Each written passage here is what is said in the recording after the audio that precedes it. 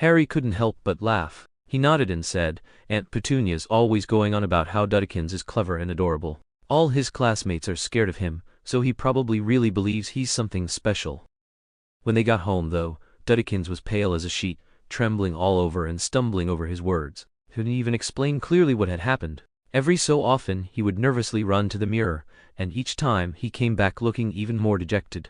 At first, the Dursleys were convinced Hugh had hexed him to see something horrifying in the glass. Harry soberly told them the truth. The most terrifying thing Dudley had ever seen in the mirror was himself. That was no exaggeration.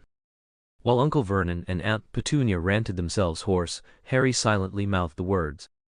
But Dudley's troubles didn't stop there. Nearly every mealtime brought some new disaster. Sometimes he'd be petrified for an entire day, starving the whole time. Sometimes he'd suddenly turn into some kind of animal. Sometimes strange lumps and growths sprouted from his head or body. Sometimes fire would shoot out of his mouth and ears, though it never so much as singed a hair. Aunt Petunia's shrieks still shook the walls. Before long, Dudley was too afraid to come home at all. Uncle Vernon once suggested sending him to Aunt Marge's until school started again, but Marge very conveniently came down with a rain-soaked cold. "Why is it always him?" Harry asked Hugh one day, beginning to feel almost sorry for his cousin. Hugh shrugged. "I only slip the potions into the food. He's the one who eats so fast and so much." Harry had no reply to that. Since the start of the summer holiday, Dudley's life had changed for the worse, and not just because of Hugh. The school nurse's report had noted that his weight was approaching that of a young whale. Aunt Petunia wept buckets before she finally persuaded Dudley to agree to a new diet. His favorite snacks disappeared, meat nearly vanished from the table, and his meals were cut down to barely a fifth of what he was used to. That was why Hugh's tricks always caught him. Dudley Dursley spent the entire summer in a near-constant state of hunger. Aunt Petunia reasoned that if Harry and Hugh were given even less to eat, Dudley might resent his new menu less. After she declared the summer a season of dieting, the bread portions for Harry and Hugh together didn't even add up to half of Dudley's. Hugh stared at his meager slice for a long moment, then carried it back to his room untouched. Not long after, the smell of roast chicken and hot scones drifted out from there. "We give you food and board," Aunt Petunia began to shrill, but Hugh cut her off with a slip of paper. She stared at it for a long time, and even though Dudley was raging beside her, she said nothing before leaving the room. Harry later found out it had been a check. Hugh had paid them a hefty sum. After more than 2 weeks of skirmishes, the Dursleys finally realized that Hugh didn't need magic to make their lives miserable. From then on, the two sides lived more like strangers under the same roof. Harry didn't mind in the least. He was glad to have peace enough to finish his homework and discuss lessons with Hugh, no matter how many forbidden words crept into their conversations. At most, Uncle Vernon and Aunt Petunia would hurriedly make sure Dudley didn't hear such filth. Uncle Vernon no longer shouted orders at him. Aunt Petunia no longer cooked or cleaned for them. Dobby, the tireless house elf, came 3 times a day to see to their needs. For Harry and Hugh, the Dursleys' house had become nothing more than a place to sleep. Harry only felt a pang of pity when Hugh was tormenting the Dursleys, but when they finally gave up resisting altogether, life grew almost boring. Only almost. Harry would never have guessed that the one to bring turmoil back into his life would be Voldemort. "What did you dream?" Hugh asked. Harry dragged himself out of the memory. For a long moment he tried desperately to recall the dream's details, but they slipped away like water through his fingers. The harder he tried to grasp them, the faster they vanished. "I dreamed." The night was cold and dark, but that didn't matter. After all, the body wasn't even his. Stars glittered overhead. He moved soundlessly across the grass, the landscape sliding past on either side. He had to stay hidden. His strength was not what it once had been, and he couldn't control this body as easily as he had Quirrell's.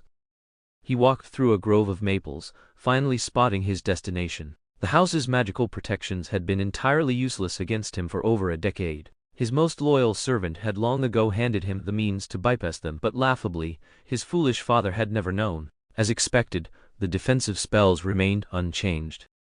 The man inside hadn't drawn the curtains. He was hunched over the desk by the window, reading a document, his hair still perfectly combed as before. This was his only obstacle, and it was almost ridiculously exposed before him. The front door creaked softly as he pushed it open. He immediately regretted it, having forgotten to cast a silencing charm. Luckily, the man hadn't heard. As he crossed the threshold, the man looked up. He'd been seen. No, not quite. He almost forgot about the layer of disguise he still wore. The man furrowed his brow at him. "Bertha, what are you doing here? They even told me you'd gone missing." A pale hand drew a wand from beneath the cloak, and before the man could react, he struck him down. He couldn't kill him yet, he couldn't draw the ministry's attention. A plate crashed to the floor with a deafening clatter. The ugly house elf had dared to try to harm him. Avada Kedavra. A cold, indifferent female voice rang out. He killed the house elf. Voldemort? After listening to Harry's fragmented recollection, Hugh closed his eyes and pondered for a long time. The woman manipulated by Voldemort must be Bertha Jorkins. This witch had been subjected to a very powerful memory charm by her superior, Barty Crouch, leaving her with permanent damage to her memory. He remembered when Wormtail had returned to his master. Near the Albanian forest, he had encountered her. Yes, Wormtail had subdued Bertha Jorkins and brought her before Voldemort, from whom Voldemort learned about young Barty Crouch and the Triwizard Tournament. Now it seemed that even after Wormtail had become a mindless Azkaban shell, this witch had still been foolish enough to wander into the Albanian forest. A man struck down by Voldemort had survived simply because killing him would draw ministry attention. There was also a son loyal to Voldemort, a house elf, Barty Crouch. Seeing that Voldemort, after taking control of Bertha Jorkins' body, had still obtained the information he wanted even if he'd lost an assisting servant. This suggested that young Barty had returned to Voldemort's side.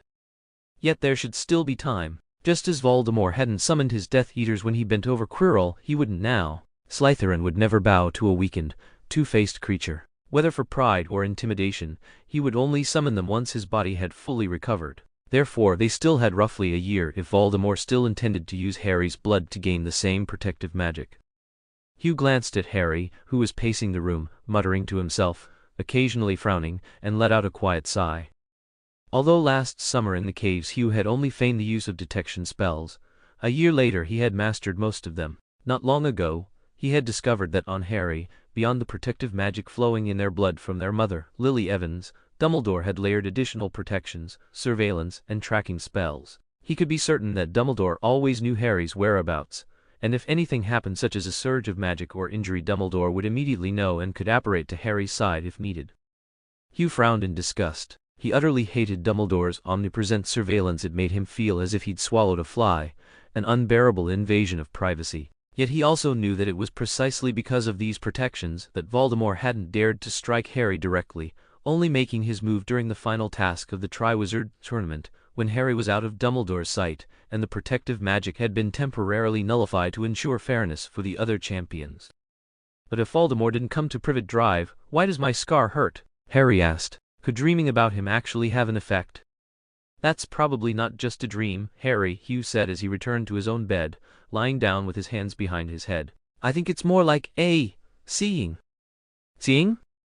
"A type of prophecy," Hugh explained, staring at the ceiling. "No, not exactly. A seeing is when you witness something that's going to happen while you sleep. What you saw was probably happening right then." "Happening right then?" Harry drew a sharp breath. "Voldemort really broke into a wizard's home and killed a house elf." "I'm afraid so.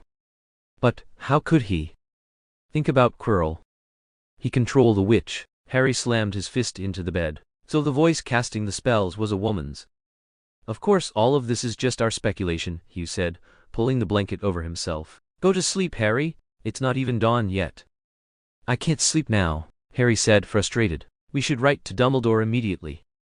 "Oh, and how do you plan to tell him?" Hugh gave him a sideways look, using a deliberately exaggerated tone. "Dear Professor Dumbledore, I had a nightmare, and my scar hurt again. I believe Voldemort controlled a witch, killed a house elf, and manipulated a male wizard. Is that right?" "Isn't that how it should be written?" "Think about it, Harry," Hugh said, matter-of-factly, like explaining that the sun rises in the east. "Everything we've guessed is based on your dream, right? You don't even remember it clearly. The only evidence is that your scar hurts. Isn't that true?" Harry rubbed his forehead. "That does sound a little ridiculous." "Exactly. So just sleep," Hugh said. "Don't bother Dumbledore over this." Ever since discovering the magic on Harry, Hugh had developed a deep dislike for anything related to Dumbledore, let alone the man himself. Besides, even if Dumbledore knew what had happened, Hugh doubted he would do anything. This white-bearded old man always had a habit of pushing Harry to the front, no matter the situation. But Harry's unease lingered. "What if our guess is right?" He shook his head. "Our birthdays are just a couple of days away, Harry." I know, Harry said, leaping up. After our birthdays, we can go to the thieves' castle. Then I can ask Sirius for advice. Hugh crooked his mouth, knowing that telling Sirius was just as effective as telling Dumbledore, but having Sirius as the messenger made it feel slightly better. At the Dursleys' house, their birthday passed much like any other day. Family didn't mention it at all, but Hugh had ordered a large cake from a well-known patisserie in London, decorated with fruits, spelling out Happy Birthday. 14 colorful candles flickered brightly. Dudley's tiny piggy eyes tracked the cake all the way to the bedroom door, only reluctantly turning away, glaring enviously at his small grapefruit. Uncle Vernon huffed angrily through his nose, making his wild mustache tremble, then pretended to be cheerful as he grabbed a spoon and dug in heartily. Harry and Hugh made their wishes, blew out the candles, and ate the cake, though they didn't exchange gifts. They were saving that for another grand birthday feast the next day after raiding the thieves' castle. Each had sent invitations to their friends. Sirius had written back, saying everything was ready. They also knew that Hermione, unable to use the Flu network, had already arrived at the burrow to prepare for tomorrow with the Weasleys. They decided to mix the gifts they had planned for each other into the massive pile they would receive tomorrow, confident that opening many presents at once would be far more fun than just one. "How is Sirius coming over tomorrow?" Harry asked, rubbing his bloated stomach and belching. Hugh had deliberately ordered a huge cake to embarrass the Dursleys, and even after stuffing themselves, they had barely finished half. "Why didn't you let me see your reply?" Hugh, equally stuffed, didn't feel like talking, but at Harry's question, he couldn't help letting out a smug chuckle.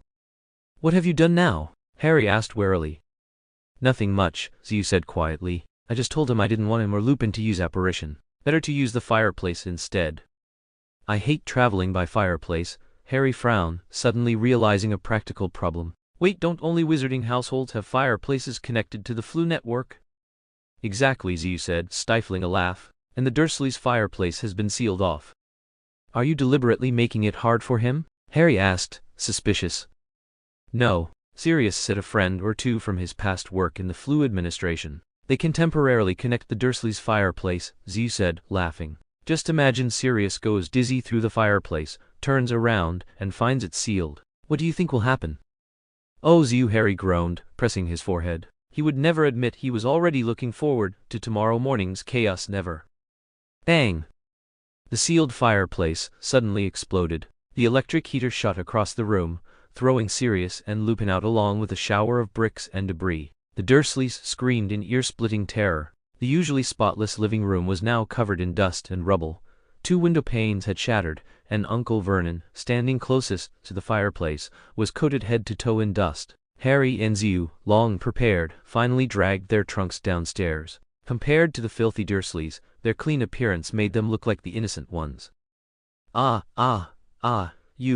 You are Aunt Petunia," pointed at Sirius, unable to form a complete sentence. He had already shrunk into the corner when the fireplace first made a noise and now looked like she wished she could bury herself in the floor. Hugh was surprised to see that Sirius had deliberately worn the ragged Azkaban prison clothes from his escape, his once fleshy face now gaunt, hair wild with twigs and leaves, teeth a disgusting yellow, the same fugitive appearance broadcast on TV for months last year. The Dursleys recognized him immediately. Lupin followed, wearing an old wizard's robe and holding his wand. He glanced at Hugh and discreetly winked from a position the Dursleys couldn't see. Hugh quickly tugged at Harry, who was about to speak, and walked seriously to Sirius, bowing slightly. "Godfather." A knowing light passed through Harry's eyes. He imitated Hugh, speaking solemnly. "Godfather, you're here." Sirius said arrogantly, nodding to them. Uncle Vernon subtly shifted to block Aunt Petunia from view. Sirius noticed, and, as if seeing them for the first time, said in a hoarse, low voice, "Ah, Dursleys." The Dursleys trembled. Petunia crouched behind Vernon, sobbing fearfully. Go out," Vernon barked, though his voice lacked real force. "Now out." Sirius laughed sharply, a sound like metal scraping glass. "Dursleys, you've abused my godson and now you want to chase me out? How shall I teach you a lesson?" "Hippolyte." Vernon's teeth chattered as his fat body shook violently. Petunia sobbed hysterically, barely able to breathe. Harry gently tugged at Sirius's sleeve, whispering, "Sirius." At the same time, Lupin muttered a warning under his breath. Sirius's fierce face immediately softened. He rolled up his sleeves, drew his wand and pointed it at the spot where the fireplace had been, now just a hole in the wall. Flames full blaze. Flames leapt instantly to life in the fireplace, crackling and roaring as though they had already been burning for hours. Lupin pulled a small pouch from his pocket, pinched a handful of glittering powder, and tossed it into the fire. Emerald green flames filled the hearth at once. "Hugh, you go first," said Lupin. Hugh nodded, let Lupin shrink his trunk and slip it into his pocket, then turned to the Dursleys. "Goodbye. Don't miss me too much, we'll be back next year." The Dursleys' faces looked as if someone had clamped a hand around their throats.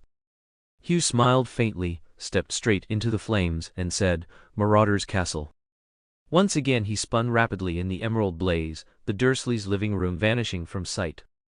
Chapter 136. The Birthday Party and the Animagus. Countless fireplaces whirled past, red flames and black hearths flashing in dizzying succession. Suddenly Hugh felt himself grow lighter. He twisted mid-spin and landed squarely before the hearth in Marauder's Castle. "Happy birthday!" Before he could even take in his surroundings, a thunderous chorus rang in his ears. The next instant, Hugh was swept into a crushing embrace. "Oh, Hugh, dear boy!" Mrs. Weasley hugged him tightly. "I'm so sorry I didn't recognize you at King's Cross that day. You look so very much like Lily." "Hello, Mrs. Weasley," Hugh mumbled into her shoulder. "Let him breathe, Mum," said Fred. "You'll strangle him."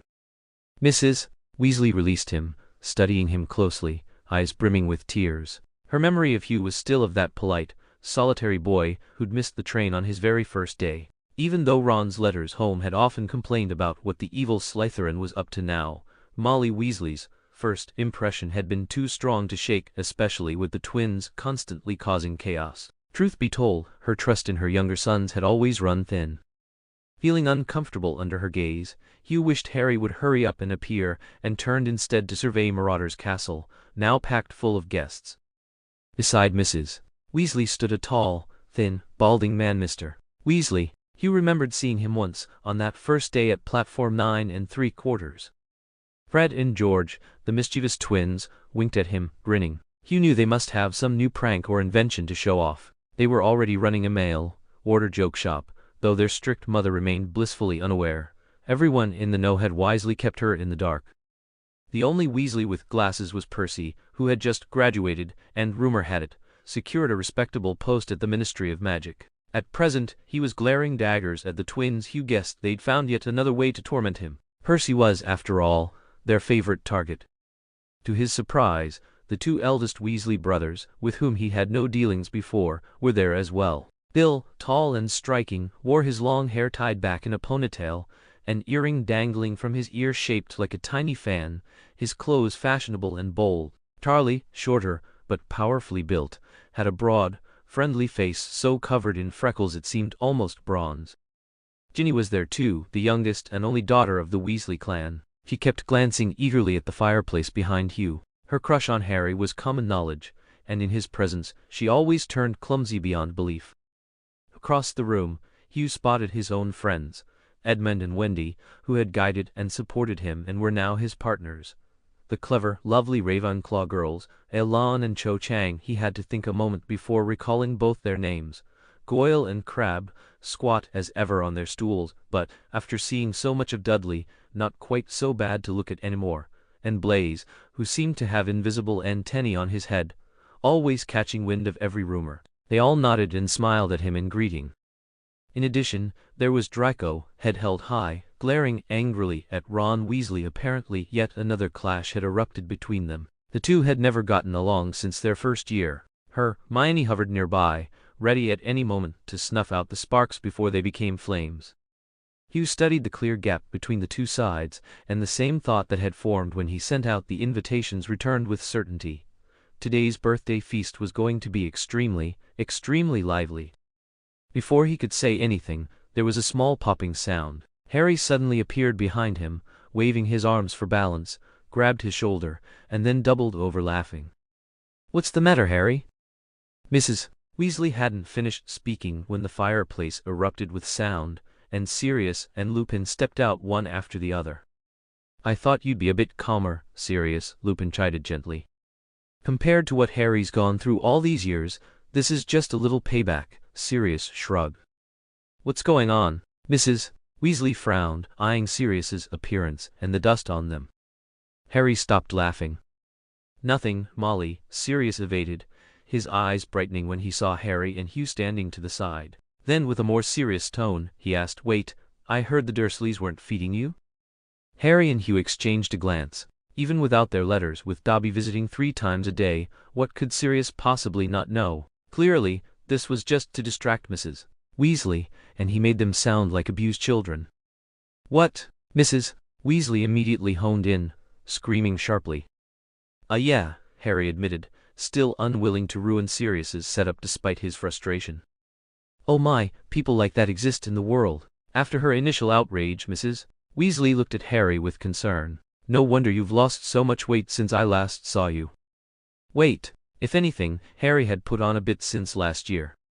Hugh fought back the urge to roll his eyes and laugh, mockingly winking at Harry, whose face turned bright pink. Mrs.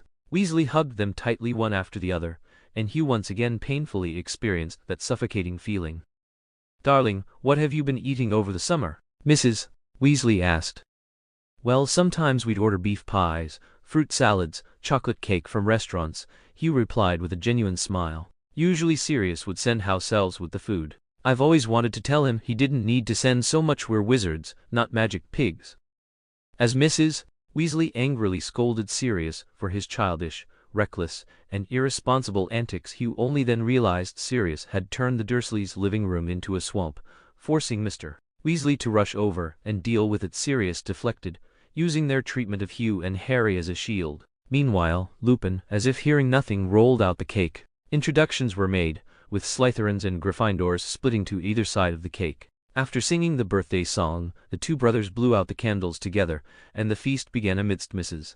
Weasley's continued scolding of Sirius. Once the Weasley family finally departed in a grand procession, Harry and Hugh collapsed to the floor, too exhausted to move. Dobby popped up with a snap, and began swiftly tidying the room. Next time you should join us too, Hugh, Harry said, wiping cream from his face. Slytherin parties are so boring. Hugh grunted. Gryffindor parties are the ones with no substance. Once the feast started, the Gryffindors began shouting, singing, and eventually even launched a full-blown cream fight. Unable to tolerate it, the Slytherins moved to an empty upstairs room with food and drinks, playing music and chatting freely. Both sides thought the other was completely irrational. The gentlest remarks Hugh heard were crazy lions and boring snakes. Oh, Ron, said Mr. Weasley, got tickets for the World Cup match, Ireland versus Bulgaria, Harry suddenly exclaimed, excited. Hugh, do you want to go? Not really, Hugh said lazily. Too noisy. But it's the World Cup. Does it make a difference? It's still 14 people flying around anyway, Hugh said, figuring that with all the protections Dumbledore had placed on Harry, he didn't need to worry too much. Any Death Eaters looking for fun couldn't really harm him. If you want to go, you can go with the Weasleys. Harry thought for a moment, then shook his head. Forget it. If you're not going, I won't go either. Hugh was surprised. You'd skip the World Cup too? The World Cup? Lupin, walking over, had caught the last part of the conversation. You already know about it. Know what? Sirius's gift. You haven't looked at it yet? Lupin asked, puzzled. The 2 of them dug through the pile of presents and pulled out a letter from Sirius. Tearing it open, they found 2 tickets to the Quidditch World Cup final, Ireland vs. Bulgaria, in a first-class box. Harry glanced at the tickets, then at Hugh, and grinned. Now you can't back out. Hugh blew the stray hair from his forehead, saying nothing. In the days leading up to the World Cup, they finally had time to carry out the room design they'd been planning for so long. Whenever they were free, they could wander through Hogsmeade's various shops. In this small village, most wizarding families also sold goods or offered services like divination or knitting. Traveling wizards often consigned items they couldn't sell immediately, and Hugh found something interesting nearly every day. Sometimes they would fly a few laps around the area. There were no muggles nearby, so no need to hide anything. Only a handful of children were around, so real Quidditch was impossible. They competed to catch the golden snitch instead. Hugh often lost more than he won, but if he spotted the snitch first, Harry had no chance of catching it. Sirius had originally planned to buy Hugh a firebolt, but Hugh insisted on a Comet 2001. He figured that staying consistent with the team's gear allowed him to perform best. As a goalkeeper, he didn't actually need the extreme speed of a firebolt. On full moon nights, Lupin transformed into a wolf. After Lupin left school, Hugh got the formula for Wolfsbane potion from Professor Snape. After over a dozen failed attempts, Lupin finally brewed the potion successfully, allowing him to retain his mind during transformation. Later, Sirius turned into a large dog. Under their protection, Harry and Hugh sneaked into the Forbidden Forest. Initially, Hugh had only planned to collect freshly ripened F-Whooper fruits to make a storage device for Harry, but once inside, he felt an overwhelming desire to merge with the forest. The wind seemed to whisper in his ears. "Hugh, what's wrong?" Harry asked, noticing Hugh's breathing growing heavier. Turning, he saw Hugh collapsed on the ground, his features blurred. Panic surged as he rushed over. "Don't touch him!" Sirius roared, shifting back to his human form and running over. "Sirius!" Harry shouted, anxious. "What's happening to Hugh?" Sirius didn't answer. He was focused on Hugh while the gray wolf lightly tugged on Harry's sleeve, signaling him to stay out of the way. Harry, understanding, spun around anxiously. Hugh let out a hoarse groan, as if enduring immense pain. Sirius knelt beside him, chanting a long spell while running his hands over Hugh's arms and back. Soon, sweat drenched him completely. Gradually, Hugh's groaning stopped, but Harry watched in terror as Hugh shrank, finally disappearing entirely. The Black Wizard's robe lay crumpled on the ground, with only a small bulge beneath it. Harry nearly fainted. Sirius, however, exhaled in relief, eyes fixed expectantly on the robe. Suddenly, the robe was thrown aside. The beating of wings sent Sirius's hair flying as a black shape darted above him, soaring high into the sky. This is... Chapter 137. Departure. A dark shape circled high in the sky, glimpsed now and then through the gaps in the leaves it cut through the night with winged grace, gliding elegantly over the treetops. Its flight was like a dance. This is Zeus Animagus form, Sirius said, a proud smile on his face. I didn't expect he had learned this magic. Though he claimed surprise, the look on his face clearly suggested he thought it was only natural. Zeus? Harry jumped as if he'd stepped on a hot coal.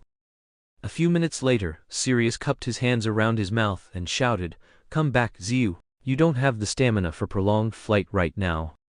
The shadow slowly descended and perched on a lower branch, tilting its head as it observed them. Harry cautiously stepped forward and tentatively reached out. Seeing no sign of avoidance, he gently petted its head. "Zeus?" Harry called softly. It cooed softly, froze for a moment, then shook its head slightly, a little disappointed. Harry laughed loudly and hugged it tightly, ignoring its struggles as he rubbed its head vigorously. "You scared me half to death." It wobbled on the branch, and Harry quickly steadied it only to be pecked hard. "Oh!" Harry yelped, pulling back his hand to see a deep, bleeding cut. "It pecked me," Harry shouted at Sirius. He wasn't angry so much as utterly shocked, especially seeing Zeus' beak still streaked with blood standing proudly on the branch, chest out, looking at him provocatively. The faint flicker of anger Harry had felt instantly vanished. Sirius stifled a laugh and walked over. In less than 2 seconds, he healed Harry's wound. "This is normal," he said gently. "When they're newly transformed, animal instincts can take over. It gets better with time." "But why does Zeus look like this?" Harry asked. "Why not an eagle? His patroness is an eagle." "Patroness and animagus are different," Sirius explained. "A patroness reflects a person's emotional attachment and inner qualities. An animagus animal form depends on the wizard's weight and personality. Among the 7 registered animagi, 2 have forms that differ from their patronesses." "Oh." Harry nodded, half understanding, fascinated by Zeus' animagus form. It was an owl. Its pupils were obsidian, black, irises a mix of silver and red, beak sharp, facial feathers white with interwoven white and pale blue surrounding them, and a ring of feathers around its ears. Its wings were folded, but Harry had just seen how powerful and agile they looked in flight. Tiny speckles dotted its dense, soft feathers. Though Harry saw dozens of owls flying around Hogwarts every day, this one was extraordinary because it was Zeus. He studied it repeatedly. Unlike Professor McGonagall's tabby form, which retained faint traces of her glasses, or Sirius' large black dog form, which hinted at his original self in countless details, this owl bore no sign of Zeus. It seemed entirely unrelated. Only when Harry spoke its name did a slight trace of humanity appear. Otherwise, it was simply a clever owl. Amazing, Harry whispered in awe. Suddenly, the owl spread its wings, swooped past him, grabbed the clothes on the ground, and flew into the forest. Moments later, Zhu returned to human form, fully dressed, cheeks flushed, stepping out from behind the trees. What happened, Sirius? Hugh asked awkwardly. I remember you and Peter Pettigrew could transform with your clothes. Why can't I? And you pecked my hand too. Harry held his up high. Sirius had already healed it, but a faint scar still lingered, barely noticeable in the dark. Hugh clearly knew what had just happened. His face had gone even redder, as though it might burst into flames. It was only your first time, said Sirius. The fact that you managed to transform at all is impressive. Once you're practiced, you'll be able to change your clothes too, and learning to control the animal instincts afterward, that's another thing you'll need to master. Hugh nodded thoughtfully. By the way, Harry said, still annoyed, why did you transform so suddenly? I've been preparing for ages. I wanted to try over the winter holidays, but held off to be safe, Hugh said. I meant to tell Sirius a few days ago, but forgot. Just now I thought, wouldn't it be brilliant to take a flight? So I just... He shrugged, grinned, and pulled a you-know-how-it-is expression, with not the slightest hint of apology. Becoming an animagus is dangerous. The first transformation can go horribly wrong. Sirius scolded. You were reckless. You should know if James and I hadn't been there to help, Peter Pettigrew's stiff little backbone would have roasted that rat body of his like a kebab, though frankly in hindsight I almost wish it had. Hugh gaped at him. He never thought Sirius of all people would call him reckless. Did Sirius forget who had chased down a traitor and ended up in Azkaban for it? Or who, after breaking out, had the nerve to sneak around Hogwarts? But... Hugh broke into a quiet laugh. I knew you were right there. Otherwise, I wouldn't have dared. This time it was Sirius's turn to look embarrassed. Owl, was it? Remus, back in human form, sat on the sofa with a steaming bowl of thick porridge in hand. He'd been roaming the woods with them all night, yet looked fresh as ever. The other three, especially Hugh, were exhausted. The brief transformation had drained him badly. Fortunately, Sirius reassured him this was only temporary, especially since bird transformations were uniquely taxing. Is that a problem? Hugh asked wearily, collapsing onto another sofa. Not exactly. I was just thinking muggles once accused wizards of being able to turn into owls, but in truth, owl animagi are exceedingly rare, Remus said with a smile. Owls are among the most magical of ordinary birds. They're not true magical creatures, but they're the closest you'll find. That's why owls have long symbolized wisdom, magic, truth, and all things mystical. Wow, Harry looked at Hugh with something close to awe, and Hugh promptly smacked him on the head. And history's full of speculation about owl transformations, Remus went on. What kind of speculation? Harry asked. All sorts, said Remus, sipping his soup. Some believed it foretold doom and death. Others, happiness and peace. Some said it meant wisdom, others misfortune. Wizards who could take owl form were welcomed as honored guests in some places, and driven out as bad omens in others. Harry pursed his lips, trying to imagine it. Then he turned and saw Hugh sprawled on the sofa, yawning hugely, eyes already drooping shut. On the morning of the Quidditch final, long before dawn, Hugh and Harry were jolted awake by their alarm. They dragged themselves up, bleary-eyed, only to be shocked wide awake by the icy water from the taps, a little trick Remus had prepared the night before, charming the pipes so the water came out freezing. Dressed and alert now, they stepped into the kitchen, where Dobby had already laid out porridge, milk, and bread. Remus and Sirius were seated at the table. Sirius wore a black cashmere v-neck with a white shirt, charcoal wool trousers, and a long black overcoat. Remus was simpler in a gray suit, though Hugh's sharp eye caught the hand-stitched brand label of famous name. Far from falling on hard times after Hogwarts, Remus's standard of living had only risen to a level most people could only envy. Hugh knew Sirius had used an old black family connection. Despite being disowned, he'd inherited the estate after Regulus's death to secure Remus a position at the ministry. The details, however, were a mystery even to Harry and Hugh. The two boys glanced at each other, then at their own jeans and jackets. They wisely decided to keep any comments on adult fashion to themselves. After finishing their meal, the group set off. The moon still hung high in the sky, the air sharp and cold, with only a faint green glow along the horizon to the right, hinting that dawn was on its way. As they walked along the main road, more and more pedestrians appeared. People exchanged quiet greetings as they made their way to Hogsmeade Square. By the time Hugh and the others arrived, 5 or 6 people were already there, mostly adults with 1 or 2 children. Minors needed a gate key to enter the stadium, while adults who had been approved could apparate freely. Because Hogsmeade was relatively crowded, the gate key they were given was a large, worn-out tire. When the time came, everyone formed a circle, grabbed the tire and waited silently. Suddenly, Hugh felt as if an invisible hook had latched behind his navel, yanking him forward with unstoppable force. His feet lifted off the ground, and he soared into the air. People brushed past his shoulders as they sped forward like a gust of wind. Hugh felt as if he might be flung off entirely, but he wasn't. His fingers seemed glued to the tire, pulled forward by a tremendous magnetic force. If his arms and body had separated in the rush, it would have been no surprise. Then his feet hit the ground. He staggered, and someone bumped into him, sending him colliding into Harry. A chorus of "ouch, oh!" rose around him. 5:30 from Hogsmeade, a weary, grim voice intoned. Hugh looked up to see a man standing nearby, wearing a rough tweed jacket on top, thigh-high rubber boots below, and holding a large gold pocket watch. Behind him stood another man in a kilt and South American-style cloak, clutching a thick scroll of parchment and a quill. Hugh struggled to his feet and realized that all 10 or so of them were sprawled across the ground. No one escaped. Sirius and a portly man were wedged in the tire, jostling back and forth, unable to free themselves. The long, stiff coat of the man looked more like a rag than clothing, and Hugh couldn't help laughing as he pointed at them. Chapter 138. Scheming Malfoy. The first task at the campsite was pitching the tents. Hugh was surprised to find that Sirius and Lupin were experts, leaving him and Harry mostly to hand screws and prop poles. But Sirius clearly ignored the Ministry of Magic Sports Department's rule about not drawing Muggle attention. Their tent featured a full maritime scene. The sea rippled, ships swayed in circles, and occasionally mermaids with human torsos and fish tails emerged from behind rocks to sing. Approaching too closely risked both the smell of salt water and dizziness from the siren songs. Sirius even transformed a shamrock into a massive decorative piece atop the tent. "I thought you were rooting for Bulgaria," Hugh said, eyeing the chubby shamrock with confusion. Sirius had spent the holidays going on about how amazing Bulgaria was back in the day.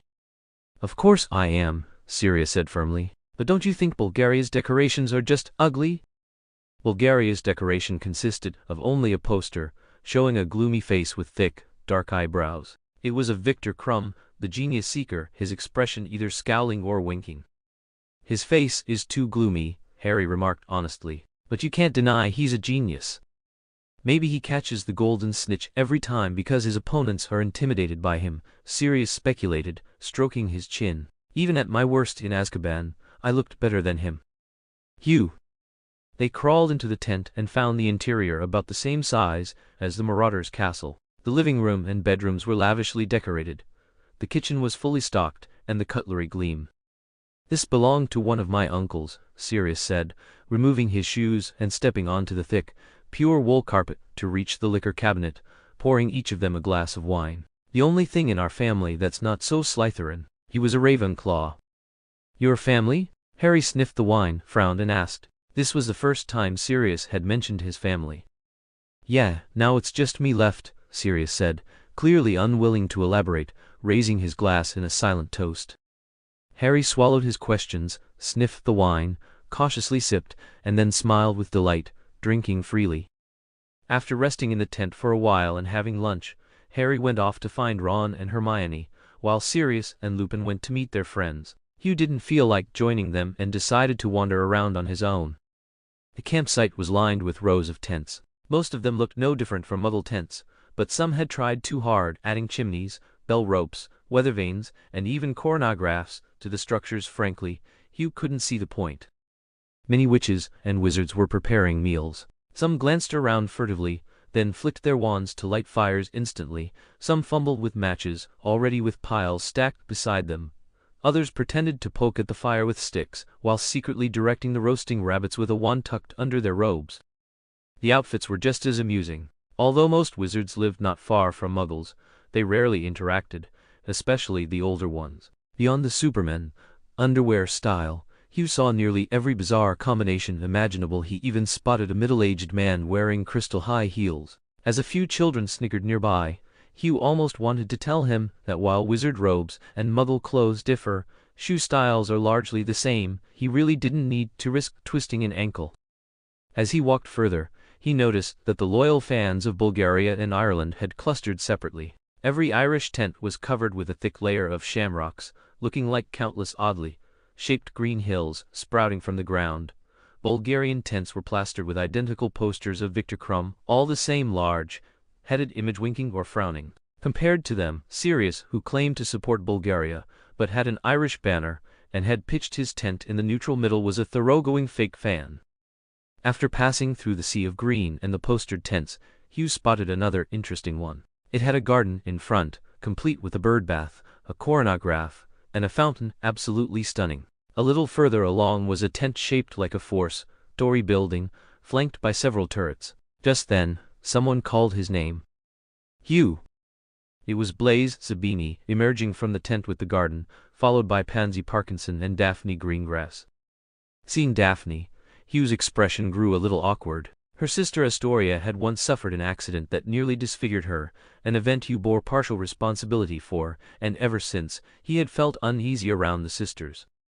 "Hi Hugh," the two girls greeted together as if nothing had happened. Hugh, a little embarrassed, smiled and nodded. "Are you looking for Draco?" Blaise asked cheerfully. "No, just wandering," Hugh replied. "Is Draco staying nearby?" "Just ahead," Blaise said, pointing.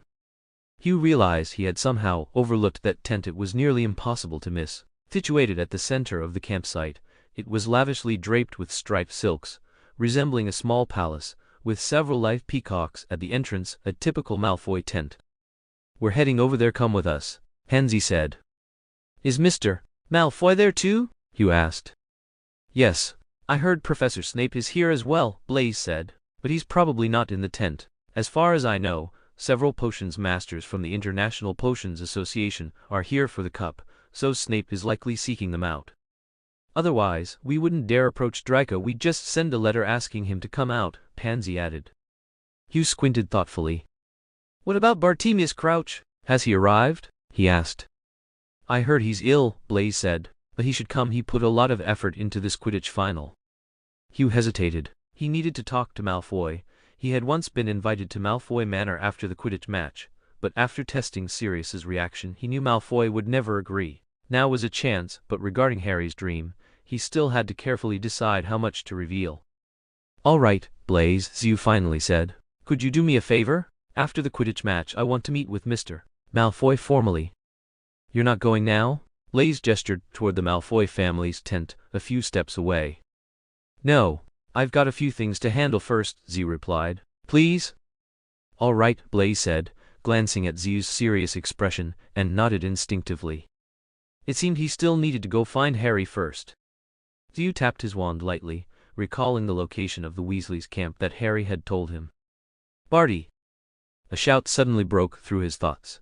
Hugh looked up sharply and saw a man in his 50s standing by the Weasley campfire. His back was straight, movement stiff, wearing a pristine, perfectly pressed suit and a tie. Short black hair was impeccably combed, a narrow tooth-brush mustache neat and tidy, shoes polished to a shine. Beside the fire, along with the Weasleys and Harry, stood a middle-aged man with a chest emblazoned with a large yellow jacket. His hair was short and golden, round eyes, flushed cheeks, and a flat nose. If not for his large belly showing his age, he might have looked like an oversized, cheerful young man, a friendly smile on his face.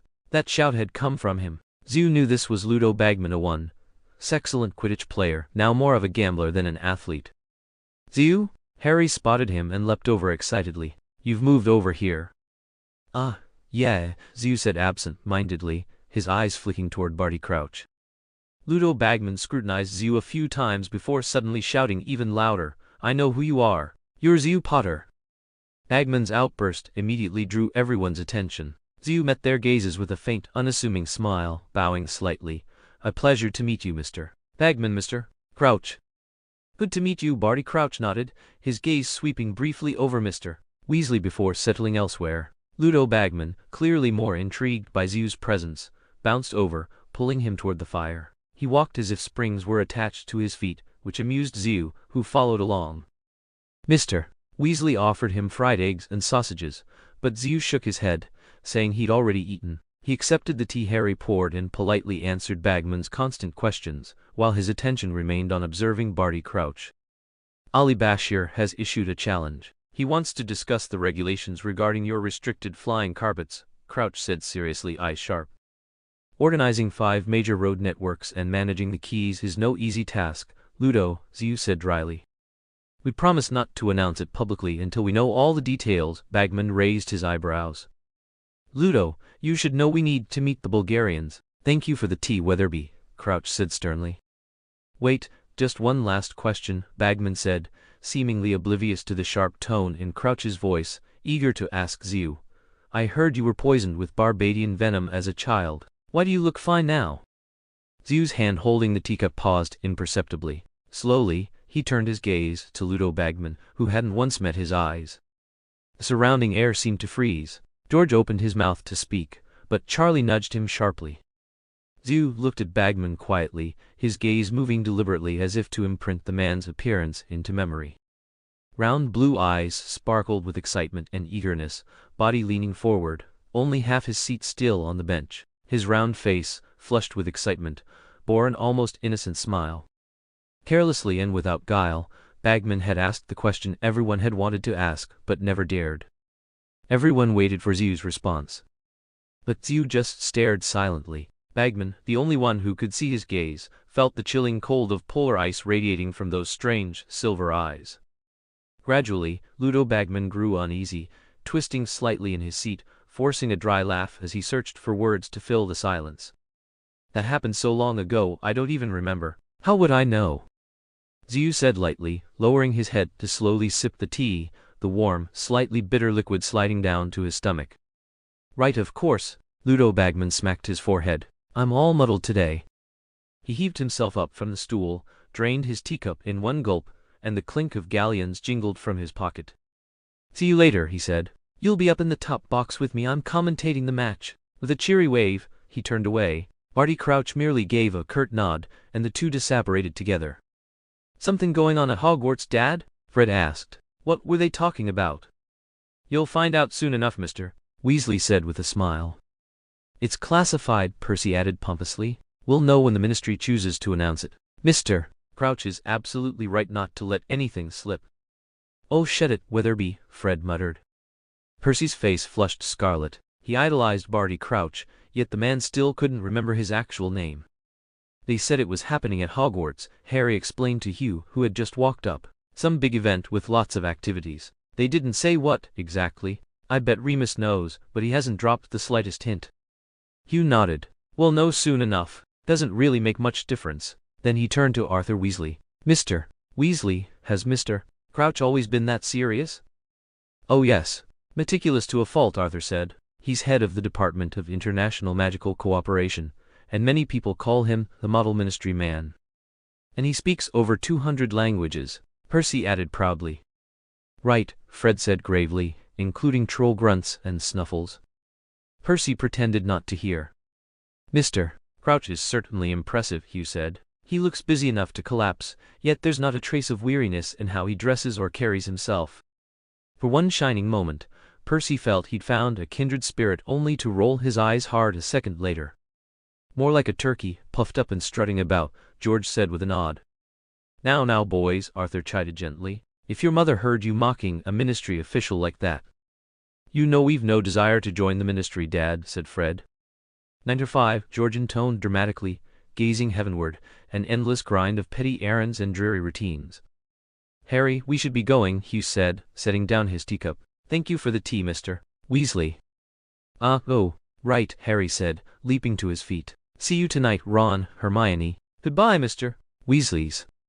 Goodbye, kids, Arthur said with a warm nod.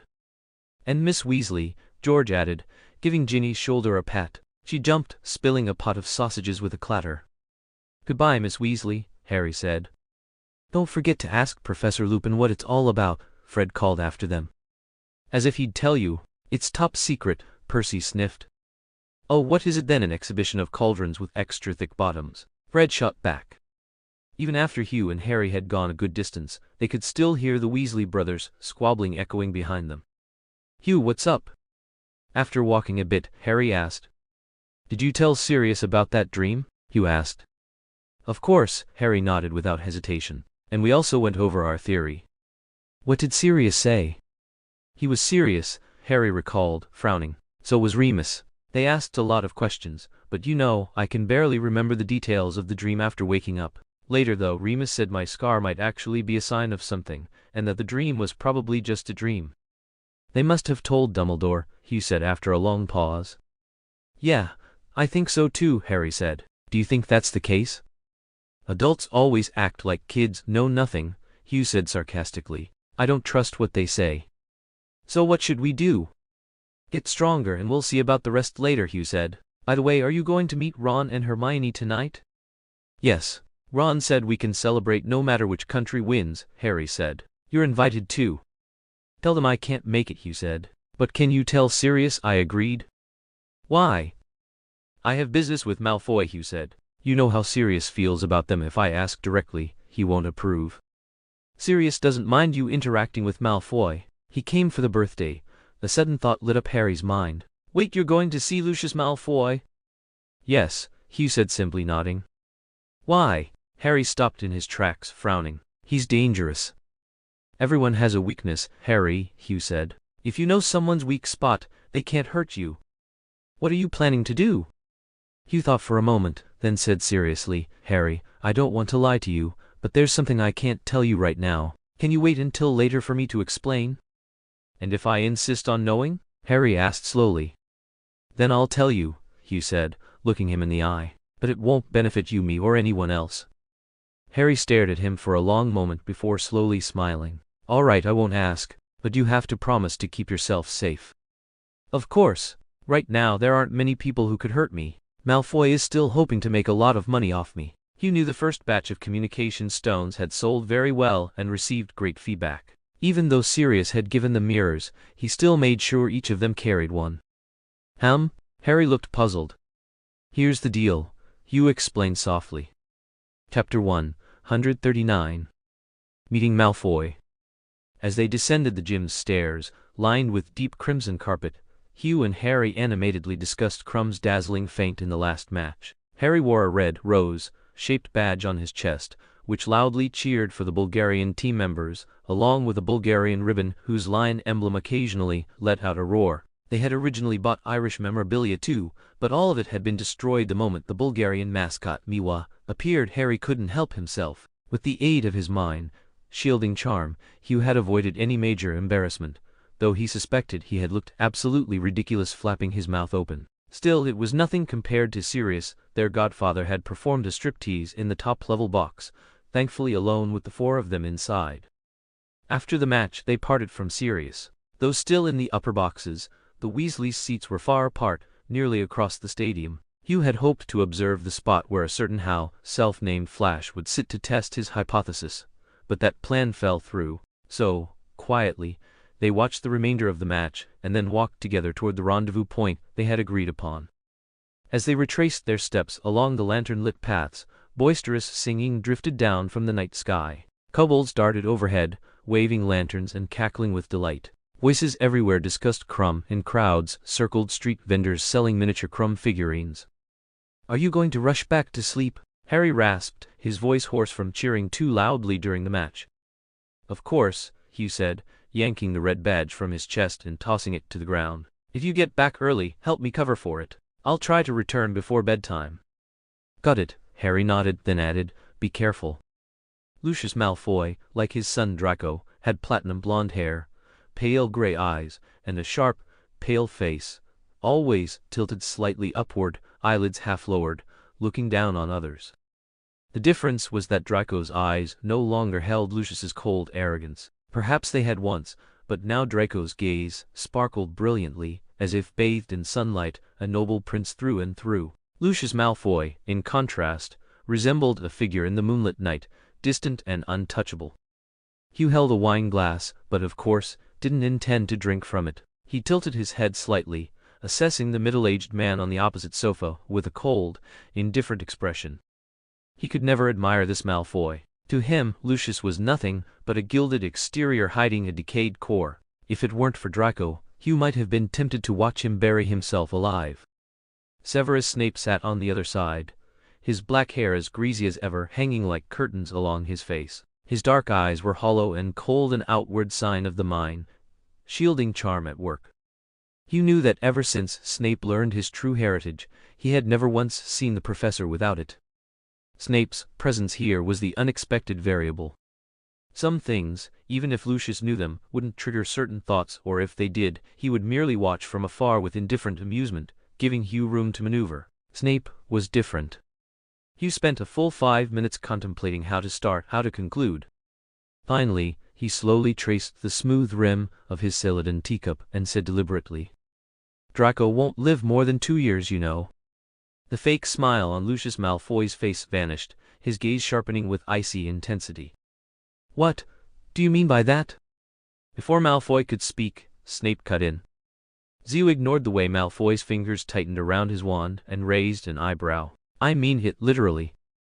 Your diaries," Hugh leaned casually against the armrest, his tone rising slightly. "It belongs to Voldemort, doesn't it?" "Do not speak the Dark Lord's name," Malfoy muttered under his breath, wand already drawn. He didn't point it at Zio only because Snape was standing between them. "Out!" Snape's voice was low and commanding.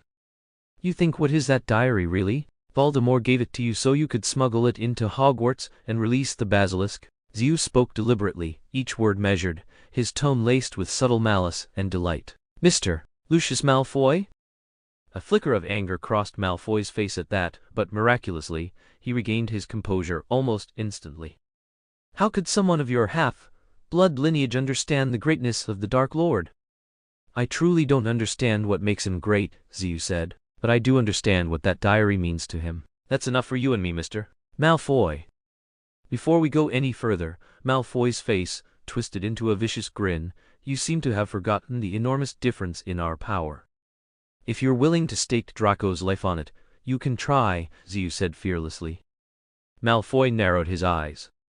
"How can a mere diary manipulate the mind?" Zio whispered, guiding the conversation. "1,000-year-old basilisk is one of the most dangerous creatures in the wizarding world. A diary, even if it belonged to the most powerful Dark Lord ever, and written before he was 16, how could it possess such power, enough to control a basilisk?" "The Dark Lord's magic isn't something at your level that you can comprehend," Malfoy said haughtily, looking down at Zio, who sat calmly on the sofa. "You're too inexperienced, boy." Though he said it, Zio knew this man was already wavering. "You ever communicate with it?" Zio asked quietly, a faint smile tugging at his lips. Malfoy's right hand clenched tightly. "What did you say?" "My knowledge of that diary surpasses what you imagine, Mr. Malfoy," Zio said lazily. "He calls himself Tom Riddle or Voldemort. Before 16, the handwriting in that diary would disappear, perhaps out of respect or fear. You never tried this yourself." Malfoy's expression betrayed that he had. "Riddle inside can communicate with you through writing. If both parties wish it, it can pull you into the diary's world. Your soul and blood nourish him. But Voldemort forbids you from doing so, doesn't he?" "More likely, he forbids any interaction whatsoever. He placed it in Hogwarts to target the Weasleys. That was its own initiative, wasn't it?" Zio knew that in Voldemort's weakened state, a Horcrux could grow stronger by absorbing souls. That diary had been the closest to succeeding. In the final moment, its folly was exposing itself to Harry, and more importantly, it hadn't foreseen that its own basilisk servant, or perhaps the diary itself, would provide Harry with the weapon to destroy it. If Voldemort had understood that a Horcrux could act this way, he never would have allowed them to grow independently, even though they were part of him. A Horcrux is just a tool. That's why he had hidden most of them in remote locations. Only the Malfoy diary was an exception. No matter how shattered Voldemort's soul was, he could not have ignored that possibility. Thus, Zio concluded, sending the diary to Hogwarts was part of a private arrangement. The riddle within would eliminate Dumbledore and tarnish the Weasleys, and Malfoy only had to discreetly pass it to his enemy's daughter. Simple. The diary's fragment could attempt resurrection unknown to Malfoy, and Malfoy could foresee his hated rivals finally facing ruin in the wizarding world. Everyone got what they wanted, and believed themselves clever in the process. Malfoy's reaction told Zio that even if his guess wasn't entirely correct, it was at least 80 or 90% accurate. "Who the hell are you?" Malfoy shoved Snape aside, his wand jabbing straight at Hugh's chest. "How could you possibly know that?" he shouted. "Because I know what it is." Hugh's thin lips curved into a mocking smile. "And you, who have been guarding it all this time, don't." Chapter 140. The Secret of the Horcrux. Malfoy's face shifted through several expressions before he finally sneered and dropped back into his seat. My time is limited. Keep your nonsense short. You seem to think, Hugh said lightly, how shall I put it, that I'd just hand you a secret on a silver platter? What do you want? Malfoy asked coldly. Calm yourself, Mr. Malfoy. Believe me, I'm here to help you, Hugh replied. After all, this is a matter of life and death for you, not me. All I ask is a small unbreakable vow, to guarantee that not a single word of tonight's conversation will leak beyond these walls. An unbreakable vow?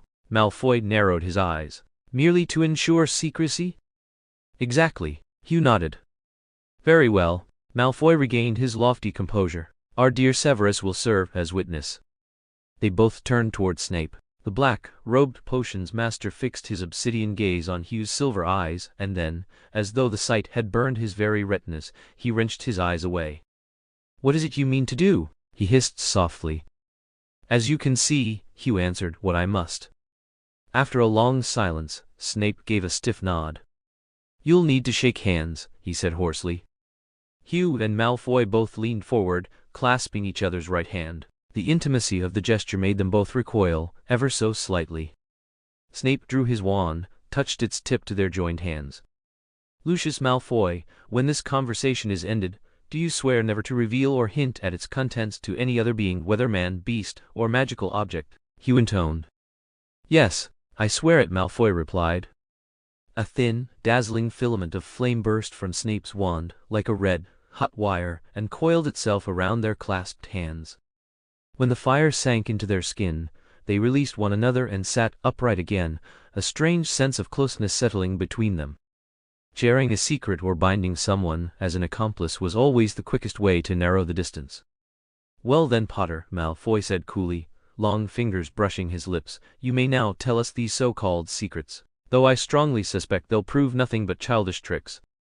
Indeed, childish tricks concerning the Dark Lord's secret of immortality. A long silence followed. What do you mean? Snape's hoarse voice finally asked. We all know that 12 years ago, Voldemort tried to kill Harry, and the curse backfired on him. His body was left in ruins, but 10 years later, his soul clung to the useless Quirrell and returned to Hogwarts, attempting to steal the Philosopher's Stone.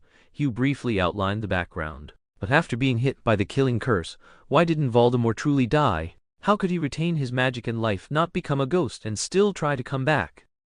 You know the reason? Snape asked. Malfoy hesitated. This conversation went far beyond what he had expected, and he wasn't sure if he should even keep listening. But in the time he hesitated, Hugh had already cut off any chance of retreat.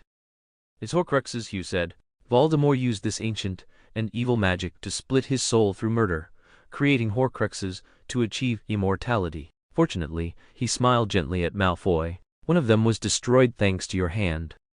Malfoy and Snape both froze mid-breath. Malfoy's understanding of that diary went beyond what Hugh had imagined.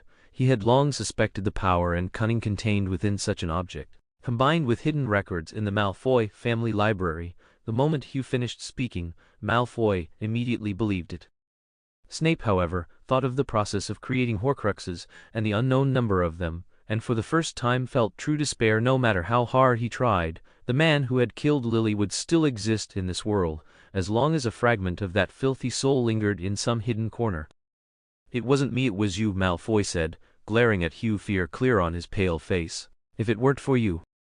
If you hadn't sent it into Hogwarts, how would I have had a chance to touch it? Hugh sneered. Besides, you put it right under Dumbledore's nose and thought it would stay safe? Cold sweat seeped from Malfoy's temples.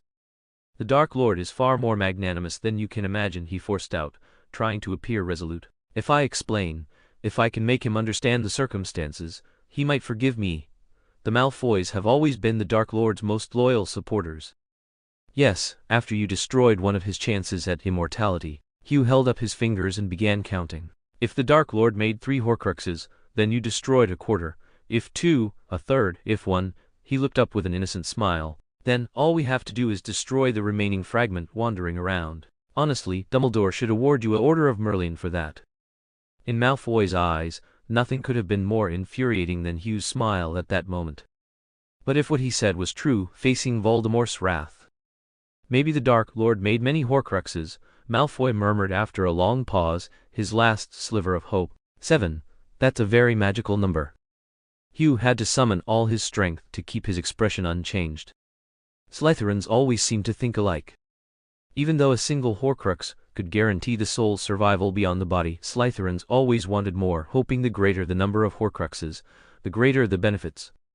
If his soul is split into 7, are you sure your Dark Lord can still think normally? Hugh sneered. The more the soul fragments, the darker his nature. Cruelty and evil gradually consume his mind. Are you really willing to follow such a master? How do you know so much about Horcruxes? Snape suddenly asked. I have my methods, Hugh said. Forgive me for not being able to explain in detail, Professor. Malfoy's expression twisted in struggle, his eyes darting anxiously.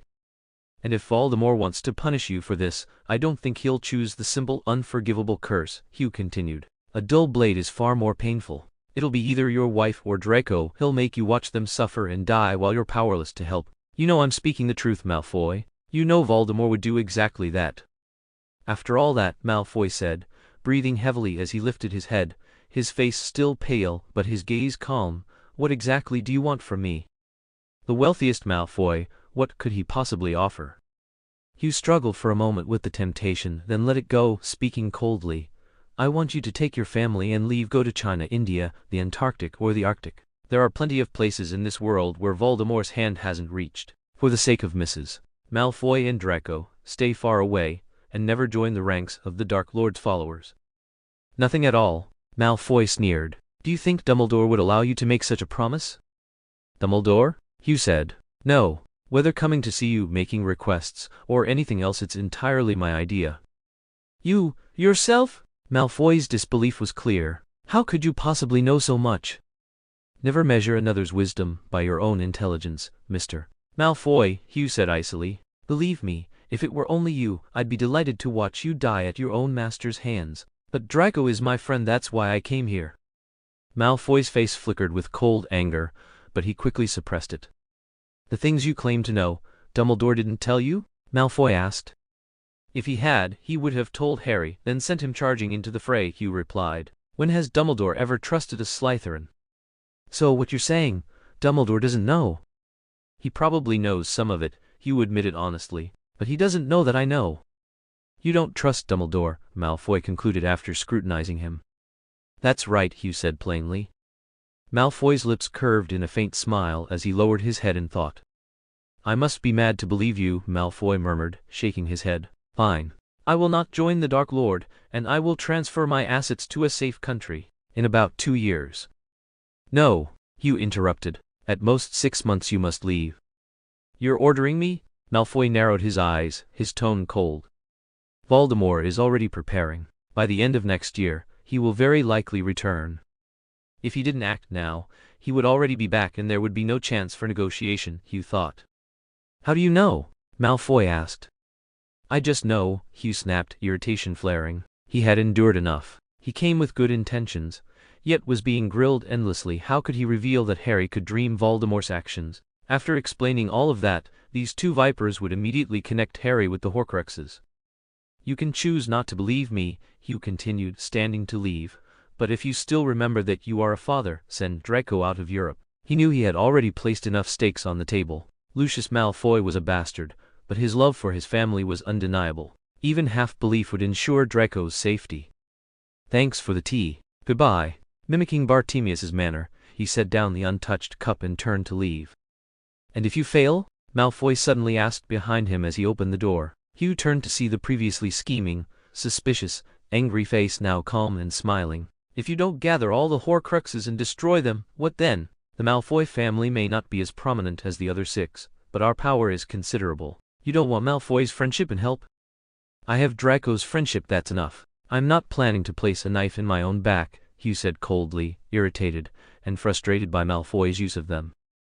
As for the outcome, there is no possibility other than Voldemort's death.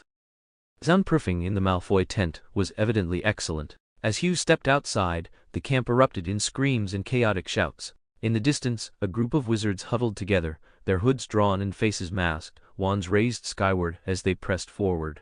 Above them, 4 struggling figures floated, twisted into grotesque shapes, like puppets on invisible strings. More wizards joined, screaming and cheering. At times, the parade set nearby tents ablaze, laughing at others' cries of alarm. Wizards scattered to avoid the chaos. Women and children screamed, flames from the burning tents, casting the campsite in an apocalyptic glow. Zhu glanced toward the distance, worry flickering across his face. The Weasleys' tent was far away, but the nearby patch of forest was faintly visible. He wasn't concerned that Harry would be attacked by the parade of witches and wizards, but in such a chaotic environment, trampling or collisions didn't seem unlikely. The procession hadn't come close to this clearly aristocratic area, and ministry staff were already rushing from all directions to the scene of the incident. Zhu thought for a moment, pulled a rarely used hood over his head, and made his way toward the small forest. "Zhu Potter!" A low voice suddenly called out. Snape strode over, grabbed Zhu by the arm, and dragged him into the concealment of the forest, away from the distant screams and laughter. "Professor, what's the matter?" Zhu calmly pulled his arm free and asked. Snape's face was an unnatural pale. He hurriedly cast several silencing charms around them, his hands trembling so badly he could barely hold his wand. Harry Potter," he said with difficulty, Is he also a Horcrux?" Zhu lowered his eyelids. "I believe so, Professor." Snape staggered backward a few steps, bumping into a tree. "Dumbledore knows too?" His voice sounded distant, almost detached. "He studied the diary for a long time," Zhu said. "It's impossible he wouldn't know. As long as a Horcrux exists, the Dark Lord cannot die." Snape clenched his left wrist and let out a harsh, grating laugh, like a saw cutting through bone. "He's keeping the Chosen One, like a pig fattened for slaughter. I thought, all these years, I thought I was protecting her child for Lily." Zhu lowered his head, clenching his hands tightly. Suddenly, a rustle came from the nearby trees. Zhu and Snape were startled. They hurried over and parted the branches, discovering a small black cat crouched on the ground, shaking and covering its head. Both exhaled in relief. "So, Potter, he must die?" After a long pause, Snape whispered, "Dumbledore keeps him alive only so he can die at the right time?" "No," Zhu said decisively. "I won't let him die, no matter the cost." "What can you possibly do?" Snape asked, his voice trembling slightly, pity in his eyes. "Even if the Malfoys withdraw from this war, the power of the Dark Lord and Dumbledore is beyond your ability to oppose. I may have no other way, but I have a Horcrux." Zhu's smile was cold and sharp. "I've already found one of Voldemort's Horcruxes intact. I also have the Basilisk Fang. I can destroy it at any moment, or hide it somewhere Dumbledore could never find. If he wants Voldemort dead, he'll have to deal with me first." "But, the soul connection, what can you do about that?" "I have a way, but it's not ideal." Zhu recalled the events from the book. The method was risky, and even Harry's revival carried great uncertainty. If it weren't absolutely necessary, he wouldn't use it. Either make Harry a Horcrux too, though his consent complicates matters greatly, or let Dumbledore die. "Dad, we ran into Draco Malfoy in the forest," Ron shouted. "He basically told us his dad is one of those masked lunatics. We all know the Malfoys used to have connections with the Death Eaters." "If you're really so righteous," Zhu sneered, "then just call him Voldemort." The Weasleys and Hermione shuddered. Harry, seeing Ron and Zhu's hard-won harmony instantly collapse back to its worst, quickly said, "Voldemort." Everyone paled. "Sorry," Harry hurriedly added. "I mean, what do the Death Eaters want? Why are they suspending those people in midair?" "Harry, Mr. Weasley sighed. "The ones hanging in the air are the Roberts family. Oh, the person who welcomed you isn't him. Mr. Roberts is one of the Ministry appointed camp managers. His family is all Muggle." "Then why would they do this to Muggles?" Harry asked. "I mean, what's the point?" "Point, Mr. Weasley gave a dry laugh. "Harry, that's just how they amuse themselves. Back when the Death Eaters held power, they killed Muggles mostly for fun. I suppose tonight, after a few drinks, they couldn't resist giving us a little reminder. They still have plenty of people roaming free. They threw themselves a little enjoyable gathering," he said with disgust. "Arthur, we should take these two wild kids back," Sirius said, standing. "It's late, and if we hurry, they might get a bit of sleep. We need to get an early start tomorrow." "All right, Mr. Weasley said, knowing his borrowed tent couldn't accommodate so many. "Be careful on the way." "Don't worry, there shouldn't be any rampaging dark wizards left now," Lupin said. The dark mark scared them all off. On the way back to the tent, Harry couldn't help but ask Sirius, how could Death Eaters be scared of the dark mark? Aren't they supposed to be happy to see it? Harry, Lupin said, the Death Eaters still at large are the ones who, after Voldemort's fall, invented every possible excuse to escape punishment. When he fell, they claimed they'd been cursed by the Cruciatus, controlled by Voldemort, or forced to commit killings and tortures. By denying their ties to him, they got back to living normal lives. I don't think Voldemort would be satisfied with them, would he? Harry nodded thoughtfully. The one who conjured the dark mark, was he one of them too? Harry asked. Maybe, maybe not, Lupin replied. A portion of prisoners were recently released from Azkaban. Some of them aren't exactly innocent. In any case, whoever conjured the dark mark has to be a Death Eater. Only they know how to create it. So what's his purpose in doing it? I don't know. Maybe to announce Voldemort's return, maybe to try and rally the Death Eaters, Lupin said. Sirius remained silent and scowling the whole way back to the tent, not speaking a single word. Chapter 141. The Dark Mark Returns. Do you even know what you're saying? Snape's voice came out faint, ragged. I know exactly what I'm saying. I've been preparing for this for a long time, Professor. Hugh lifted his head, silver eyes locked on Snape's. The question is, now that you know, what will you do? My mother trusted you, Professor. Hugh despised himself for the words, for the manipulation, but he pressed forward, his expression sharpened, demanding. Snape tried to step back, only to hit the tree at his back. She said you were a man who could be trusted. Prove it. Show me you deserve that kind of faith. You, what are you talking about? I know it was you who sent the potion laced with Barbados venom, Professor. Hugh spoke calmly, his hands in his pockets. The mask of composure on Snape's face shattered in an instant. He clutched his left arm, the place once branded with the dark mark. In his eyes, pain vast and drowning as an ocean welled up. I also know you never meant to harm us. Pettigrew already confessed at his trial that he caught the owl, and wanted to present our deaths as a gift to his master. He went on, his tone that of a detached observer. And afterward, it was you who brewed the medicine for my mother and me. Without you, I wouldn't be alive today. Don't ask me how I know these things, Professor, he said. I know more than you can imagine. No, there are some things you do not know. Snape shut his eyes. He could no longer muster the discipline to raise occlumency as a shield. I am not as good as you think. Maybe not, but we can't change what's already done. What matters is whether we can do something for the future. Hugh's voice softened. So tell me now, will you help me? You're still just a child. Quirrell and Voldemort, the Basilisk, Death Eaters, Inferi, Dementors, Hugh recited coldly, piling even Dobby's and others' deeds onto himself. How many grown wizards can claim experience like mine? Inferi? Snape frowned. I recovered a Horcrux, Professor. And no, it wasn't something I just stumbled across on the ground. You went after a Horcrux alone, and faced Inferi? Snape snapped, anger edging his voice. Not alone. I had Dobby, and Sirius, but he hadn't revealed himself yet. You stormed into the Dark Lord's hiding place with a house elf and a brainless mutt? Snape growled, his voice low and dangerous. It's exactly that contempt for house elves that made our little expedition so easy, Hugh countered. Only head-headed Gryffindors would dive in without precautions. I was 99% sure we'd come out whole before I ever set foot there. He'd meant to sound bold, but the raw concern in Snape's eyes and the anger born of that concern warned him against his will. His tone gentled as he added, I wasn't reckless, Professor. Snape glared at him for a long moment before finally sighing. How long have you been chasing after these things?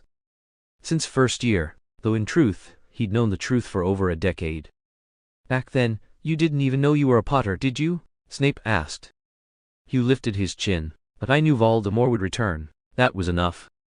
For a long time, they held each other's gaze. Hugh realized, perhaps for the first time, that aside from the sallow cast to Snape's skin from years of brewing, time had left few marks on his face. It was the weight of unspoken feeling that had carved the deepest lines. I won't let anyone harm you, Snape said at last, softly, deliberately. Even if it means betraying Dumbledore? This time, Snape made no answer at all. He didn't move, he didn't speak. You've been out long enough, Mr. Malfoy must still be waiting for you, Hugh said. I should go check on Harry too. I wonder how he's doing over at the Weasleys. Snape nodded and turned, leaving without a word. Professor, Hugh called softly after him, I know you're friends with Mr. Malfoy even Draco's godfather, but if it comes to it, could you act against him? Snape froze. If necessary, don't hold back. Hugh buried himself in the shadows. A little memory damage is far better than losing your life. Snape gave a nearly imperceptible nod, and strode away. Hugh looked up at the moon mottled through the leaves and said quietly, "Come out." A long while passed, yet nothing stirred. Hugh brushed aside the grass and branches, and found the small black cat still crouched there, shivering, one hind leg bleeding. "How cute!" Hugh smiled, gently scratching the cat's neck. Kitten let out a pitiful meow, as if pleading. It was a Siamese cat, with a high, straight nose, large ears, deep almond-shaped blue eyes, and a long, slender tail swaying slowly. Its lithe body was streaked with subtle dark blue markings, exquisitely beautiful. "Absolutely gorgeous," Hugh murmured, "even prettier than Leia."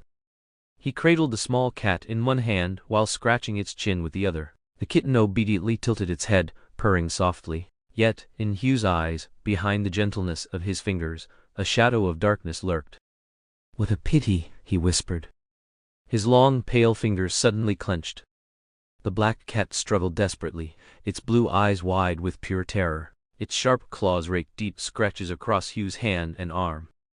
Hugh tightened his grip little by little until, finally, the cat's body went completely limp. Only then did he confirm it was not an animagus spying on him. He applied just a bit of pressure. The small, soft neck emitted a faint crack. Tiny body fell onto the thick layer of dead leaves with a dull thud. Hugh wiped his hands and concentrated, listening intently to the sounds around him. Carried on the wind were voices, laughter, shouts, yells, calls, and the faint crackle of fire. The forest was silent. Suddenly, piercing screams erupted from the distant woods. Hugh spun around and saw a massive skeleton, composed of countless emerald star-like fragments, ascending higher and higher into the sky. A huge serpent slithered from the skull's mouth like a tongue. The skeleton glowed brightly in a cloud of green smoke, and against the dark night sky, it looked like a new constellation.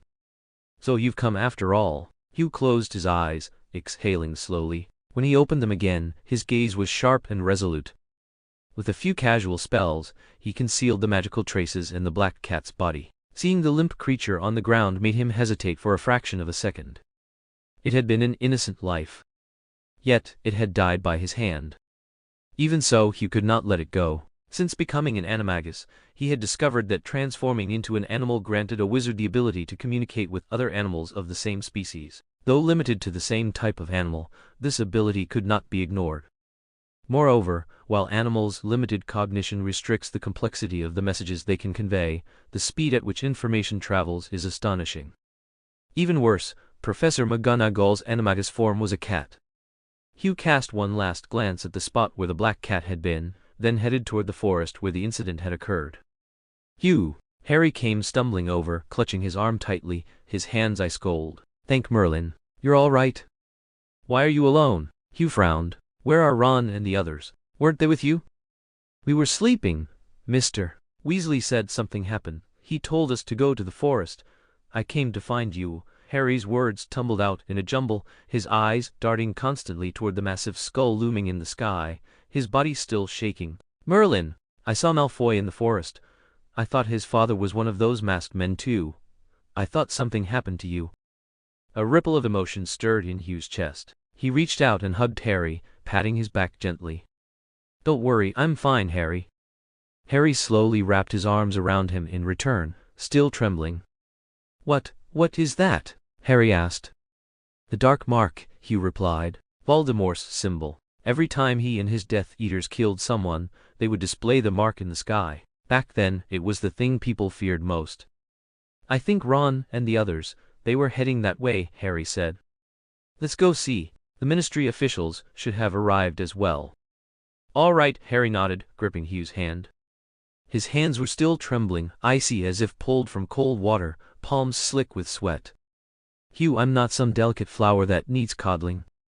"Of course not," Hugh said. "No matter what happens from now on, I want to face it with you." "Okay." Back at the campsite, they found the Weasleys' tent and slipped inside, discovering the living area filled with people. "Thank Merlin. You're back." Hermione rushed forward first, embracing them, tears streaming down her face. Her eyes were red, evidence of how long she'd been crying. Everyone else, seeing them safe, looked relieved except Sirius, whose face remained stormy as he glared at Hugh. "What happened?" Percy asked first. "Harry, why did you run off alone?" "I went to find Hugh," Harry explained. "I was worried about him." "Then why didn't you tell us?" Ron snapped. "We got separated while running toward the forest, remember?" Harry said. "I couldn't find you." "Hugh, where did you go?" Lupin asked gently. "I went to find a few Slytherin friends," Hugh shrugged. "I was safe over there." "Safe, of course," Ron said sharply, "because their parents are all Death Eaters right in the middle of that crowd." Hugh glared at him coldly. "Ron!" Harry shouted. All right, the important thing is you're both safe, Mr. Weasley said quickly, handing Hugh and Harry each a cup of hot milk. Chapter 142. Resolution.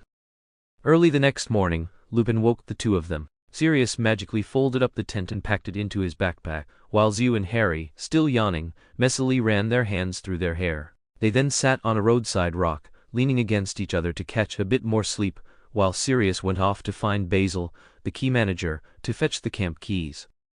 By the time Hugh and Harry woke from their second nap, the sun was already high in the sky. Sirius was nowhere to be seen, and Lupin was tending a campfire, roasting sausages with the scent of tea wafting through the air.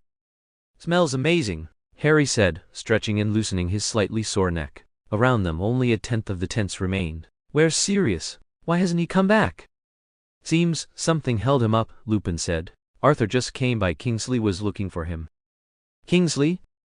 "Kingsley Shacklebolt," Lupin explained, "an excellent oar." "An oar?" Harry's nerves spiked. "Nothing bad, right?" "Don't worry, Harry. Nothing bad," Lupin reassured him, handing over a string of roasted sausages. "Eat breakfast first. Sirius should be back soon. Also, Arthur invited us to the burrow. What do you think?" "Of course we're going," Harry said eagerly, looking at Hugh for confirmation. Seeing Harry practically vibrating with excitement, Hugh could only nod. As Lupin predicted, they'd eaten only half when Sirius came bounding back, joy written all over his face. From a distance, Hugh noticed his gait. It reminded him of Ludo Bagman bouncing along like springs were under his feet. Clearly, he was in a state of extreme excitement. "Ah, wonderful. Delicious food." Sirius grabbed the sausages from Lupin, eating half of one in big bites. "What a perfect day, isn't it, old pal?" "Mem, indeed," Lupin said calmly, poking the fire to make it burn brighter. Harry, lacking Lupin's patience, asked curiously, "Sirius, what's got you so happy?" Sirius's left eyebrow shot up, his grin spreading wide. "I'm back at the ministry," he exclaimed, practically bouncing off the ground with excitement. "And guess what? Minister Cornelius Fudge personally invited me." "Congratulations," they all said in unison, quickly swallowing their food. "What did the minister invite you for?" Harry asked. "Muggle artifact regulation? International magical cooperation? Blue network management?" Harry didn't really understand the ministry's departments. "No, Harry, an oar. I'm going to be an oar." Sirius almost flared his nostrils in excitement. "Fudge invited you to be an oar?" Lupin frowned. "Yep. White, the spectacle. Rita Skeeter and her idiot photographer were snapping pictures non-stop," Sirius said with a mischievous smile. Lupin frowned further. Sirius laughed, gripping Lupin's shoulder. "Don't worry, Moonface. I know what I'm doing. Fudge's little schemes? Only a fool wouldn't see them."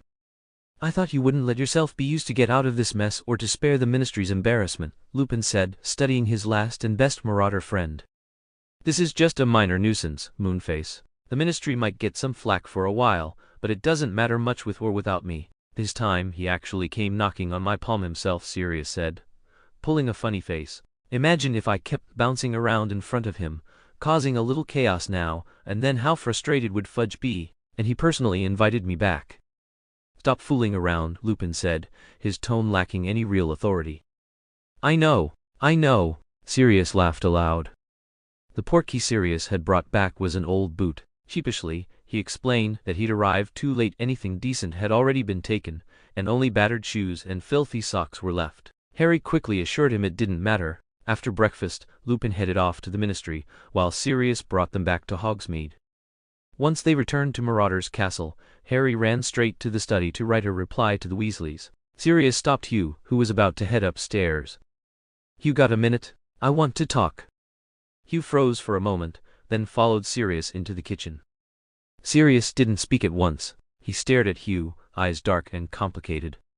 Hugh could already guess what this was about. His whole body tensed. Kingsley told me someone saw you coming out of the Malfoy's tent last night, and you were talking to Snivellus for a long time. What were you saying to those Death Eater scum? Sirius demanded without preamble. I don't think it's proper, even in front of students, to address a professor like that. Hugh's tone was icy. Answer me, Sirius barked in a low growl. And in what capacity are you questioning me? Hugh gave a furious, mirthless laugh. His life had always been his own. When had anyone ever dared try to police it? Hugh Potter, Sirius roared. I'm your godfather. Too bad that's all you are. The words shot out sharp and bitter. My business isn't yours to manage. I don't care whose business it is. Sirius shouted even louder. I'm warning you, stay away from those Slytherin snakes. Just look at the things you've been doing. The things I've done. Hugh's voice was soft, almost mild, but his eyes made it clear this wasn't yielding, it was dangerous. And what exactly have I done? Don't forget, I spent a month at your side as a dog. Sirius's teeth clenched. From what I saw, they could have given you 20 years in Azkaban, and it still wouldn't be enough. Harry, alarmed by the shouting, came running downstairs. Neither of them noticed. Hearing Sirius's words, Harry cried out, Sirius, how can you say that? Funny, Hugh sneered. Not half a day at the ministry, and you're already playing Auror? Hugh, what are you talking about? Apologize to Sirius. Harry grabbed his arm, but Hugh shook him off. If that day ever comes, if you turn into a dark wizard, Sirius's voice was low, trembling with rage, I'll be the one to drag you into Azkaban myself. What's wrong with you two? Harry forced himself between them, pushing them apart. Sirius, don't. Truth and lies, blurred together. You, thrown into Azkaban by a traitor's betrayal. Hugh's voice grew softer and softer, anger compressed to the breaking point. You're hardly qualified to lecture me, are you? What did you say? Sirius roared, trying to shove Harry aside, but Harry refused to budge. Calm down, Sirius, please, Harry begged. Harry, move. Hugh lifted his chin, locking eyes with Sirius. I want to see just what he thinks he can do to me. Shut up, Hugh. Harry braced one hand against Sirius's chest, shoving Hugh back with the other. Go to your room. Please just go. Hugh sneered, clicked his tongue, and turned on his heel without another word. I'm disappointed in you, Sirius's trembling, heavy voice called after him. You look like Lily. But you're nothing like James and Lily's child. You're pure Slytherin through and through. Rage ignited like oil thrown on fire, flaring instantly. A faint smile curved Hugh's lips. He turned slowly, eyes fixed unblinkingly on Sirius. Harry was desperately clamping his hand over Sirius's mouth to stop him from saying more when suddenly his collar was yanked, and he was pulled forcefully out of the kitchen. I'm not their son, huh? Pure Slytherin, so that's all you think of me? Hugh advanced slowly, each step graceful as if dancing, his face holding that chilling smile that seemed to seep into one's very bones. James Potter, born into an ancient wizarding noble family, spoiled by everyone, having anything he desired. Lily Evans, as far as I know, though born to muggles, was cherished by her family, a little princess who never knew hunger or hardship, right? You think a child of theirs should be either naive and foolish or recklessly kind. That's the Hugh Potter you expected, isn't it? Well, I'm sorry, I'm not, and how could I ever afford such luxuries? Starving to death, eating food that even pigs and dogs wouldn't touch, being bullied and beaten, those experiences weren't mine alone. Sirius Black. Hugh's smile was calm, almost gentle. If I weren't like a Slytherin, I'd have died long ago. You've always wondered how I survived, haven't you? After you left me behind, I was sent to an orphanage. Do you know what we ate back then? A thin gruel of dandelion leaves, one small bowl a day. Maybe that's why the poison's effect gradually wore off. At the time I thought it was over, but there was still residual poison. Later, his voice, soft like spring wind, trailed off. The red-haired boy shook his head gently. Forget it. Why am I even telling you this? You Sirius croaked, his voice dry and broken. Yes, I remember it all. Hugh tilted his head, smiling faintly. I remember the tiniest details. I remember how Voldemort broke into my home and killed my parents. I remember how you carried me from Hagrid and then abandoned me. I remember how the other children at the orphanage bullied me. I remember escaping, being taken in by Neil, being whipped when I couldn't learn theft. And later, a man tried to cut off my arm. You know what I did? He leaned slightly forward, that innocent, sweet smile curling his lips. I killed him. Hugh stepped back slowly, hands in his pockets, voice calm. So if you want to send me to Azkaban, you don't have to wait for me to become a dark wizard. You can do it now. My hands are already stained with blood. Hugh! Don't call me that. Hugh's eyes flickered, then hardened to ice. You don't know how long I've hated you, Sirius Black. I've grown tired of the Godfather, child games, your things. He ripped open his robe, tossing it to the floor, revealing pale, long limbs scarred with old wounds. I don't want a single one of them. I did it on purpose. Hugh casually tossed the whistle used to contact Dobby at the stunned elf's feet. His fingers traced a whip scar from left shoulder to right hip. Sirius's blank gaze followed the line of his hand, shivering all over. I want you to feel pain, to repent. Why should I endure all this, and yet you go through life carefree and happy? Understand? As he passed the doorway, he leaned close to pale, dazed Harry. From the moment we first met, I knew exactly who you were. For the past 3 years, I've kept you completely deceived, my dear Harry. Chapter 143. Snape's Fury. Hugh chewed on a blade of grass, lying in a small hollow near Hogsmeade, his pocket holding the miniature trunk Dobby had packed, his expression unreadable. Neil, the one he had sent to Azkaban with a single letter, had mostly slipped from his mind since entering the wizarding world. To him, Neil was just a minor character, but Hugh had forgotten one thing. Neil was essentially the only person who had ever seen the other side of him. Hugh's indifference didn't mean the same for everyone, especially not for someone like Dumbledore, who always sought to trace things to their origin. The hypnotic spells he had used back then were flimsy, almost transparent under the power of a legilimency. While staying at the Dursleys, Hugh had caught a news report. A repeat offender had vanished from Azkaban without a sound, leaving no damage to doors or walls and attracting no attention from the guards. Something about it had struck him as odd, and only hours later did the realization dawn on him. Vanished without a sound. There were at least a dozen magical ways a wizard could achieve that. His uneasy intuition immediately brought Neil to mind. He sent a letter to Edmund to confirm the fugitive's identity. Unsurprisingly, it was Neil. Hugh decided, decisively, that he would reveal the truth himself before Dumbledore could interrogate him. He had once thought those events insignificant. After regaining his memories, he had treated them as the experiences of another person, a rather dull story in the ledger of his mind, so he rarely dwelled on them. But when he spoke them aloud, the dull ache of the past resurfaced like an old wound in a rainy gloom, throbbing, itching, stinging, gnawing slowly at his heart. In that moment, the long, dormant resentment toward Sirius surged up again. Yet, thinking of what he had last said to Harry, Hugh let out a muffled hum, rolling over to bury his face in the grass, a flush still creeping across his skin. He could not deny it, he was jealous. Jealous of Harry. Harry looked exactly like James, as if cast from the same mold. Harry was innocent, genuine, kind. Harry loved adventure and carried a streak of mischievous disregard for rules. Harry was a Gryffindor. Undoubtedly, both Sirius and Lupin favored Harry more.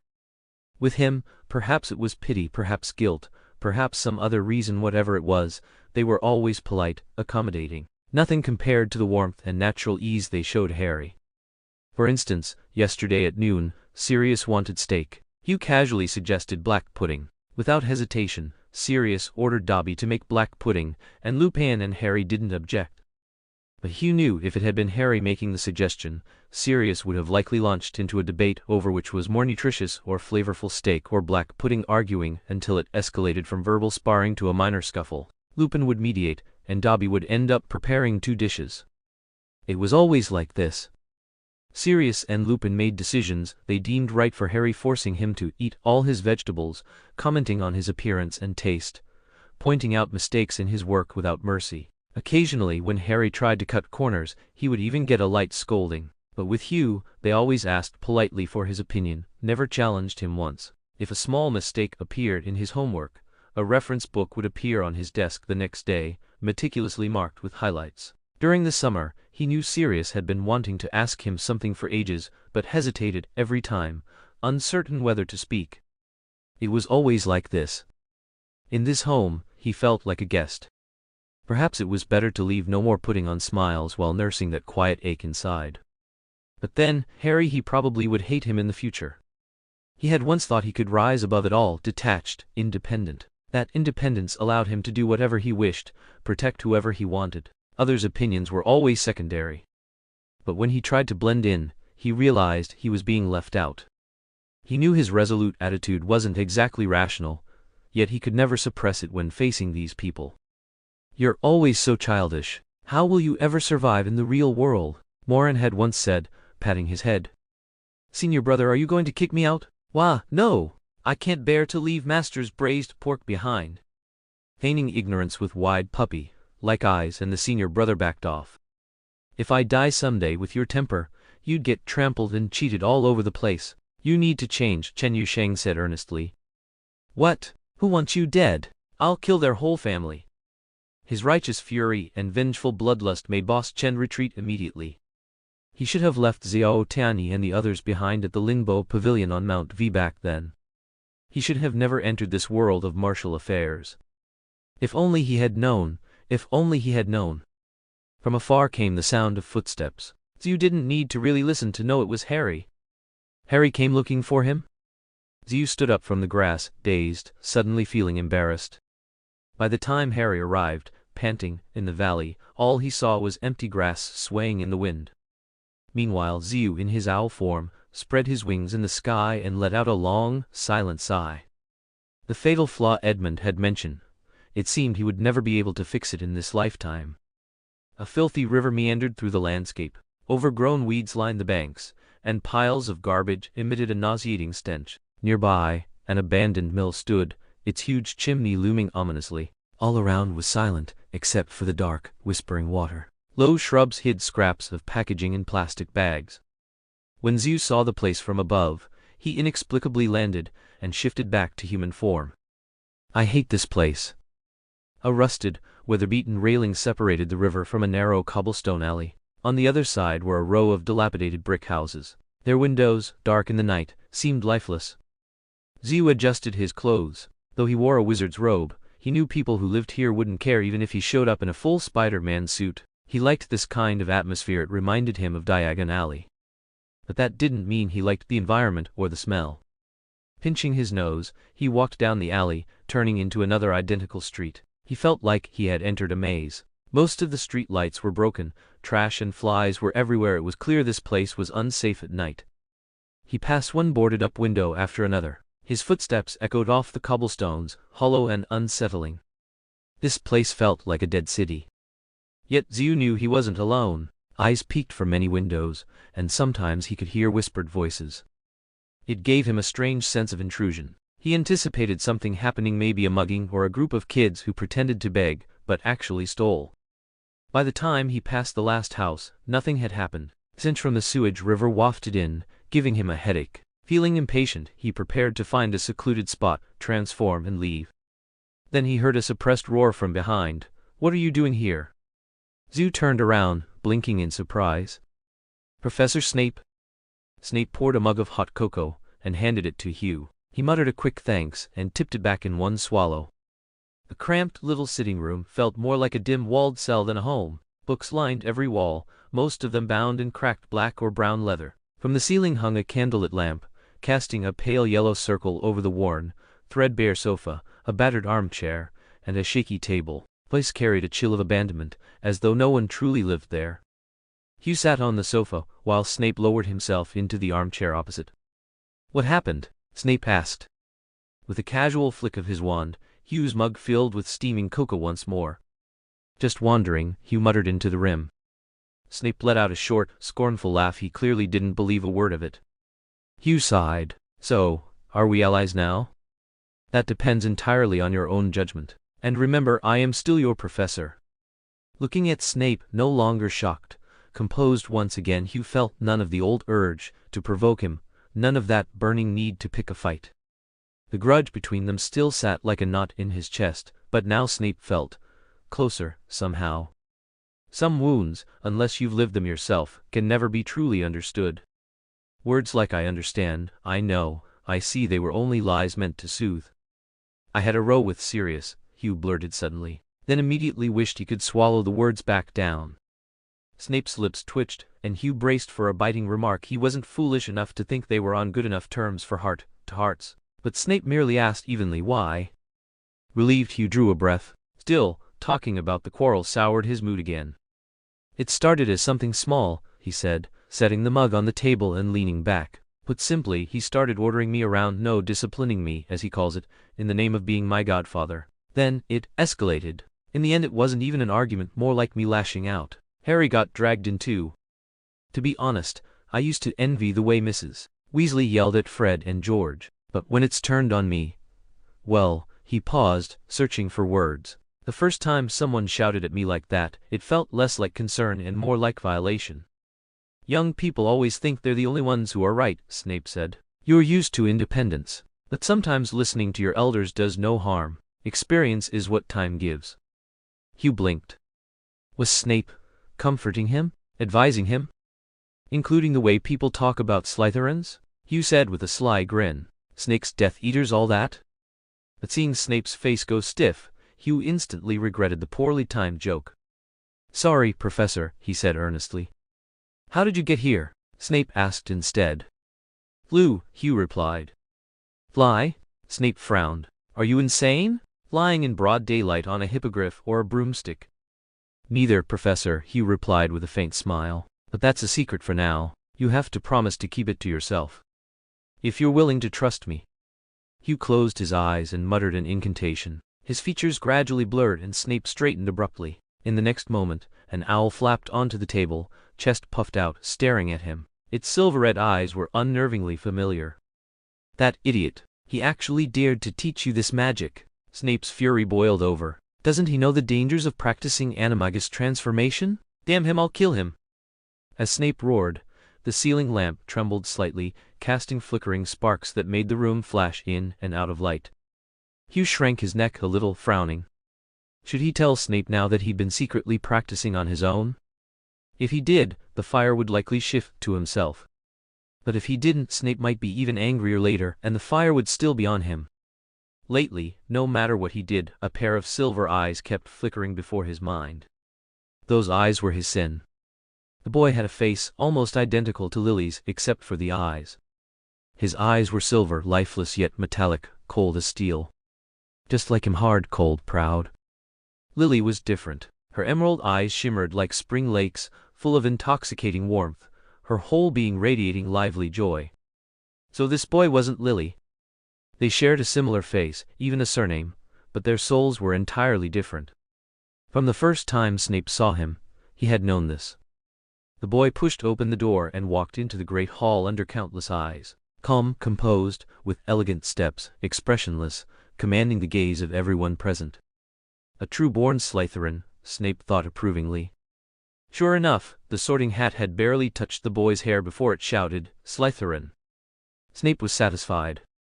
Though this child wasn't Lily, given how strikingly similar their faces were, he would cultivate him well. As a teacher, producing an outstanding student was a greater pride than any other achievement.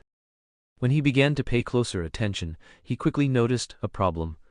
The boy carried a sense of lofty pride and indifference. In his eyes, there was none of the curiosity, excitement, joy, or nervous fear typical of an 11-year-old. Everything around him seemed merely a trivial game, something to be endured out of boredom. Even when other Slytherins rarely reached out to him, he responded with faint disdain. Snape frowned. As he had predicted, that very evening, Dumbledore summoned him regarding the child. I am worried, Severus, the white-bearded wizard said, his eyes heavy with concern. I fear this may be another Tom Riddle. As a sign of trust, Snape was one of the few who knew Voldemort's true name. He also knew that the great, staunch advocate of pure blood supremacy was actually a half-blood. He is not, Snape scoffed. Voldemort had always been ambitious. No matter how well he concealed it, a burning hunger for power shone in his eyes. The boy, however, was cold, indifferent, and weary, as if nothing could spark his interest. Voldemort had won hearts with brilliant academics, elegant poise, and charming speech. As his power grew, he became increasingly autocratic and cruel, his sharp claws hidden beneath the veneer of civility emerging to strike without mercy at anyone who dared oppose him, friend or foe alike. The boy, in contrast, treated any outreach from others with aloof disregard, radiating a chilling aura of exclusion, his expression languidly indifferent. Voldemort later grew volatile, even somewhat insane, Only murder could relieve the swelling ambition and waning reason within him. The boy, however, possessed a calm so chilling it unsettled even seasoned observers. Two beings so utterly different, how could they possibly be alike? More importantly, this was a Slytherin that Snape had marked as worth observing. Even though he remained skeptical, he agreed to Dumbledore's request to watch over the boy. That was his plan anyway. Helping Dumbledore along the way was no harm. He told himself this. But he knew the truth. No matter how many justifications he offered, the real reason was simple: he could not refuse the request of the white, bearded man. When the woman he loved had been in grave danger, and the master he had always obeyed sought to kill her and her son, while his allies looked on coldly, it was this man who gave him hope despite the price of becoming a spy, despite the eventual failure. After Lily's death, when he had lost all desire to live, it was this man who gave him a purpose: to protect her child. After the Dark Lord fell, when he was brought before the Wizengamot and Dementors hovered, ready to drain every shred of joy and soul from him, it was the same man who protected him and even offered him a teaching post, perhaps in accordance with their prior agreement. When everyone else rejected him as a Death Eater, whispered behind his back, glared or cursed him, only the old man offered trust and shelter. Though he never voiced it, the gratitude was indelibly etched in his heart, for that trust was one of the rare warm things in his life. "I will not let anyone harm you," he promised the boy. It was also one of his promises to Dumbledore. Yet the boy did not fully believe him. "Even if it means betraying Dumbledore?" he asked. This time, Snape could not reply for a long moment. Just imagining it, the shame and guilt of betrayal twisted sharply in his chest, even more painfully than before. Moyan Evans. That was the boy's name. A peculiar given name, and Lily's surname. And Lily's features. Academically brilliant, whether it was the most precise potions or the most demanding transfiguration, his grades were exceptional, earning unanimous praise from every teacher. He was almost like a child who embodied all the best qualities of both himself and Lily. Privately he had thought so and felt a surge of pride. He hoped such thoughts didn't desecrate Lily's memory. But Dumbledore was even more wary of the boy's excellence. Tom Riddle had once been just as outstanding. No teacher had failed to like him. The headmaster had said so himself. Was excellence in Slytherin a crime? He felt angry. Yet, he had to admit, the boy did have a particular fascination with things approaching dark magic. Anything capable of harm, once in his hands, seemed to operate at double its usual potency, even something as simple as a sinister little grin. Snape knew how many eyes in the school constantly watched the boy on Dumbledore's orders, and he also knew how often the boy could vanish silently under that scrutiny. Even Dumbledore could not control every secret corner of Hogwarts. Dumbledore's worry only deepened, especially after the collective accident in the Quidditch stands.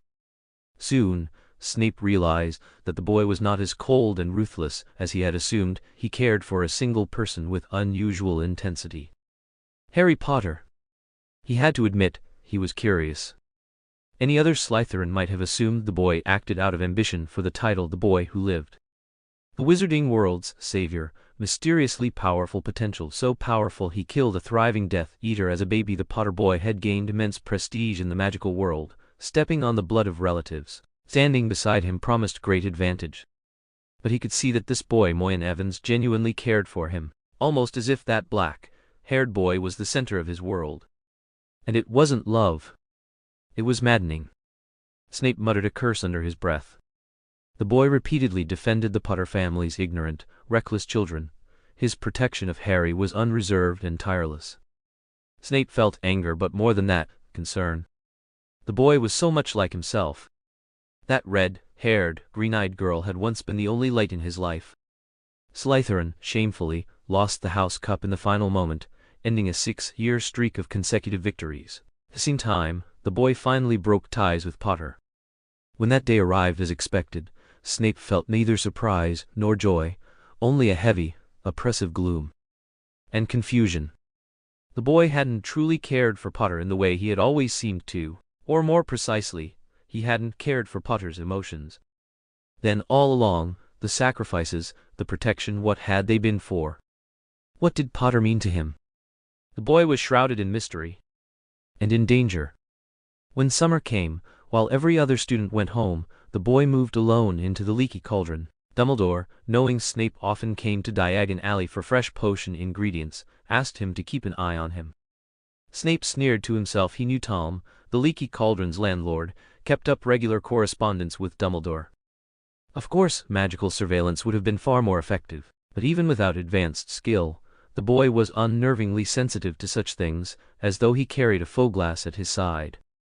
Within days, Dumbledore told Snape the boy had vanished from the Leaky Cauldron, only to return many days later, plainly having gained much from the excursion. Once, in Diagon Alley, Snape saw how he slipped free of notice. The boy plucked a hair from a passing muggle, mixed it into a tiny vial of potion, downed it, drew up a hood, and melted into the crowd. Snape shoved through the press of bodies to follow, but with each step the boy's figure shifted, growing taller, broader, his robes changing shape with him. Before long, Snape had lost him entirely. The only thing he was sure of, the boy had gone down Knockturn Alley. Dumbledore was always right. How he loathed that. You have your life, I have my path. So like the words Lily had once thrown at him. You chose your road, I chose mine. The boy was walking the same road he had once walked, only more ruthlessly. Without Potter, the boy was a hibernating snake. With Potter, he was awake, fangs hidden, but ready. And now? Without restraint, how far would this boy go? What did Dumbledore intend for him? Snape spent a long time caught between vigilance and unease, yet Dumbledore made no further move. He even withdrew much of the constant surveillance that shadowed the boy. Snape was baffled, and half suspected the old man's brains had been rotted by sugar quills. Even when the basilisk in the Chamber of Secrets brought the boy's strangeness into the open, Dumbledore ignored it, turning a blind eye and indulging him even more than his golden boy. And when the boy collapsed mysteriously in the chamber, Potter clutching him, begging for help in terror, Snape was certain he had seen in Dumbledore's eyes a deep pity and grief. Boy and Potter finally reconciled, but in the boy's gaze, Potter was no longer the only one there. To Snape's quiet satisfaction, after conflict and reconciliation, in Slytherin the boy began to smile in earnest, little by little opening himself to others. His arrogant godson showed unexpected courage and persistence, helping to draw it out. The boy came to him for help for the Dementors. How could a 12-year-old think so far ahead? And more than that, he had named the Dark Lord his enemy without hesitation, then conjured a flawless patroness. A truly dark wizard could never do such a thing. Snape knew, though none else did, that he himself could summon a patroness, but for the sake of his cover, no one could ever know. To the world he was a Death Eater.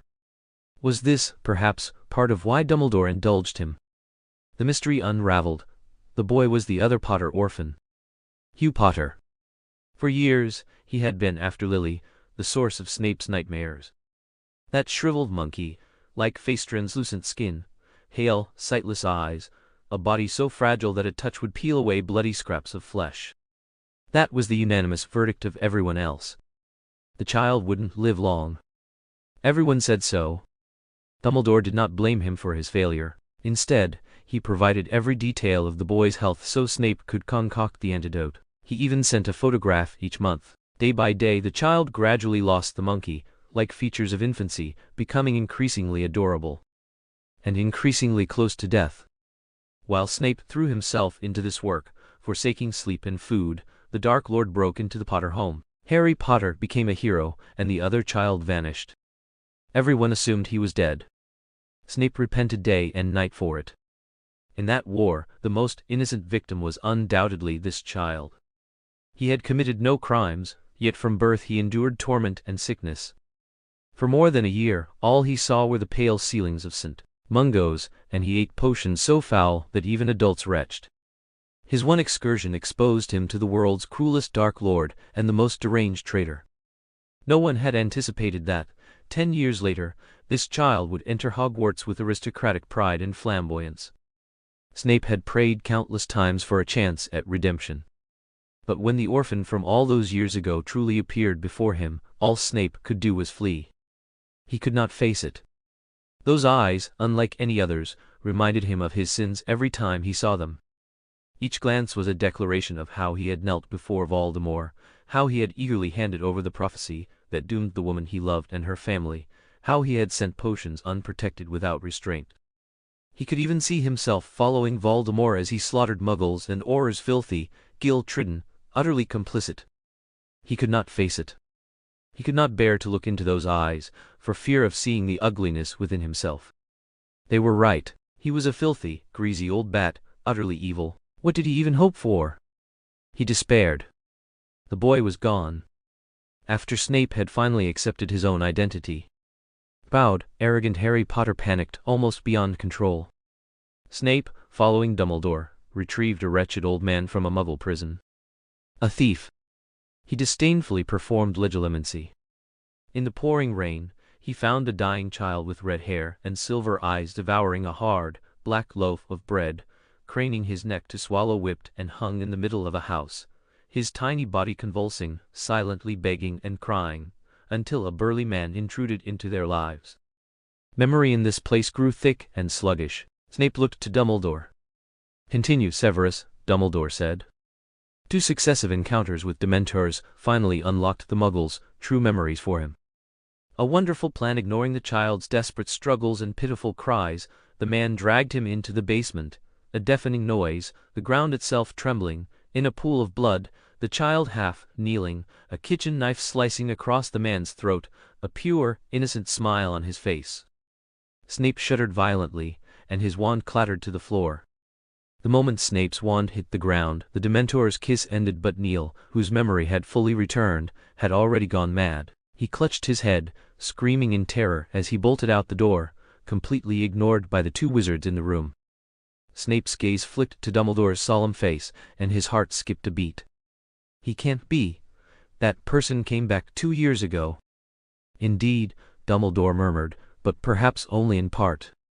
When the boy returned, Dumbledore assigned him a full semester of labor service, and Snape sat beside him every day.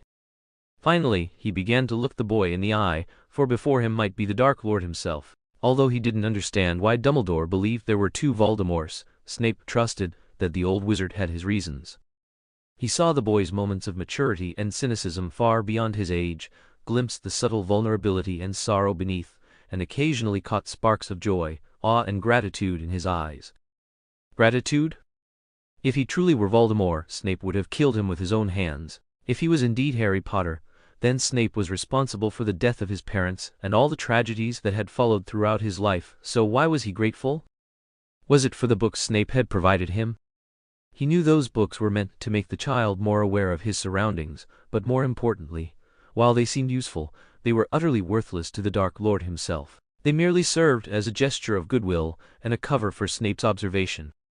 Gradually, he began to suspect that this child was indeed Harry Potter. Then, a so-called Chinese predecessor became another source of suspicion.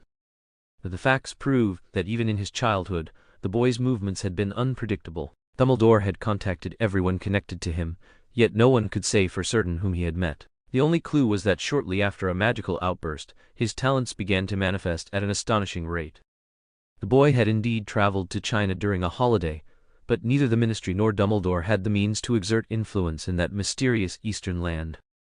Snape hadn't expected that the answer Dumbledore withheld would come from the boy himself.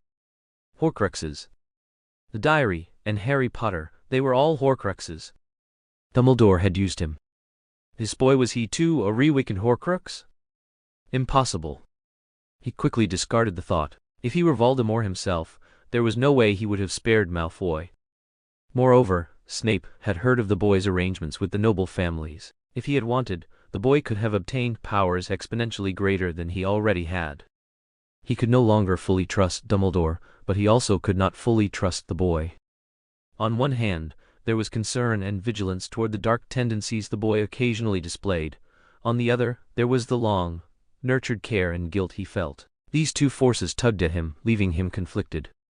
Yet when the boy argued with that foolish dog, unexpectedly appeared near Snape's home, and poured out his troubles, Snape felt an involuntary surge of satisfaction and responsibility. He earnestly sought to guide him. For the first time, Snape deeply regretted his habitual lack of communication with others, realizing that beyond his usual cold sarcasm, he had few words left to offer. Chapter 145.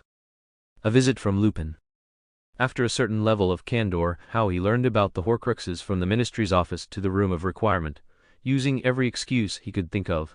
How he was certain Harry himself was a Horcrux. Harry could dream of Voldemort's actions, how he obtained one Horcrux, the mission to the cave with Sirius and Dobby had provided the perfect cover, and so on. The two of them talked all night. More accurately, it was entirely Rue talking, while Snape occasionally asked a question or offered a brief observation, his tone unusually gentle. By the time they finally finished, the sky was just beginning to lighten with a pale blue. Seeing how exhausted Rue was, Snape let him rest in an empty guest room.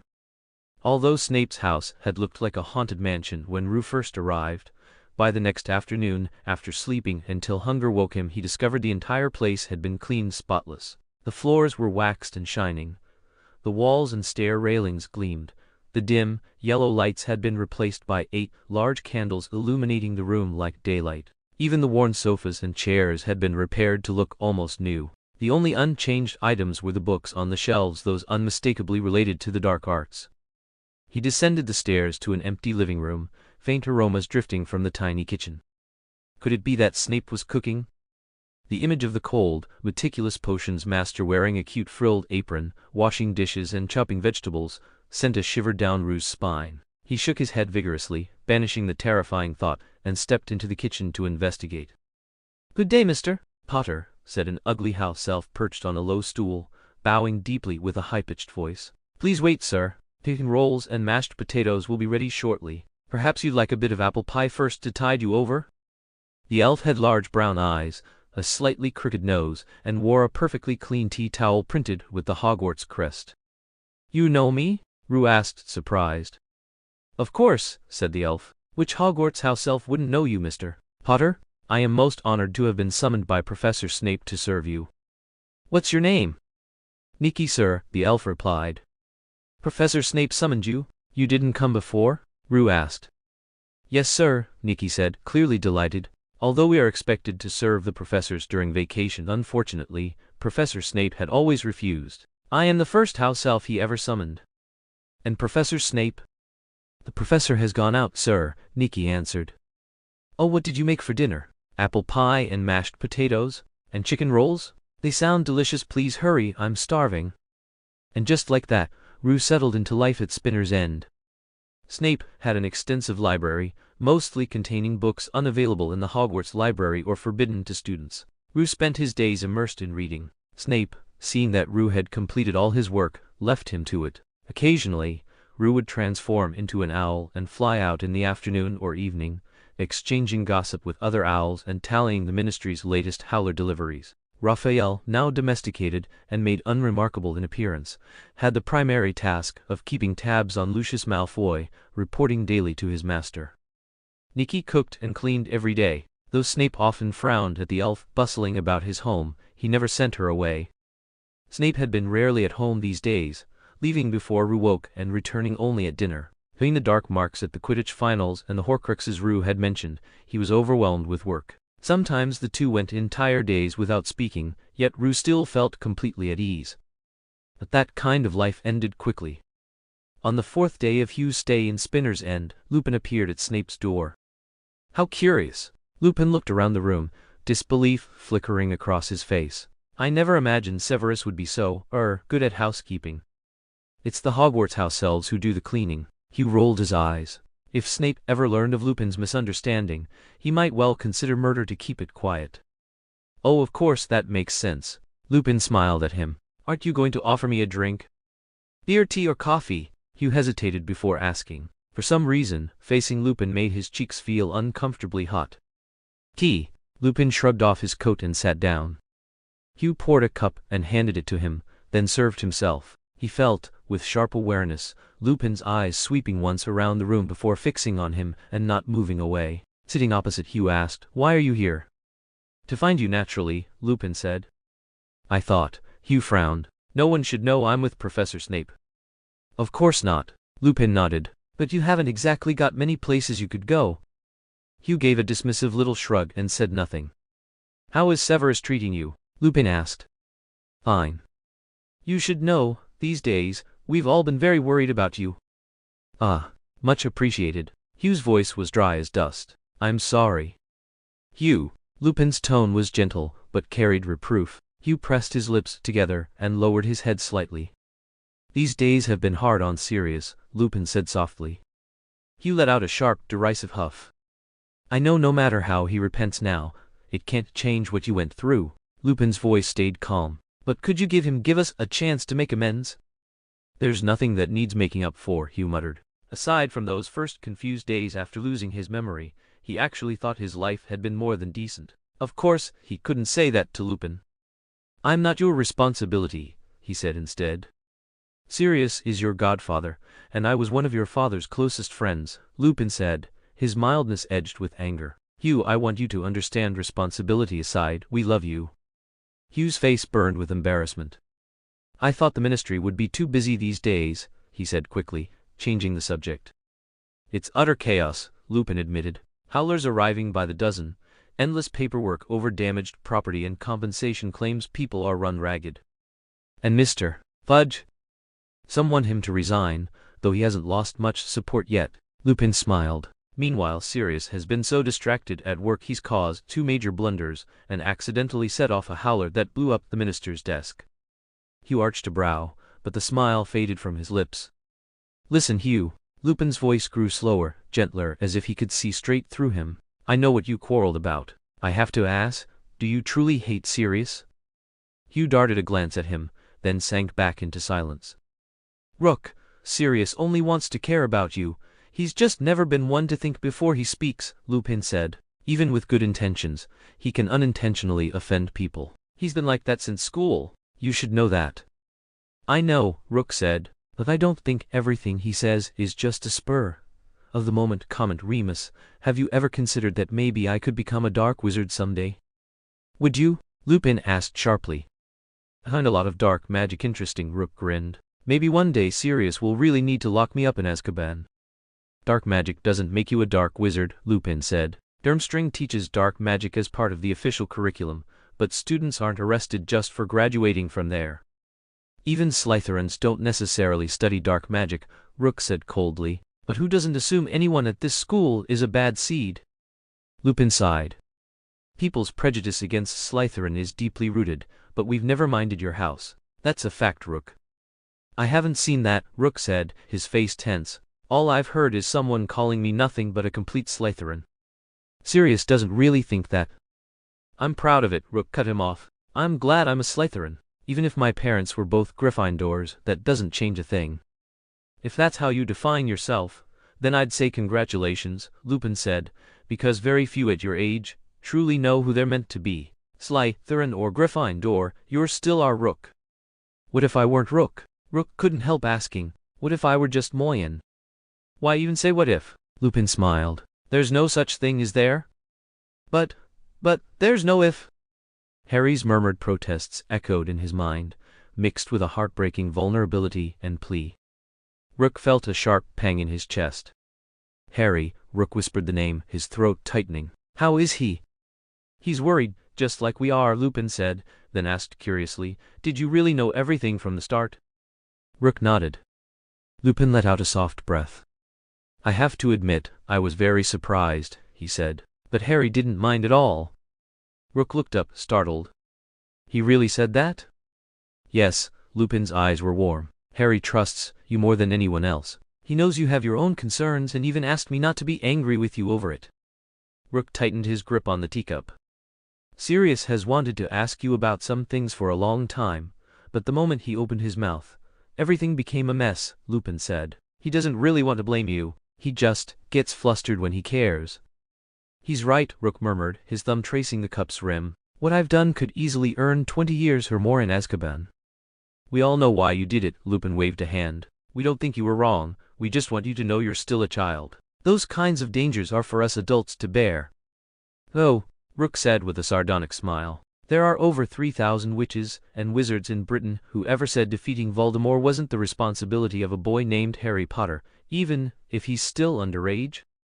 This is different, Lupin said. People are just placing expectations on Harry. Dumbledore has always tried to give him a normal childhood. Of course, Justin nodded earnestly. He just has to deal with the Dark Lord every now and then. Voldemort's target is Harry, Lupin said. That's not something Dumbledore wants. I can't really tell, Justin murmured, then asked, what did he say about me? Sirius wants to talk to you, Lupin said. He promises he won't lose his temper no matter what you say. And Dumbledore? Justin asked. I mean him. Lupin glanced at him quickly. No, he doesn't know. We haven't told him what you said. Justin's eyes widened. Why not? We didn't want you to lose Dumbledore's goodwill. Lupin shook his head. Some things you really did wrong. Justin lowered his head. Lupin thought he was feeling touched or remorseful, but Justin wasn't thinking that at all. He had never really hurt anyone, had he? He was just silently lamenting. All that effort wasted. By the way, Lupin suddenly asked, what exactly did you take from that cavern? Does it have anything to do with Voldemort? Yes, but I can't tell you, Justin said listlessly. If he'd known before that this person wouldn't report everything to Dumbledore, he would have been happy, but now all he felt was a deep, sinking frustration. Lupin smiled and rubbed his nose, taking no offense. Suddenly, green flames erupted from the fireplace. Snape strode out, clutching a stack of books. When he saw Lupin, he immediately drew his wand, pointing it at him with a look of deep loathing. Chapter 146, On the Hogwarts Express. Professor! Justin stood up, placing himself between Snape and Lupin. Snape's face was ashen. His eyes darted back and forth between Lupin and Justin. Ah, Severus, good to see you, Lupin said cheerfully, as if he hadn't noticed the tip of Snape's wand. Get out of my house, Lupin, Snape hissed through clenched teeth. I mean no intrusion, Severus, Lupin said, draping his coat over his arm, then looked down at Justin. Justin? Justin looked at Snape, then at Lupin, and finally shook his head. Sorry, Remus, I'm not going back. Why? Lupin asked softly, his expression calm. I like it here, Remus, Justin said earnestly. The castle is great, but I'm not used to it. I feel uncomfortable. Like you said, he shrugged. I'm a Slytherin. I like the Slytherin atmosphere. The disturbing Severus. I think I'm the one who has more of a say in this matter, Snape said, turning to Justin with a triumphant smile. You can stay here, live here until term starts. Lupin raised an eyebrow. All right then, can I assume you'll take Justin to King's Cross Station? Of course. No need for you to worry about that, Snape said smoothly. Wait, can't I get to school by some other means? Like the fireplaces? Rue asked. As far as I know, most Hogwarts professors rarely take the train. Normally all Hogwarts students must take the express at the start of term, Lupin said. It's tradition. Why? Rue frowned. He didn't think cramming a group of unruly, often conflicting students into a train for hours with only the trolley witch as supervision was a good idea. In fact, a few minor accidents occurred on the Hogwarts Express every year. Though rarely serious, compared to life at school, it was nothing short of chaotic. For the sake of so-called equality, Snape sneered. Slytherins never considered themselves equal to Hufflepuffs. Ravenclaws were largely outside most house conflicts, and Gryffindors could barely be considered equal, but their interactions were often violent. Lupin's visit had a significant impact on Snape and Rue's relationship. Though they still spoke little, Snape's way of addressing Rue gradually shifted from Potter to you, and eventually to the rare use of Rue. On the day before school started, Snape even took Rue to Diagon Alley to buy a formal robe, the only item still missing from his list. Distrusting Snape's taste and unwilling to risk letting him pick it out, even though Rue wouldn't be leading a dance, he couldn't afford to look ridiculous. Rue insisted on choosing it himself. He finally bought a pure black robe, with only minimal silver trim at the collar and cuffs. Snape subtly commented that the robe looked too formal and clashed with Rue's hair color, so Rue asked Madame Malkin to adjust the waist and hem. That afternoon, heavy rain pattered outside while they sipped tea, waiting for the tailoring to finish. The day passed quietly. The next morning, Rue awoke to the rain still falling softly. Nikki had arrived half an hour early to prepare breakfast. When Snape told her she no longer needed to come, the little house elf whimpered quietly in disappointment. After breakfast, they apparated to King's Cross Station. They arrived early. Aside from the Ministry of Magical Transport staff, few people were on platform 9 3/4. Snape nodded at Rue, said nothing, and strode off. The Crimson Hogwarts Express waited silently, all carriage doors wide open. Rue quickly found an empty compartment. Dense raindrops pelted the windows, blurring the view outside. He pulled his trunk from his bag, enlarged it, and extracted a book with a black cover to read. After an unknown length of time, the train let out a loud whistle. Through the window, Rue could just make out thick smoke pouring from the locomotive. Students and parents on the platform appeared as shadowy figures. Owls, mice, and cats cried out all at once, adding to the clamor of shouting voices. Moyen? Ruix hailed softly. In all of Hogwarts, or rather, the entire wizarding world, only one person still called him that. Draco. The platinum-haired boy entered, closing the door behind him. One of his usual intimidating companions, Crabbe and Goyle, was notably absent. After this Christmas, I'm leaving, Draco said immediately. Rue tilted his head. A bit later than I expected. Why do this? Draco asked quietly. Huh? Rue didn't catch that. Why do this? Draco repeated, raising his voice, bitterness in every word. I heard everything. My father decided to leave because of a conversation with you. What did you say to him? Why did you make us leave? Because staying would be dangerous, Draco, Rue said, casting a muffling charm on the door before continuing. As a friend, I want you to be safe. What kind of danger even the Malfoys can't handle? The Dark Lord. Draco's face drained of color. He's back. Not yet. Hugh closed his book and looked at him seriously. But soon. My father, why did he leave? Draco stammered. Weren't they? He accidentally let something get damaged. Something Voldemort had entrusted to him. Hugh's tone was calm. An object tied directly to Voldemort's life and death. Just for that? Draco shook his head. I don't believe you. Moyen, don't lie to me. Fine. Hugh spread his hands. It's also because I told him a secret. One so important, that if Voldemort ever discovered your father knew it, he would wipe out everyone connected to him. Why? Why would you do that? For the third time Draco asked, his voice thick with hurt. Because we're friends. Hugh's voice was flat. I don't want you dead and I don't want us to be enemies. So leave, Draco. No. A flush of color streaked across Draco's pale face. If he really is coming back, you and Scarhead are the ones in the most danger, and Dumbledore too. He's obsessed with killing Dumbledore. If I'm on his list at all, it's at least 10 names down. If anyone's in danger, it's you. We can't avoid it. You can.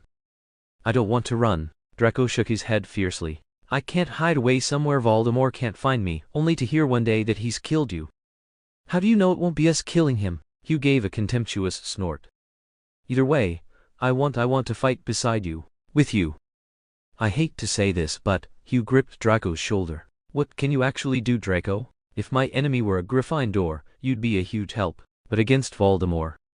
My strength may not matter much, Draco said softly, but don't forget, I'm a Malfoy. Don't be stupid. Hugh's voice dropped, sharp with anger. The reason your parents walked away at the faintest shadow of danger was because they love you. Never gamble with your family, Draco. No one is worth that. I've got it. Draco's eyes lit up, his voice solemn. I can be your spy. Do you even know what that means? Hugh frowned at him. Thinless fear, living every day terrified of being discovered. Never trusting anyone, never telling the truth, never letting yourself have real friends. Not even daring to talk in your sleep. And if you're exposed, your fate will be worse than anyone's. Then, the killing curse would be mercy, and the Cruciatus would feel like child's play. Are you sure you could live like that? Draco's face turned chalk white.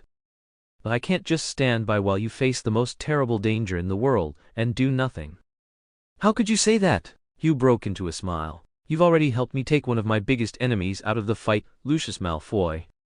Draco tried to smile, but the effort twisted into a grimace. I hate this, Moyen. To be honest, I envy you, Draco. What's there to envy? Draco stared down at his well-kept, soft hands, his voice low and bitter. I thought I was somebody. Turns out I'm nothing. But you have parents who love you. Parents willing to give up anything for your sake. Hugh's voice softened. Learn to treasure that, Draco. Draco stared at him, at a loss for words. Voices were raised in argument outside the door. Rook and Draco exchanged a glance, dispelled the concealment charm, and stepped out. Crabbe and Goyle were stationed at the doorway, looking menacing. Opposite them stood Harry, Ron, and Hermione, faces flushed red with anger. At the entrance to a nearby compartment stood a round-faced, chubby boy, Neville Longbottom of Gryffindor. What are you doing here? Draco asked sharply. I don't recall inviting you. None of your business, Malfoy, Ron snapped. This corridor is for everyone. Why should your 2 walking garbage cans block the way? Why not? Draco's lips curled. Let me think. Perhaps to prevent certain people who reek of pig filth from passing through. Goyle and Crabbe let out a string of crude, harsh laughs. Eat dirt, Malfoy! Ron lunged at him, his face turning the same shade as his hair, but Harry and Hermione quickly grabbed him. Rook patted Draco on the shoulder. The platinum-haired boy glanced mockingly at Ron's tattered robes, snorted with disdain, and signaled to Goyle and Crabbe. The three of them left together. Harry released Ron, scratching his head. Rook. Rook stepped aside and held the door open. Harry ducked happily inside. Ron was about to follow when Hermione clicked her tongue loudly and pulled him aside toward Neville and the others in their compartment. The train continued northward as the rain grew heavier and fiercer. Outside, everything was pitch black, and the windows were covered with a layer of moisture. Though it was broad daylight, all the lights on the train were on. "Remember last year when we went to school? It was probably this same weather," Harry murmured. And then the Dementors appeared. Rook glanced at him, fiddling with a chocolate frog he had bought from a trolley, saying nothing. "That's when I first learned Mom's surname was Evans. At first, I thought we were related." "Rook, the couple who adopted you, did they really have the surname Evans?" "There was no couple," Rook replied without hesitation. "I made them up." "Then your surname comes from your mother?" Harry asked. Rook nodded. "You remember everything from when you were little?" "No," Rook said. "Things from St. Mungo's are vague. I was unconscious most of the time, but after leaving St. Mungo's, I remember things more clearly." "I'm sorry, Rook." Harry suddenly hugged him. "For what?" "For everything." "It's not your fault," Rook said flatly. "I've been lying to you all along." "No matter what you do, it's fine as long as you're happy," Harry said softly. "Whatever happens, I'll support you, Rook. I owe you so much." "Don't say that," Rook mumbled. "Harry, are you trying to make me crawl through a mouse hole in shame?" "I mean it. Even if I went against Dumbledore, you'd still stand by me." "You wouldn't," Harry said quietly, solemnly. "I won't let you do that." "What if I had to?" "You wouldn't," Harry murmured. "That day will never come." Rook blinked, sensing something was off.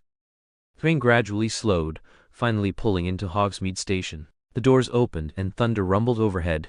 They stepped off the train into the pouring rain, heads down, eyes squinting. The icy rain fell fast and hard, making them shiver all over. Far off, 100 black carriages, drawn by horse-sized knight's steeds, awaited them.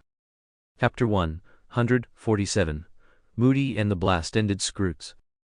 The great hall was just as magnificent as ever. Hundreds of candles and gleaming gold tableware dazzling the eyes. Most importantly, it was warm except for the enchanted ceiling, which looked wildly out of place. Storm clouds, swirled in shades of black and purple. Forked lightning flashed across the sky, casting ghostly pale shadows over everyone below. As usual, Justin had blocked his ears during the Sorting Hat song, only removing the spell when students stepped up to sit on the stool. He didn't really care who got sorted into Slytherin, he just rubbed his stomach, impatient for the feast to begin. "Malcolm Baddock! Slytherin!" Cheers erupted along the Slytherin table, and Draco clapped enthusiastically. From the Gryffindor table came boos and hisses of disapproval. "You don't usually get this excited. Is he related to you?" Justin asked curiously. Draco normally observed the shivering, timid-looking first years with nothing but disdain. "Baddock can be considered a distant relative. Most pure-blood families have some blood connection," Draco said. "But that's not what matters. Baddock is clearly very talented. Someone like him in Slytherin Gryffindor might cry." "Might?" Justin raised an eyebrow. "How do you know?" "Because he's Malcolm Baddock," Blaise interrupted, leaning over to add. "His mother's maiden name was Ogden." "Ogden?" Justin's eyes flicked as he remembered where he'd heard that surname before. "The mysterious Ogden? You know of them too?" Blaise looked surprised. Justin had always seemed indifferent to worldly matters, usually clueless about even what went on in his own house. "Edmund mentioned a little," Justin said. "Ah, of course," Blaise said, enlightened. "You've gone soft, haven't you?" Draco laughed, patting his head. Blaise swatted his hand away and studied the blond, blue-eyed boy before him. "Though his surname's Baddock, he still looks like an Ogden," he said in admiration. Justin gave him a sideways glance. The 11-year-old boy was polite, well-mannered at the table, but nothing about him seemed remarkable within Slytherin. How Blaise could claim he looked like an Ogden was a mystery. As plates suddenly piled with food, causing the long table to groan under the weight, Justin took a portion of roast beef and Yorkshire pudding, suddenly remembering an important question. "By the way, the prefects for Slytherin this year are," He glanced toward the middle of the table. Harold and Agatha? Yes. I suppose we can't be as carefree as we used to, Blaze said. Harold has a good temper, and Agatha avoids trouble. Justin nodded. During his time as greeter, he had come to know both of their personalities quite well. After dinner, Dumbledore stood to speak as usual. Beyond the standard Filch's banned items list and Forbidden Forest off-limits reminders, the headmaster dropped a bombshell. I very much regret to inform you, the white-bearded wizard said, candlelight glittering off his beard, that this year the House Quidditch Cup will not be held. What? Many gasped, stunned, unable to catch their breath. From the staff table, they could only gape at the reaction below. Mo Yan, you're going to participate, right? Draco said, clearly frustrated. Since we're preparing to leave, my father won't let me sign up. What registration? Rue asked absent-mindedly, his gaze drifting across the professor's long table, not spotting the expected defense against the dark arts instructor. Wait, you don't know? Draco said in surprise. Your family has a ministry unspeakable and an auror, and you know nothing? Only then did Rue understand what Draco was talking about. The Tri-Wizard Tournament? Exactly. My father said it's been centuries. At that moment, a deafening crash of thunder shook the hall, and the doors slammed open. Lightning streaked across the ceiling, illuminating the face of the man who had just pulled back his hood. He was elderly, with long gray, white hair, and his face was a map of scars. His mouth was twisted like a jagged gash, his nose missing where it should have risen. One eye was small and black, unremarkable. The other was large, round, and vivid blue, darting constantly in all directions. He was missing a leg, the wooden prosthetic thudding with each step, echoing ominously in the hall. A chorus of sharp intakes of breath ran through the room. He is, Goyle muttered. Alastair Moody, Draco said with disgust. So this is our new defense against the dark arts, Professor, Rue mused, fiddling with the utensils on his plate while his mind raced. That made 3 in a row, from Montague Fletch to Remus Lupin, now Moody, each a member of the Order of the Phoenix. Either the job of defense against the dark arts professor had become increasingly terrifying over the years, scaring everyone off, or Dumbledore had long anticipated Voldemort's return and was laying the groundwork. Sure enough, Dumbledore officially announced Moody as the new professor. Aside from Dumbledore and Hagrid, no one applauded. Most were too intimidated by Moody's terrifying appearance, but at the Slytherin table, a different atmosphere prevailed. Hatred. Pure-blood families had various degrees of kinship with one another, meaning many had relatives Moody had sent to Azkaban. 6. Theater greeter Jackson Gordon even ground his teeth audibly. Rue watched as Moody produced a curved flask from his travel cloak, took a long swig, and his blue eye rolled unnervingly.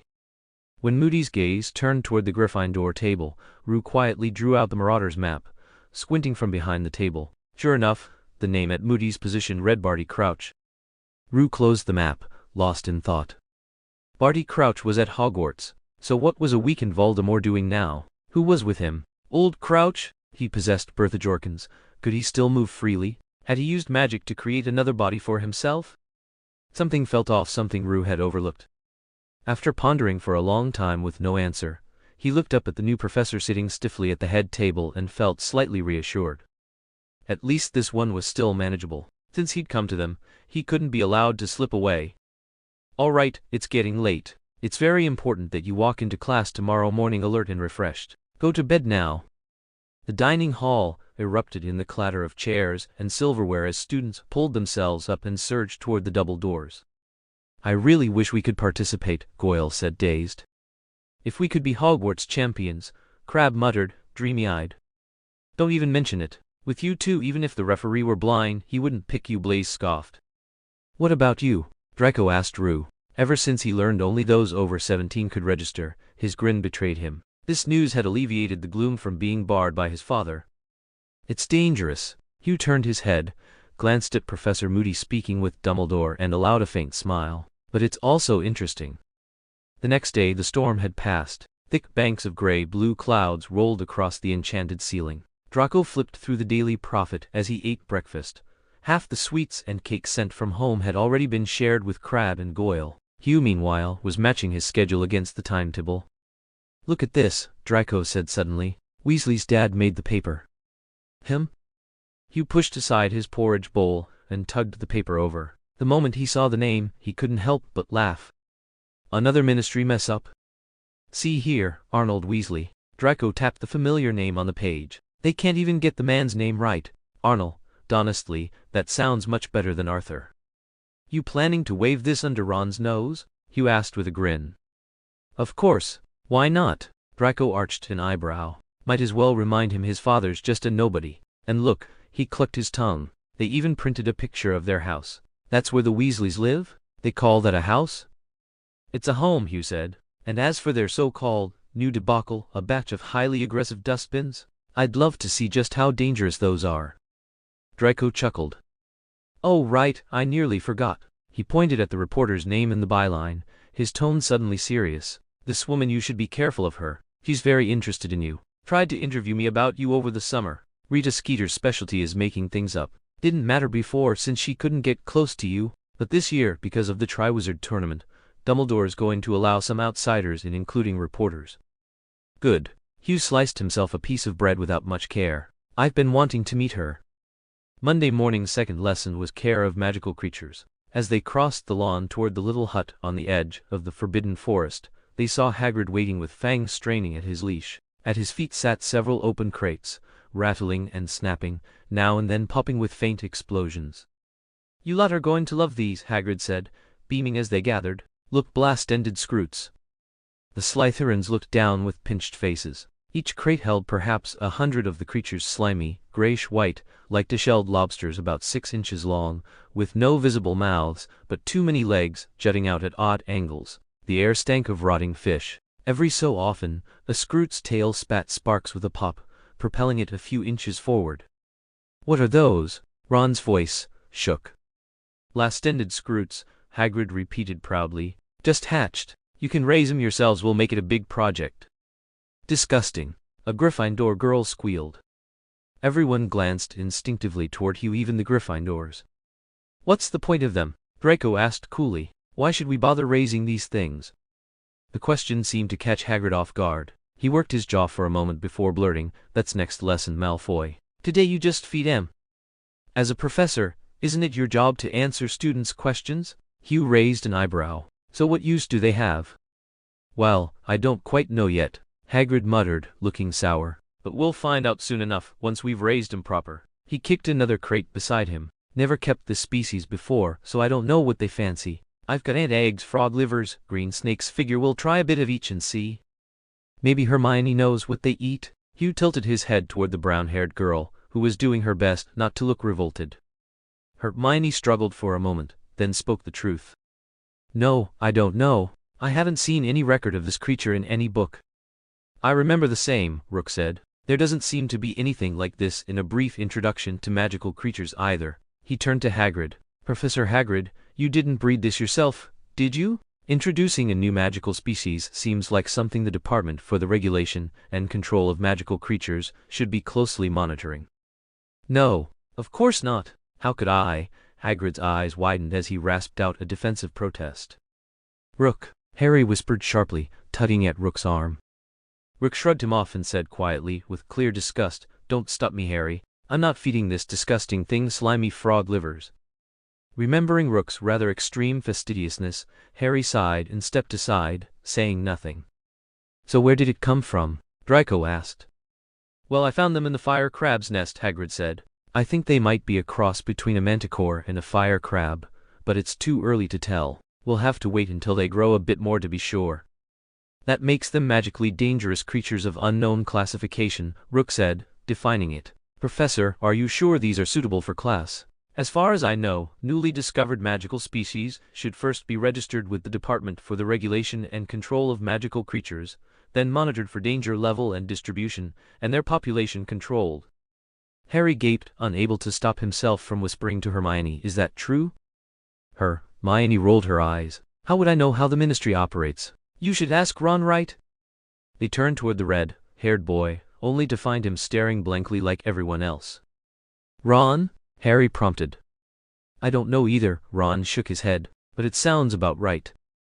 That's not quite it, Hermione said thoughtfully. Creatures like dragons, phoenixes, basilisks, horned serpents, and five-headed monsters, whether the Ministry can even find them is one thing, and even if they do, there's no way to monitor and measure them properly.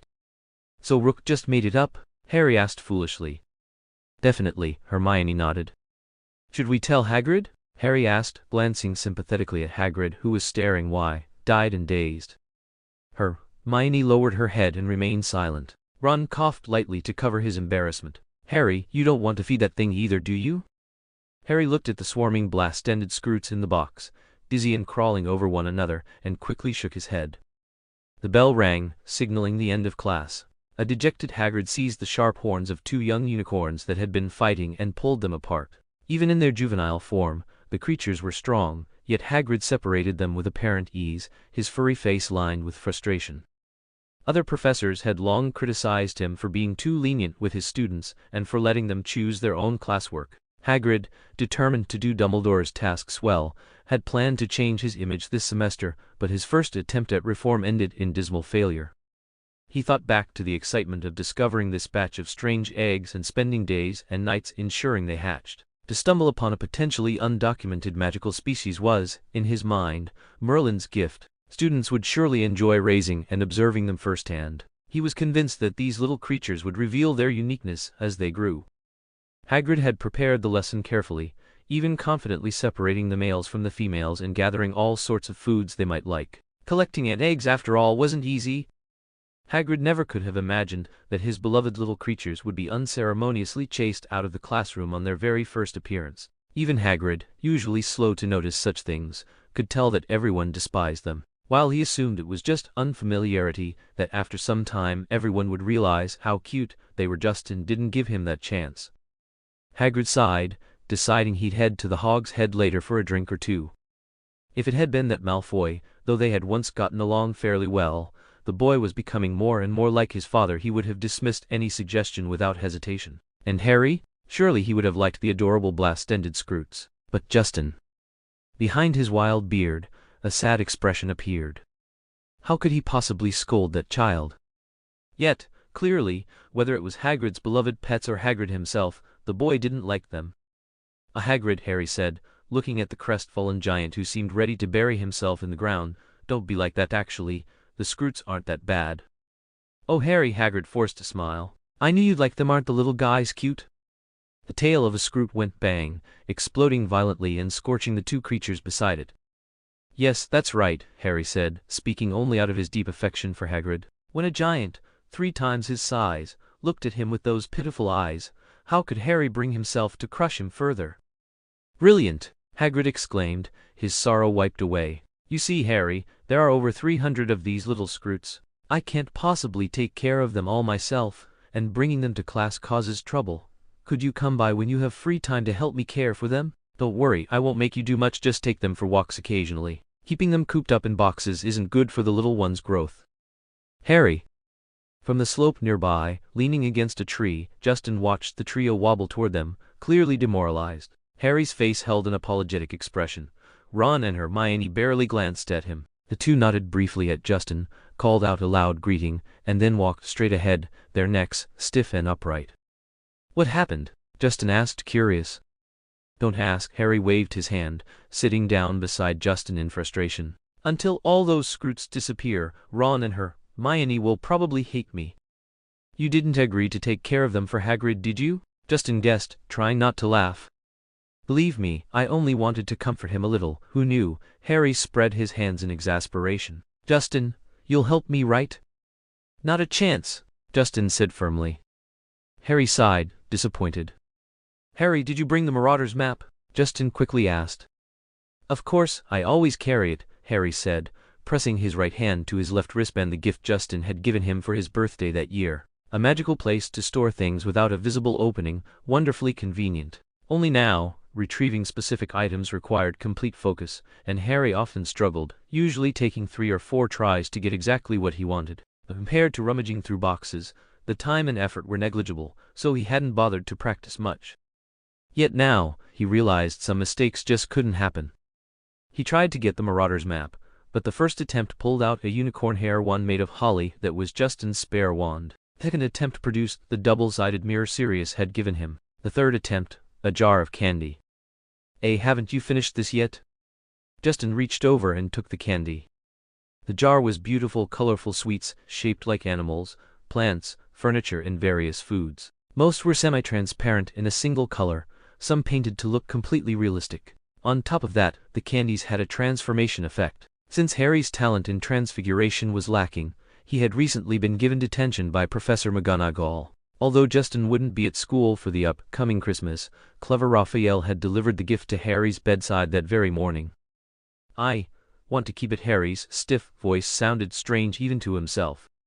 "Things only show their value when you use them," Rue said casually, tossing the jar of sweets back to him. "If you like, I can make more later. This kind of magic only lasts about a year and a half, and it gets worse the longer you wait." "Oh, I know." Flustered, Harry hurriedly gathered everything back up, and the Marauder's map magically appeared in his hand. "What's wrong? Any problems?" Harry asked, watching the lines and black dots slowly form the Hogwarts layout. Rue looked down, then pointed at a spot. "Look here." Harry leaned in to take a closer look. At first, he didn't notice anything after all. The castle was crawling with moving black dots, but soon he sensed something odd. "Barty Crouch, isn't he the head of the International Magical Cooperation Office? Why is he at Hogwarts? And," Harry glanced at the office location, a room he knew well, "he's in the Defense Against the Dark Arts professor's office with Moody?" "Keep looking." "What's our new professor doing?" Rue said, propping his chin on his hand casually. "He hasn't moved." "And Barty Crouch?" "Also hasn't moved. No, he left." Harry glanced at Rue, then practically pressed his nose to the parchment, eyes fixed on the tiny name. He left the office, walked down the corridor, ignoring students in his path, turned a corner, went down the stairs, lingered in the great hall for a long time, probably eating, sitting next to Dumbledore, left the hall, entered the entrance hall, exited the castle. Harry slowly looked up and saw the shock of white hair at the castle gate, a twisted figure limping forward. He gasped, threw the map aside and collapsed onto the grass, rubbing his aching eyes. Countless little black dots still seemed to dance in his vision, and a deep dread settled in his chest. "Professor Moody, Harry began slowly. "You still call him that?" "Fine, Mr. Barty Crouch then. What exactly is he trying to do?" Rue was about to answer, but Harry raised a hand to stop him. "Wait, don't say anything. I need to think for myself first." "All right. Anyway, it's almost class time. We'll probably have to run. We can talk more in the ever-use room this afternoon," Rue said, not insisting. Harry nodded, slowly putting the map away, his expression dark and unreadable. "Also, Harry, don't go near him. And don't tell Ron about this, and it's best if Hermione doesn't know either." "Why?" Harry frowned. "They might be in danger." "No. If that person really wanted something, he wouldn't alert Dumbledore just for Ron and Hermione," Rue said. "But if either of them slips up or if Ron accidentally tells someone, none of us can predict the consequences." Harry hesitated a moment, then nodded. "His target, is it me or Dumbledore?" The question came the moment they met that afternoon. "You can only think that far," Rue said, slightly annoyed. Harry rolled his eyes in frustration and launched into a rapid explanation. "I think he probably used a Polyjuice potion. The effect only lasts an hour, but Moody only drinks from his curved flask, so nobody suspects anything when he takes it. He even imprisoned the real Professor Moody in his office. And yesterday morning, Moody claimed someone broke into his yard and was attacked by trash bins. The prophet said it was a false alarm, but it seems suspicious now. And my dream over the summer, the black mark at the World Cup, maybe all of these things are connected. Plus, this afternoon Ron told me that on the train, Neville mentioned something happened during last term's exams." Harry paused, as if debating whether he should continue. "What?" Zhu asked. "After Neville's divination exam, Professor Trelawney suddenly dozed off, well, more like she went into a trance. And her voice, it was hoarse and sharp, completely unlike her usual tone. She said the Dark Lord would rise again, stronger and more terrifying than before, and that his servant would return to him." For a moment, no one spoke. The instant Zhu heard the prophecy, his thoughts turned into a storm. The prophecy, it hadn't changed at all. But how was that possible? Wormtail had already had his soul sucked out, reduced to a true walking corpse. Voldemort, as far as Zhu knew, had only managed to locate young Barty Crouch because of Bertha Jorkins, and at the World Cup, Crouch as Tsar had seemed completely normal. Everyone who knew him had said so. Zhu had no way to confirm whether the man had actually been put under the Imperious curse, one way or another.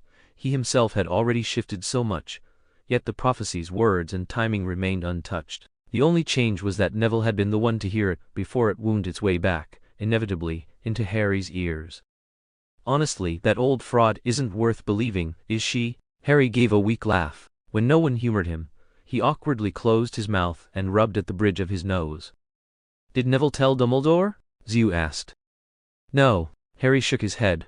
After being terrorized by Professor Trelawney for a whole year, he's completely stopped believing her. Now he even makes up 7 different tragic ways to die each week, just to ace divination class. I mean, Neville thinks it's nothing. Should we tell Dumbledore?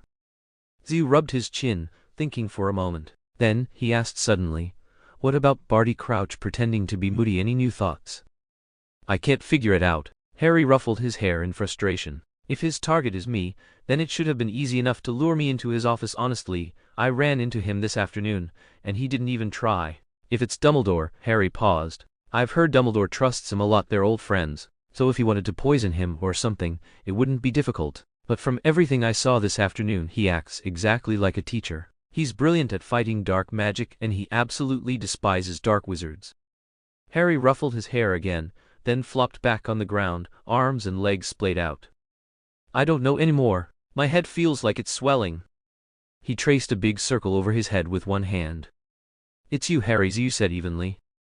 Harry's lashes trembled. Calmly, he asked, "What do you mean?" "Think about it, at the root. Why would Barty Crouch need to pose as Moody and teach here?" "Well, obviously to do something bad, but that's what I don't get. Barty Crouch is a department head at the Ministry. Why would he stoop to this?"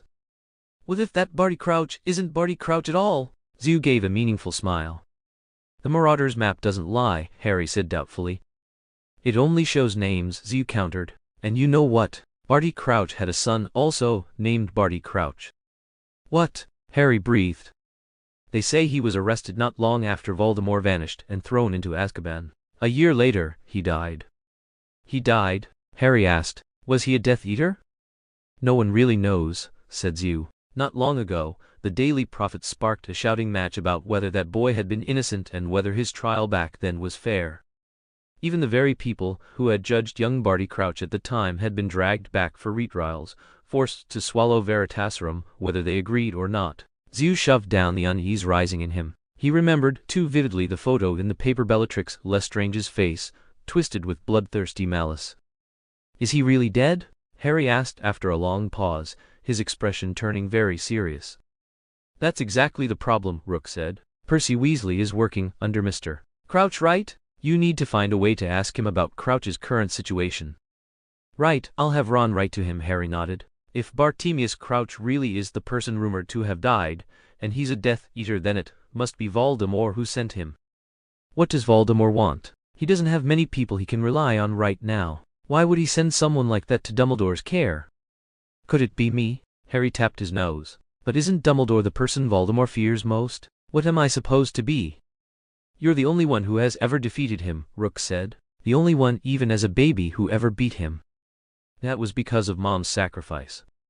"I don't think the reason matters to Voldemort," Rook said. "What matters is that you still carry that protection. You still have titles like the Boy Who Lived or the Chosen One. If he returns one day, even if your magical power is insignificant, the protective magic in your blood will still threaten him. And if he hasn't personally killed you, his authority takes a huge hit. Dumbledore's power might rival his, but he can't completely stop him. But Dumbledore is the greatest wizard in the world. If it weren't for your mother's sacrifice, people would still be living in fear. But what does he want with a person pretending to be Moody? To kill me." As Harry said it, a chill seemed to seep from the floor into his skin. "No," Rook said, "Voldemort would insist on killing you himself, and in front of everyone, to cement his image of invincibility." "Then why hasn't he acted yet?" Harry asked thoughtfully. "The longer he pretends, isn't the risk of exposure greater?" "Harry," Rook said, looking at him with deep, serious eyes, "do you even know how many protective and surveillance spells are on you?" "You don't mind?" Rook stared at Harry like he was some alien creature. Sometimes he really wondered if his brother's brain worked differently from everyone else's. "Don't you think this is disgusting?" Harry saw Rook's usually calm, composed face scrunch up and almost laughed, but knowing Rook's temperament, he quickly turned it into a dry cough. "Dumbledore did it all for my safety. Without these spells, I'd probably be dead already," Harry shrugged. It's a little uncomfortable, sure, but I'm grateful to Dumbledore. Rook stared at him in disbelief, then stiffly turned away, covering his face with his book. Out of sight, out of mind. Harry laughed and nudged him. Go on. Voldemort wants to kill me in front of everyone, send someone who is probably faking death to Hogwarts as a professor, but I have protective magic from Mom and Dumbledore. What else? And then there's the Triwizard Tournament, Justin muttered from behind his book, his voice slightly muffled. If there's ever a chance for you to vanish right under Dumbledore's nose without anyone noticing, it's during the tournament. If you're chosen as Hogwarts champion, all the magic on your person has to be removed fair and square. But how could I become Hogwarts champion? Harry asked, puzzled. I'm obviously too young. The judges don't care about your age, Justin said. Those so-called impartial judges aren't even wizards, they're magical objects, similar to the Sorting Hat. I see, Harry said thoughtfully. Fred also said that all Dumbledore could do was stop us from entering. They said they'd try to trick him with age-increasing potions or something. Don't even think about it. Dumbledore won't be fooled by such crude tricks, Justin said, a hint of bitterness in his voice. But Harry frowned. Why go through all this trouble? Voldemort just wants to kill me, right? What do you mean? I mean, even if Voldemort wants to use me to prove his power, if fake Moody uses the fireplace to take me somewhere crowded and Voldemort is already waiting with an Avada Kedavra ready and can apparate immediately afterward, even Dumbledore couldn't get there in time, right? Justin pulled the book from his face and stared at Harry, who was casually imagining his own death. He couldn't process it. How could Harry speak about these things so calmly? More importantly, the same boy who had been terrified out of his mind in first year by a two-headed monster in the Forbidden Forest was now calmly analyzing his own potential demise like an observer. Could it be another body switch? Justin studied Harry's green eyes suspiciously, as if trying to see another soul within. What's wrong? Harry touched his face, confused. Did I say something weird? After observing him, Justin sighed. There was no sign of a soul switch. This sounds like child's play. You know, the big players rarely go for the simple solution, they love complicating things. Why? Harry asked, confused. To show off their intelligence? Justin shook his head helplessly. Harry, if it were you, would you really bet that Voldemort could safely sneak into a crowded place unnoticed, that fake Moody could get the boy who lived out of Hogwarts to the exact spot, that the killing curse would hit Harry Potter dead on, and that Dumbledore wouldn't arrive in time? Really? Harry shook his head blankly. Also, if I'm not mistaken, Voldemort can't take that risk right now, Justin said. He probably isn't fully restored yet. He's stuck on someone's brain again, Harry said with disgust. Think about your dream. The surroundings were moving forward, not backward, right? That woman, I wonder if she's like Quirrell, stupidly letting Voldemort attach to the back of her head, thinking she'll earn favor? What does that have to do with us? Justin said indifferently. Harry looked at him, but said nothing. Justin tossed a book onto Harry's lap. Page 187. Take a look. Harry glanced at the page, then nearly jumped out of his skin and threw the book away as if electrified. How do you even have such an evil book? He gasped, frantically wiping his hands, staring at Justin in horror. On the page were people undergoing torture. Their expressions of pain were so vivid, it was as if living humans were trapped inside. When Harry touched the book, he could hear piercing screams in his mind, and even felt the soft warmth of skin under his fingertips. For a moment he imagined himself as the torturer, a dark, thrilling exhilaration rising in his chest. After throwing the book, he even saw dark red stains on his hands, smelling strongly of iron and rust. Ah, sorry, Justin said, raising an eyebrow, utterly unrepentant. Harry glared fiercely at that gloating face, saying nothing. Rue tapped his wand on the topmost circular emblem of the first page and began reciting a long, unfamiliar incantation. Harry felt a chill creep up from his feet, slowly engulfing him. For no rational reason, he was completely convinced that what Rue was chanting had to be a dark spell. All done, Rue said casually, not noticing Harry's expression. The condemned figures on the page had transformed into several dark red words that he didn't recognize. What is this? Harry asked. An ancient language. It's called the Path of the Undying. Harry hesitated, unsure whether to pick it up. From experience, when Rue spoke in that slightly rising yet restrained tone, it either meant he was angry or he was playing a trick. But Harry's overwhelming desire to finally defeat Voldemort pushed him to reach for the book. There was no more strange sound, no odd sensation, and no blood on his hands. Yet the soft texture of the pages remained unchanged. Harry realized it was probably just the material of the book. "What is this book made of?" he asked. Almost immediately, he regretted asking. Rue's eyes curved slightly at the corners, the edges of his lips lifted faintly, silver eyes sparkling with the unmistakable expression of someone waiting for a show. "I've heard it's human skin, Harry," Rue said deadpan. Harry screamed, threw the book across the room, and bolted to the bathroom, covering his mouth. Then, realizing he had just touched the book, his stomach turned violently.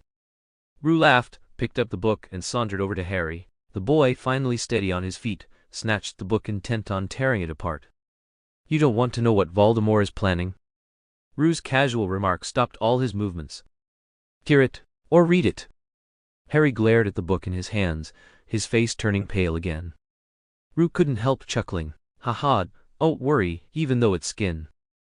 "Ugh. It's only tanned snake skin, like the scales being removed. There's no essential difference from the wool used to knit sweaters, the dung stones used in potions, or the steak you had for dinner." Harry, green-faced, rinsed his mouth and scooped a cup of water to splash at Rue. Rue slid out of the bathroom with a graceful step, laughing again. After washing his face, Harry stared into the mirror. The familiar green eyes reflected back at him, but the laughter had vanished. He reached out, only touching the cold surface of the glass. Suddenly, the boy clutched his face with one hand and bent deeply forward, as if an unbearable weight pressed down on his shoulders. The Path of the Undying. Page 187. An ancient potion recipe was written there, alongside a corresponding spell. Lengthy, evil, and intricate dark magic. At the top of the page were the three most essential ingredients for the spell: the father's bone, the servant's flesh, the enemy's blood. A chill ran through Harry's body. "He wants my blood." "Yes," Rue said, "and it has to be fresh, containing your mother's protection." Harry gave two dry laughs, then quickly stopped. His face was written all over with panic. He watched him calmly. If this had been before, Hugh's expression would have made Harry think him cold, detached, as if nothing, not even life or death, mattered. But now Harry knew that look meant resolution, a decision to do whatever it took. A strange calm settled over Harry, as if he had been split in two, one half trembling in a tiny corner, with fear, the other watching coldly, and making a choice that even surprised him. "So Voldemort can only find a chance when he has enough time to restore himself," Harry said. "That's right. If we catch the fake Moody, can we force him to tell us where Voldemort is hiding now?" Harry asked. "Veritaserum would guarantee that," Hugh replied. "I would never treat Veritaserum like a commodity." Harry nodded. "Then, if we prepare enough, can we kill Voldemort?" "No. A soul without a body, few spells affect it. It can only be weakened. There is no way yet to utterly destroy a piece of soul. So when he resurrects, he also leaves himself vulnerable to being killed?" "You could put it that way," Hugh answered, a little unsettled by Harry's tone. "Then does he have to use my blood to come back? Would I be the one to kill him?" "No." Hugh shook his head. "Any enemy who hates him would do. Anyone who holds that hatred. But he chose me. He wanted my mother's protection, or rather, to make sure he doesn't fail to kill me again." Harry summed up. "He arranged Barty Crouch so I'd get the Triwizard invitation without doing anything. Fred and George would go mad jealous if they knew." Hugh raised an eyebrow. "You don't actually want to enter, do you, Harry? Do you?" "No, I want to, Hugh," Harry answered seriously. "You're insane." Hugh grabbed his collar and hauled him upright, close enough that his voice was vicious. "I've told you all this so you don't throw your life away. That lunatic dreams of killing you. Are you really going to hand yourself to him?" "But if we catch the fake Moody, what then?" Harry countered. "Voldemort'll know his plan is foiled. We can't kill him, but if he wants to come back, he will. He only needs any wizard. If I enter the Triwizard tournament, we can stall Voldemort, win a lot of time to do things. And what?" Hugh asked coldly. And Harry's mouth burst out the truth on its own. "I actually want to take part." Hugh stared at him icily. Harry forced himself to meet that gaze, to make his own look firmer, more absolute. A long time passed before Hugh's expression softened. Harry let out a hidden breath of relief. Hugh's emotionless stare could be terrifying. "All right, if you insist," Hugh sighed. The Triwizard tasks are 3 magical challenges. The first 2 should be safe, the crucial point is the last task. By tradition, the final task is done completely out of sight of everyone. Time and means are unlimited. At that moment, only one person will be able to see the champion. Barty Crouch? More precisely Moody's magical eye, Hugh said. So whatever trickery he plans would most likely be then. Until that time, fake Moody should be completely safe for us, if he wants to hide his hand. Then we expose him and watch them taste defeat. Hugh narrowed his eyes, imagining how fake Moody and Voldemort would react. He nodded with approval. Your idea is better than mine. Harry, you've finally started using your head. Harry was speechless. He had long since given up arguing with Rook over these questions. After Rook left with his light, confident steps, Harry's carefully maintained facade of calm and confidence collapsed completely. He curled up on the floor, hugging his knees, burying his face in his arms. Voldemort had returned. He was already back.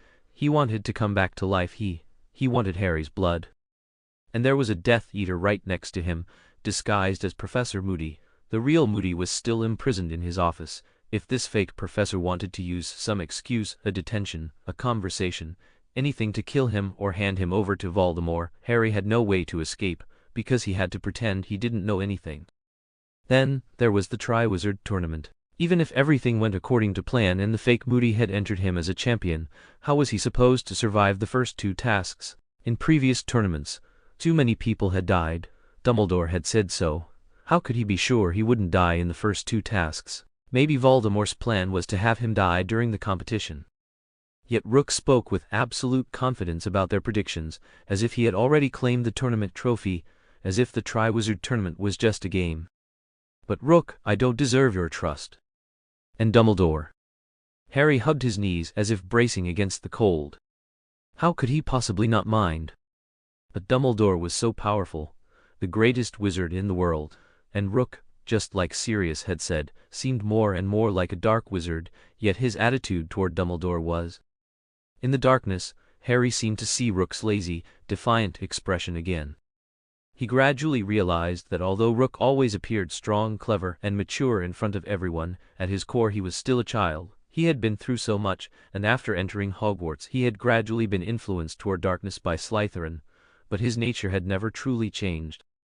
I will protect you, Harry silently vowed. He had repeated this promise countless times, as if it were etched into his very bones.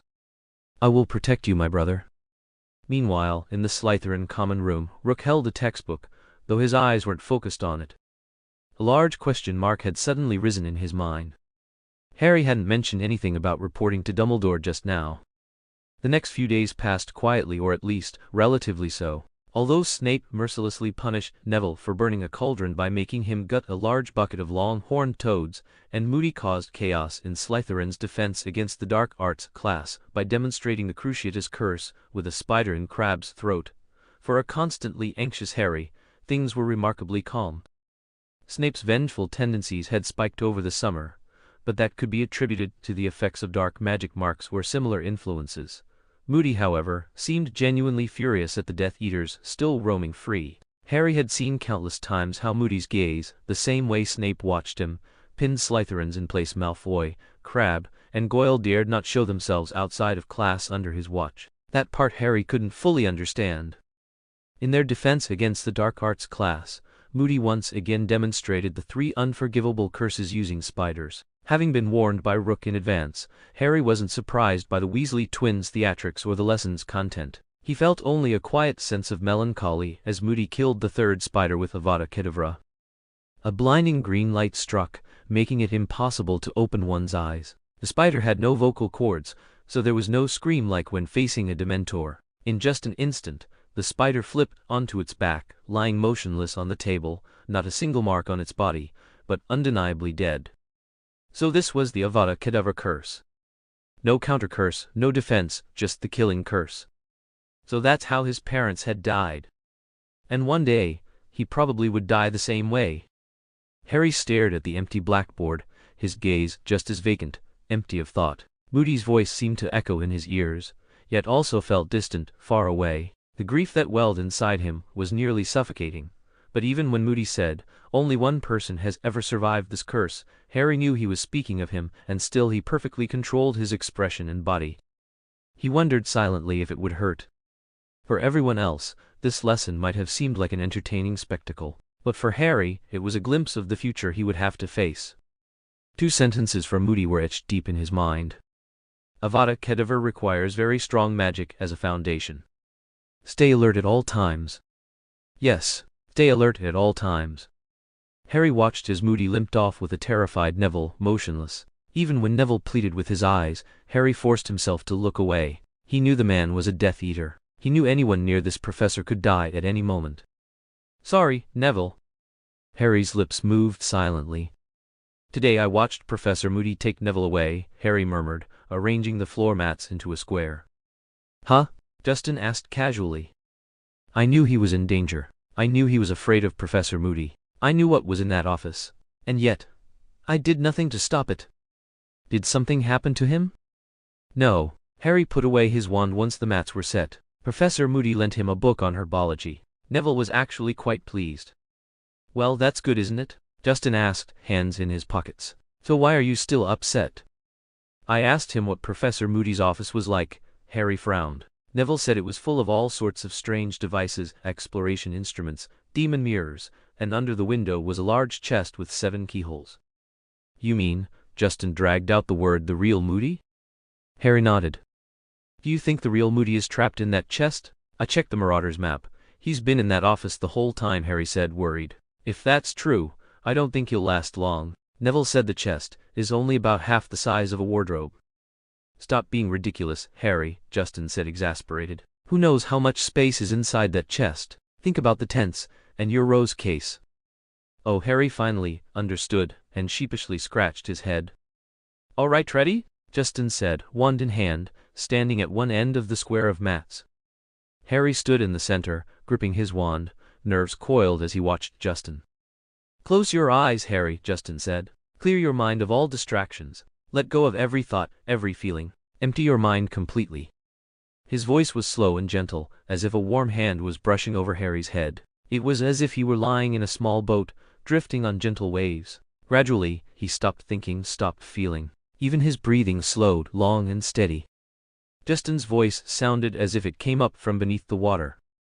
Now, prepare for the Dementor's kiss. A strange jolt shattered the delicate mental state he had achieved, like a drop of ink splattering on a blank page, so discordant that his thoughts scattered. What's happening? Ah, right, he was practicing occlumency with Rue. The moment he remembered, a flood of memories crashed into his mind. At 5, he watched Dudley ride a shiny red bike, jealousy burning inside him. At 9, he was chased up a tree by the guard dog, the Dursleys laughing uproariously on the law. Nuncle Vernon shoved him into the cupboard. He crouched there, clutching his empty stomach. He watched the mailbox nailed shut, owls flying outside the window. A red-haired boy quietly observing him, and he longed to step forward and meet him. Harry lay on the mat, gasping, one hand stretched out in front of him.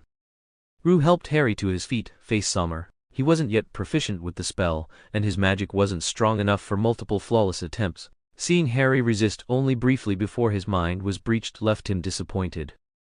Dursley, Rue growled, and Harry heard the grinding of teeth. You saw everything? He asked. Bits and pieces, Rue replied, frowning. You kept shouting, and your resistance was utterly useless. I tried to block it at first, Harry muttered defensively. Rue gave him a cold, hard look. Your initial defense relied on my shallow hypnosis. If someone attacked you suddenly, you wouldn't even have a second to resist. Could you hold them off for even 1 second? Hypnosis?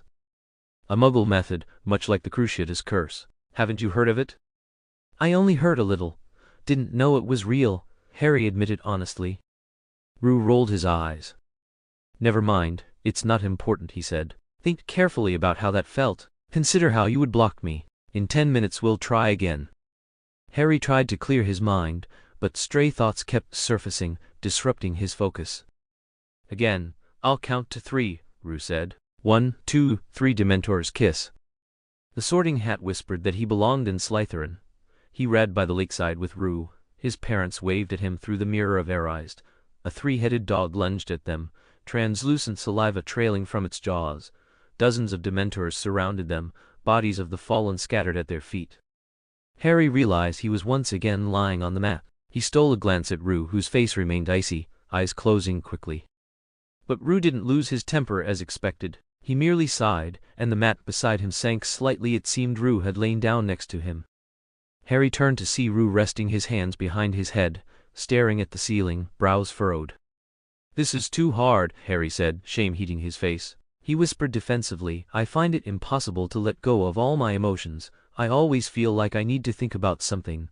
I'm not doing it on purpose, but the more I try not to think, the more things pop up." "That's not the point," Rue shook his head, speaking gravely. "An enemy won't give you time to clear your mind. The Dementor's kiss often happens when you're completely unguarded. The goal of our training is that, no matter when or where, whatever you're thinking, you can instantly detect and defend against it. Even better if you can separate memories the other person cannot see from those you want them to see." "Is that even possible?" Harry asked. "Why, died." "Of course. Some wizards can even create false memories to deceive their opponent." "I'll never reach that level in my life," Harry said despondently. "I don't seem to have any talent for this." "Occlumency has nothing to do with talent," Rue said. "It's entirely about a wizard's willpower. That's the problem, Harry. You have no intention of protecting your memories." "Ah, I don't?" Harry asked foolishly. "When I forced you to recall, did you have a strong desire to keep me from seeing something?" Hugh asked in return. "Why would I keep you from seeing?" Harry said. "There's nothing about me I'd want to hide from you." Hugh rubbed his forehead, headache rising. As glad as he was to hear that, this wasn't the time for such an answer. "Listen, Harry, memories are deeply private. They mustn't be violated," Hugh said sharply. "Right now you have to think of something I mustn't know. Think immediately. If you can't, then imagine I'm Professor Snape. Do you want Snape seeing your memories?" Harry shook his head violently. Then he began racking his brain.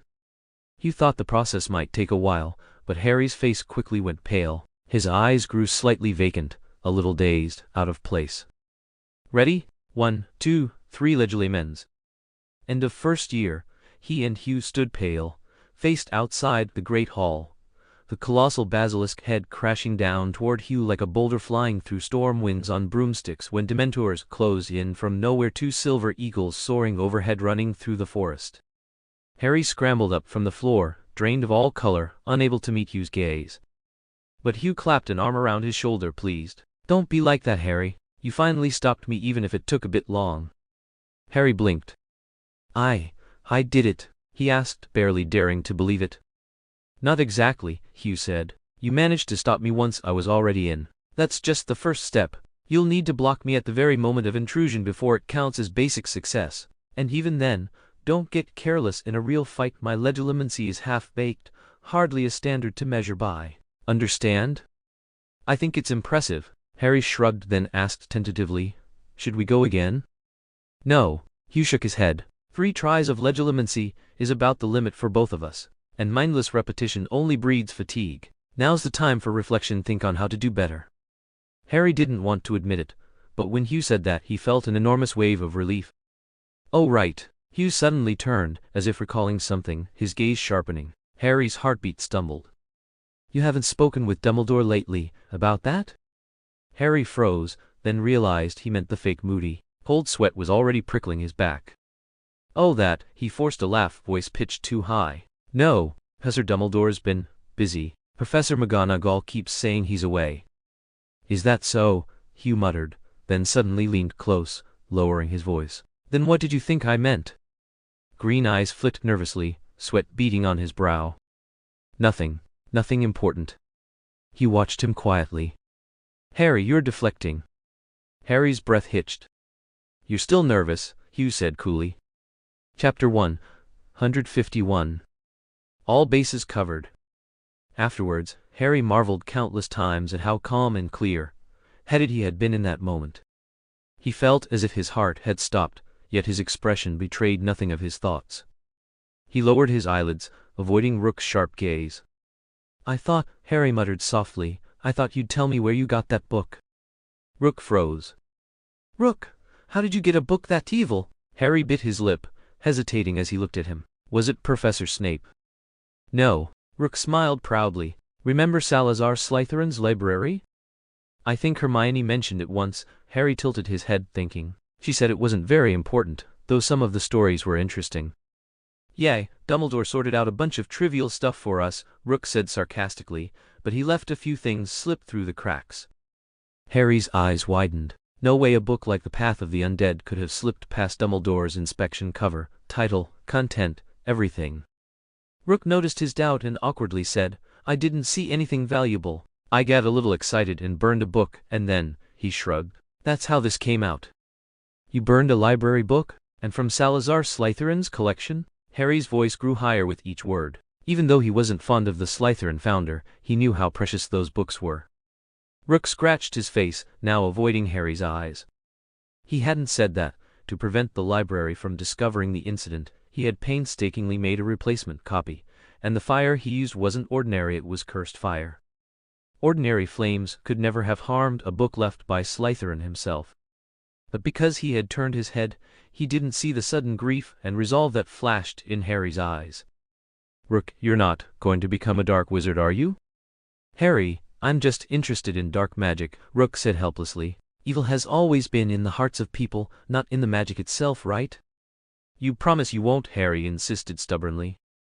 Fine, I won't." The Weasley twins' joke shop had reopened at Hogwarts, but now every new product had to be approved by Professor Flitwick first, and students weren't allowed to use them to harm anyone. Though sales hadn't dropped, Fred and George were far from happy. For them, the joke shop was no longer a secret operation, and with teachers involved, their enthusiasm for invention had noticeably waned. Now they huddled together whispering all day, leaving everyone guessing about their schemes. Hermione's Society for the Promotion of Elfish Welfare SPW, the Vomit Society, had officially formed, with only 2 official members, Harry as secretary and Ron as treasurer. Hermione had invited Rook, but after he declined, she didn't insist. Thanks to Harry, Rook occasionally joined them in the library to do homework, yet sometime along the way, the carefree, speak-your-mind atmosphere between them had faded. And since Harry spent evenings either at Quidditch practice, training magic and mental shielding with Rook, or helping Hagrid care for blast-ended Scroots, he often returned to the dorm late and exhausted. Gradually, the time the trio spent together had significantly decreased. Defense against the dark arts homework was growing increasingly difficult and demanding. By the 3rd week, Moody announced he would take turns casting the Cruciatus Curse on every student to demonstrate its power and see if they could resist its effects. "That's illegal, Professor," Draco shrieked, his face pale. "You can't use it on students," Pansy Parkinson added. Most of the other Slytherins looked pale. They could already predict that Moody would not make things easy for them. Humiliation was guaranteed, and if Moody was the one to humiliate them, the effect would be magnified. The Ravenclaws frowned, seeming displeased as well. "Dumbledore wants you to feel it," Moody said, his black pupils and magical blue eye fixed ominously on Draco. "If you're willing to learn through harsher methods waiting for someone to cast this curse on you, completely controlling you in their hands, that's fine. I agree, you may leave." He pointed a rough finger toward the classroom door. Draco went pale. He didn't actually believe Moody would let him walk out unscathed. If he did, he knew the days ahead would only get worse. "Professor," Justin spoke up, "who would cast such a curse on us? Why would Dumbledore want us to experience the power of an unforgivable curse?" Moody's face twisted into a horrifying grin when he saw Justin speak. "Children, you must understand. You must fully grasp what the worst looks like. Trust me, the day you truly face it, you will thank me." Justin studied the hidden malice in that black eye. To everyone else, it might have seemed like Moody's usual madness and volatility as a defense against the dark arts professor, but Justin was certain. The hatred was directed at him. "But," Justin smiled faintly, "allow me to say something. If the Ministry knew that Professor Dumbledore allowed the defense against the dark arts teacher to cast unforgivable curses on students during class, it might have some undesirable consequences. I recall you saying that using any of the 3 unforgivable curses on a human could earn a lifetime in Azkaban." Justin looked at Moody sincerely. "Of course, I do not mean to threaten you. In fact, I'm grateful to have an Auror as skilled in combat as you teaching us defense. So I think it would be wise to submit this kind of lesson to the Ministry beforehand to avoid causing any trouble for you. And next month, Beauxbatons and Durmstrang will be sending their champions to Hogwarts. Durmstrang's emphasis on the dark arts has given it a rather questionable reputation in the wizarding world. Hogwarts has long been considered the finest school. If Durmstrang's students learned that we were studying unforgivable curses here..." The girl's cool voice echoed through the silent classroom. Everyone was surprised to see that it was Ravenclaw's Ellen Sparrow speaking, her tone measured and calm. Moody glared coldly at the two of them for a long moment. "All right, I'll discuss this further with Dumbledore, but I still believe you must learn how to defend against these things, and, most importantly, stay alert at all times," he bellowed. "Take out your quills and write down how to counter the Cruciatus Curse."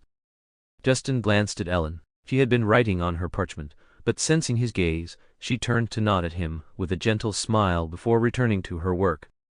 "I heard Moody wants to cast the Cruciatus on you?" Harry asked, worried. "It's on us," Justin said. That was the lesson he intended to cover. "What exactly does he want to do?" Harry asked, mentally setting up defenses. By now he could resist Justin's influence for several seconds, but Justin was asking him to practice multitasking, keeping his mind shielded while paying attention to other things. Justin's intrusions were becoming increasingly sudden. "I don't think it's an action per se. Until his ultimate goal is reached, he would disguise himself to perfectly mimic the real Moody," Justin said, twirling his wand. "The real Moody is notorious for suspicion and madness, hence the nickname Mandai. If it were the real Moody here, he would act the same way. As for why the fake Moody keeps the real one locked in his office besides needing constant access to his hair, it's likely to study his habits and history, to avoid detection." "So, Dumbledore really wants Moody to cast unforgivable curses on us?" Harry asked, eyes locked on Justin's wand, tensing whenever the tip pointed toward him. "Maybe," Justin said with a shrug. "Who knows what the headmaster is thinking?" "Then let's guess," Harry said stubbornly. "All right, I think he does," Justin said casually. "Of course, Dumbledore wants us to understand the last time Voldemort used this curse, it caused massive damage to the Ministry. But he can't teach it openly. Having I do it himself is the best option." "Can't teach it openly?" Harry's guard relaxed slightly. "Then why did you suggest to Moody during class that he get Ministry approval, and why did he agree?" First, Moody didn't exactly agree, he just realized that if he actually tried to perform the Cruciatus Curse on Slytherin, we would probably go on strike. Normally, students don't dare defy teachers, but if all of them stood against a professor, the teacher and even the school would have to compromise. It then becomes a question of who is more determined. Students actually hold the advantage, but unfortunately, they rarely unite and no one dares to take the lead. Rue's words were casual, almost offhand, yet he had already lightly gripped his wand. As for why Moody had to apply, it's because the Ministry would never approve, and Moody himself might not even have applied. We can't allow this Death Eater to use the Cruciatus Curse legitimately. Usually, the school's anti-dark magic defenses respond quickly to dark spells, but if Moody claims it's for teaching purposes, he can cover it up openly. Those hit by the Cruciatus Curse may either lose their minds or seem normal on the outside, while seeds are planted in their psyche, waiting for the right moment to awaken and take control. The likelihood of Moody doing this is small, but we still need to be prepared. And Harry, you've been slacking. Harry, who had been listening intently and thinking, reflexively jumped up into a defensive stance, only relaxing when he saw Rue still seated calmly. A faint smile tugged at the corner of Rue's lips. "But we do need to prepare. Once our occlumency practice is done, we'll start learning how to defend against the Cruciatus Curse." "All right, but who will teach us? Or, I mean, who will cast the Cruciatus Curse on us?" Harry asked, resting his chin on his hand, while secretly observing Rue. Over the past few days, Sirius and Lupin had sent them many letters. Harry had even given his two-way mirror to Sirius so he could contact Rue, but Rue only fell for it once and ended the conversation without saying anything. If they were really going to practice resisting the Cruciatus Curse, who would be more suitable than Lupin and Sirius? Rue squinted slightly, a faint laugh in his voice. "So yes, we're going to learn the Cruciatus Curse." "What?" "Occlumency." Although there was still a year to go, all the professors acted as if the OWL exams were already looming. They assigned mountains of homework. Snape even threatened to poison one of them before Christmas to test whether their antidotes worked. Though Gryffindor shields made these experiments largely harmless, especially with the Cauldron Killer Neville Longbottom around, fourth-year Slytherins were still wary. Snape favored Slytherins only in grades, never in workload. Time flew by. By late October, a busy, exhausted Harry and Rue noticed a large notice posted at the base of the marble staircase. Triwizard Tournament. Representatives from Beauxbatons and Durmstrang will arrive Friday, October 30, at 6 p.m. Afternoon classes will end 30 minutes early. Students should return their books and backpacks to their dormitories and gather in front of the castle to welcome our guests, followed by the welcome feast. Harry and Rue exchanged a knowing smile. They're here! Chapter 152. Crossing the Age Line. Overnight, it seemed as if the entire school had changed. The castle was thoroughly cleaned, grimy portraits scrubbed spotless, broken windows and lights replaced. Filch prowled like a sharp-eyed hawk, inspecting students' hygiene. The staff was on edge, especially Professor McGonagall, who became hysterical at the slightest classroom mistake. Among the students, it seemed the Triwizard Tournament had consumed all their attention. Yet in this excited atmosphere, Slytherin students instinctively avoided discussing who would represent Hogwarts. Since Edmund's year, 7th year Slytherins had been mediocre. Though no one voiced it, everyone knew it was unlikely Slytherin would produce the Hogwarts champion this time, leaving them feeling a bit disheartened amid the excitement. On October 30, the Great Hall was freshly decorated. Massive silk banners representing each house, Gryffindor's red with a golden lion, Ravenclaw's blue with a bronze eagle, Hufflepuff's yellow with a black badger, Slytherin's green with a silver serpent. Behind the professor's table hung the largest banner, displaying Hogwarts' crest, lion, eagle, badger, and serpent surrounding a large letter H. Dumbledore had returned to Hogwarts 2 days prior, but after confirming Sirius had already shared his dream with the headmaster, Harry and Rue decided not to reveal their plans just yet. When Harry suggested keeping it quiet, Rue raised both hands in agreement, but after hearing Harry's reasoning, Professor Dumbledore is tired and busy. I don't want to add more worry for him. Besides, if he knew about our plan, he probably wouldn't allow me to take the risk. In that moment, he wanted nothing more than to crack open Harry's skull and see exactly how he'd been brainwashed. The air was thick with expectant excitement. No one in class was really listening. The room hummed with whispers. After the last potions lesson let out half an hour early, Hugh and Draco dropped their bags in the dorm, pulled on their cloaks, and headed to the entrance hall to line up for the welcoming. They waited 10 minutes or so. The grounds grew steadily darker, but still there was silence, no sign of movement. "What time is it, Crabbe?" Draco asked quietly. "Nearly 6, Crabbe said, glancing at his watch. "They're not going to be late, are they?" Draco scowled in distaste. "If they don't show soon, I'm going back in. It's bloody freezing out here." "Told you to dress warmer," Hugh said with relish, eyeing the boy who'd chosen style over comfort. He flicked his wand twice, and deep blue flames leapt up 2 feet high around their feet. Though they stood in the fire, it gave only warmth, no harm. Just then, Dumbledore's voice rang out. "Ah, unless I am very much mistaken, Beauxbatons have arrived." A colossal, powder blue carriage came flying toward the castle, large as a house, drawn through the air by 12 winged horses with golden coats, silver manes, and blood-red eyes, each the size of an elephant. The carriage swooped down at breathtaking speed. Students in the front rows stumbled back as it landed heavily on the ground. The door swung open, and a boy in pale blue robes jumped out, pulling down a golden staircase. Then he stepped smartly aside as a shining black high-heeled shoe extended from within. Merlin. Draco's eyes went wide, and he sucked in a sharp breath. The cake Goyle had been sneaking into his mouth dropped out unnoticed. A woman stepped down, at least twice the size of an ordinary person. One of her shoes was as large as a child's sled. Only Hagrid could match her in stature, but unlike Hagrid's half-wild look, this giantess had a strikingly handsome olive-toned face, great dark eyes shining like pools of water, and a sharp nose. Her hair was twisted into a glossy bun, and she was robed head to toe in black satin, opals glittering on her throat and fingers.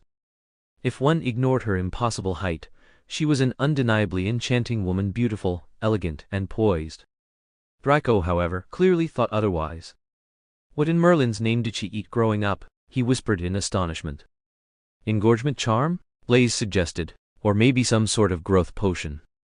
"What do you think, Moyen?" Draco turned. "It's rude to discuss a lady's figure," Hugh replied. "I'm more concerned with something else." "What?" "Durmstrang haven't shown up." They stood waiting another half hour, all eyes fixed on the darkening sky. Many students were trembling with cold by now, Hugh's magical flames standing out all the brighter beneath them until Professor Snape swept over, gave them a cold look, and extinguished the fire with a flick of his wand. Draco, who had been pulling faces at a group of younger Gryffindors, instantly wilted. "In the lake!" a Gryffindor boy shouted. "Look at the lake!" The surface erupted in a massive splash, waves crashing onto the shore. A deep rumbling, sucking sound rolled across the grounds. A whirlpool spun open in the center of the lake, and from its heart, a tall mast rose. Slowly, a grand ship surfaced, dripping and gleaming in the moonlight, its lantern-lit portholes glowing misty and pale like ghostly eyes. The ship glided to shore. From it came a troop of burly figures in fur cloaks, led by a man in a gleaming, silvery, white robe, soft and flowing. "That's Karkaroff, Durmstrang's headmaster," Draco whispered into Hugh's ear, his voice so low even Goyle behind them couldn't hear. "My father knows him. He used to be a Death Eater, betrayed plenty of people to keep himself out of Azkaban." Hugh gave a small nod, saying nothing. Just then, the figure following closely behind Karkaroff came into view, and the students around them broke into instant whispers. "Oh my, that's Victor Crumb!" Since the Slytherin fourth years sat at the end of the long table near the door, and the house's selection standards were stricter than the others, there were plenty of empty seats nearby. When the students from Durmstrang entered the Great Hall, they went straight to the Slytherin table. Draco jumped up excitedly, eyebrows furrowed, shoving Crabbe into his original seat at the edge. Draco slid in beside him, and there sat Victor Crumb. Though Crabbe was reluctant to be moved, seeing the envious looks from the other tables made him puff out his chest proudly, even managing to eat with a bit more decorum. "Draco likes Quidditch even more than I imagined," Rook said with a smile. "He's not quite that fanatical," Blaise said thoughtfully. "He's changed a lot recently, fewer conflicts with Gryffindor. Always talking about time being short, making the most of it." "Rook, do you know if he has any plans?" "Seems like he's traveling somewhere for a while." "I didn't ask too closely," Rook replied casually, feeling relieved when Blaise turned his attention to the staff table, and silently reminded himself to warn Draco not to slip up. Once everyone was seated, Dumbledore remained standing, and the hall gradually quieted.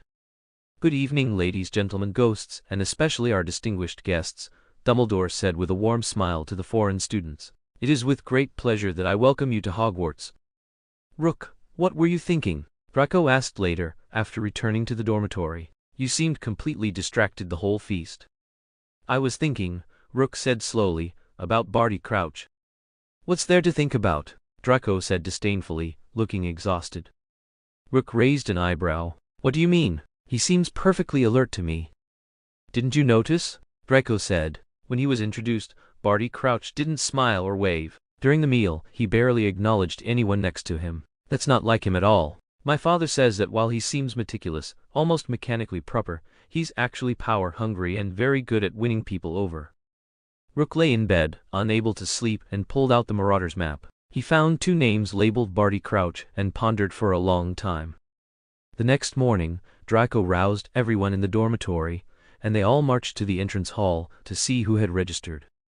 In the center of the hall stood a large, roughly carved wooden chalice on a stool, flames of blue and white flickering inside. A thin golden line encircled the cup that was Dumbledore's own age line. As they entered, they saw Fred standing at the edge of the age line. He inhaled deeply, tiptoed like a diver on a 50-foot platform, and leapt across the golden line. "Has he turned 17? Draco muttered. He didn't need an answer. George leapt proudly after Fred, only to hear a sizzling sound. The twins were thrown hard, and with a loud pop, identical white beards sprouted on their chins. The hall erupted with laughter. Only after Blaise's reminder did Rook notice that Draco now rarely provoked Gryffindor. Even when the twins embarrassed themselves so spectacularly, Draco laughed purely for fun, without the malice that used to color his gaze and words. Rook exhaled quietly to himself.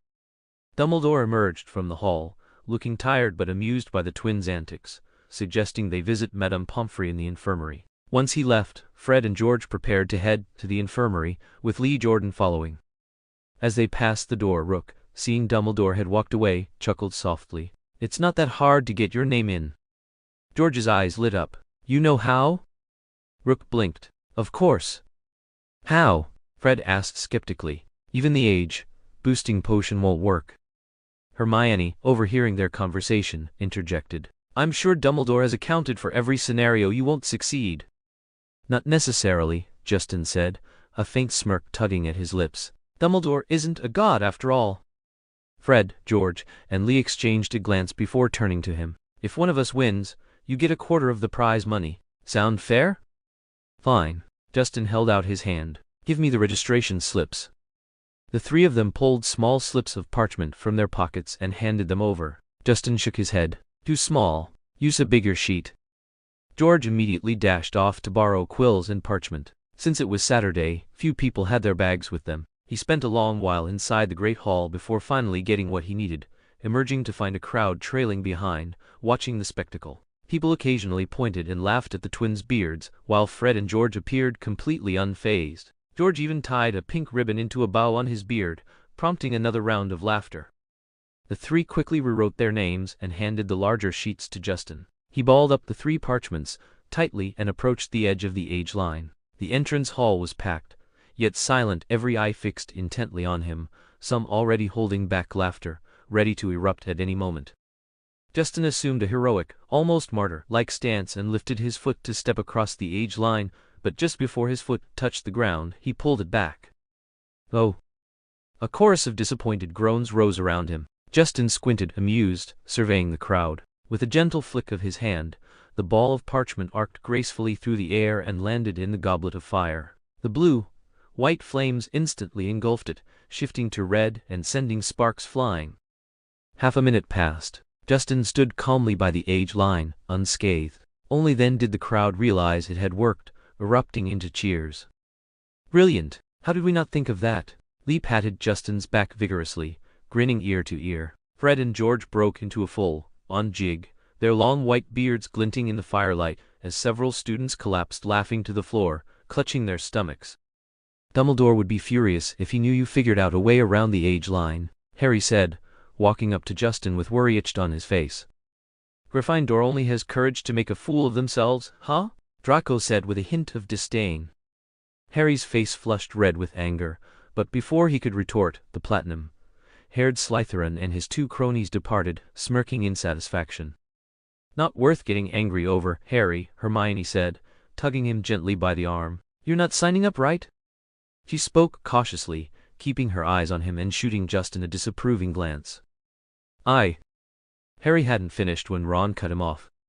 "Merlin, I don't understand. It's so simple, why didn't anyone think of it?" Ron said, tiptoeing to watch students scurrying to borrow quills and parchment, never expecting Justin would actually act.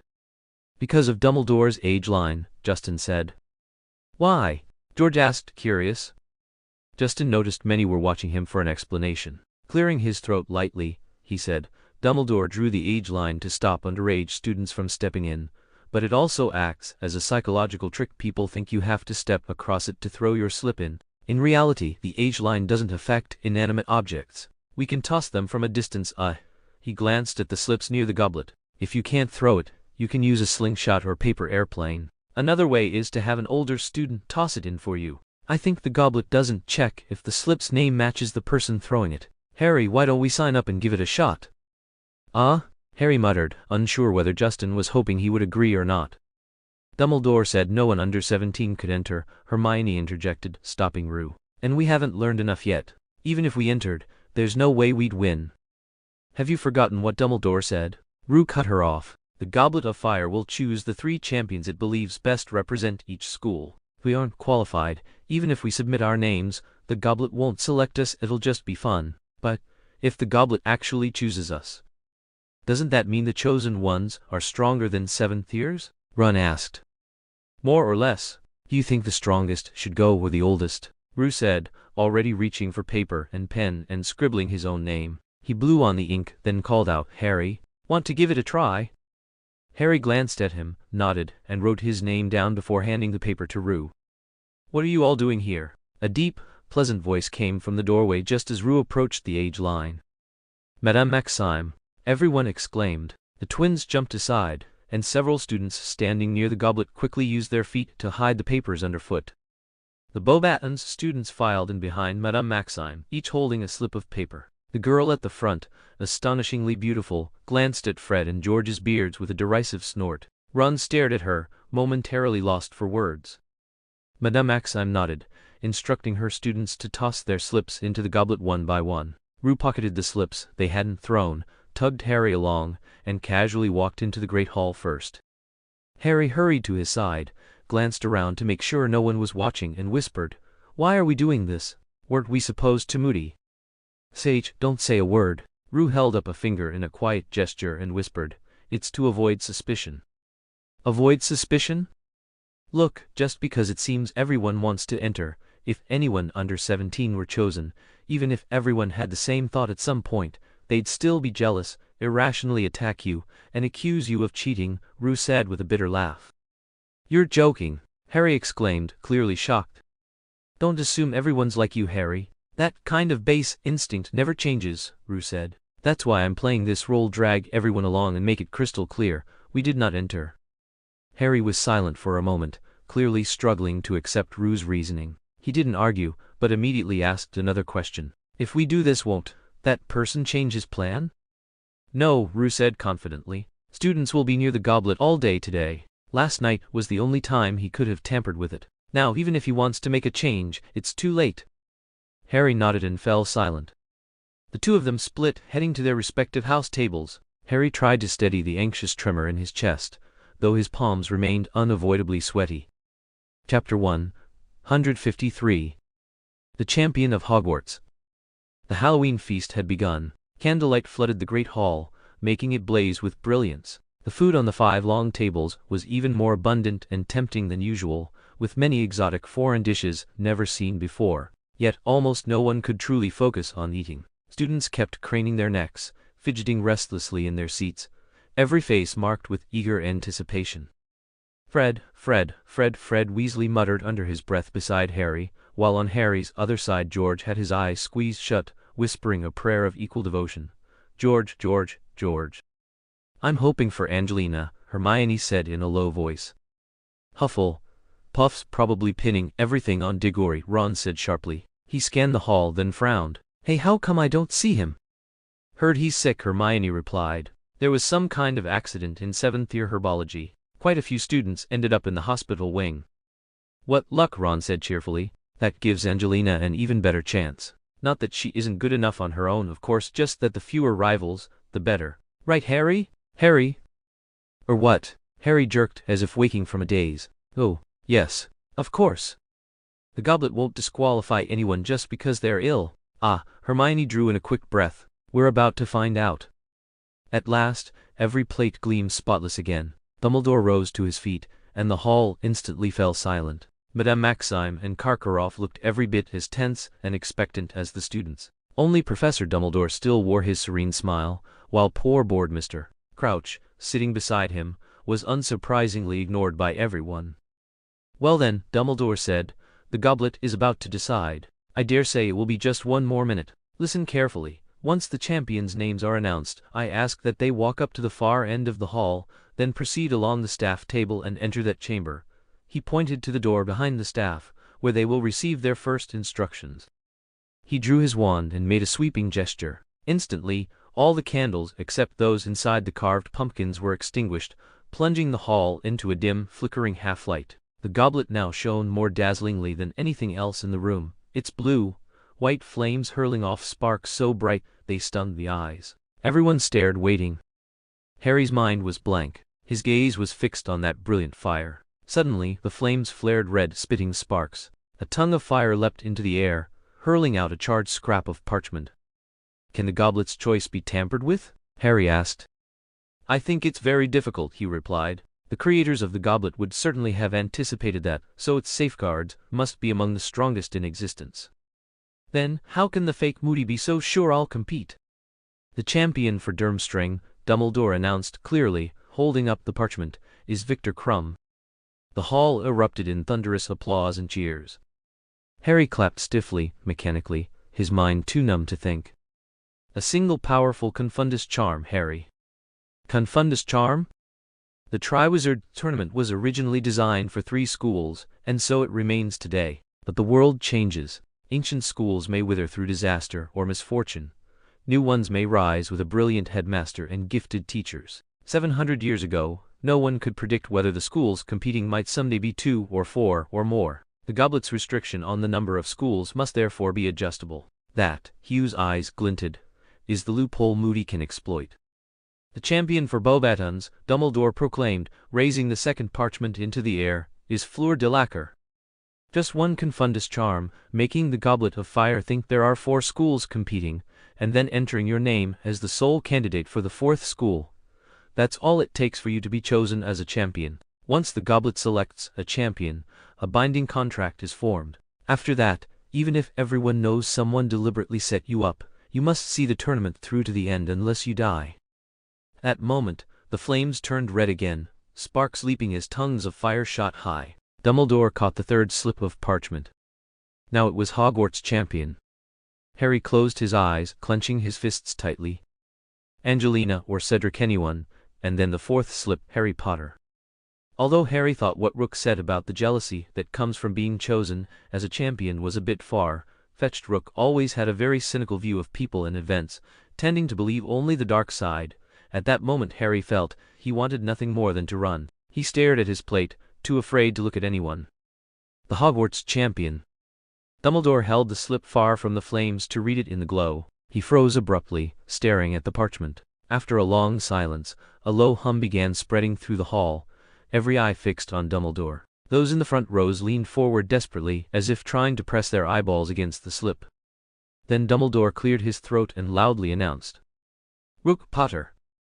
Harry sat there in stunned silence, his mind frozen. I must be dreaming. I must have misheard. But no. After a brief stillness, the Slytherin table erupted first in deafening cheers. Normally proud and composed, the Slytherins now screamed, stamped, and jumped about, banging the table with thudding thumps.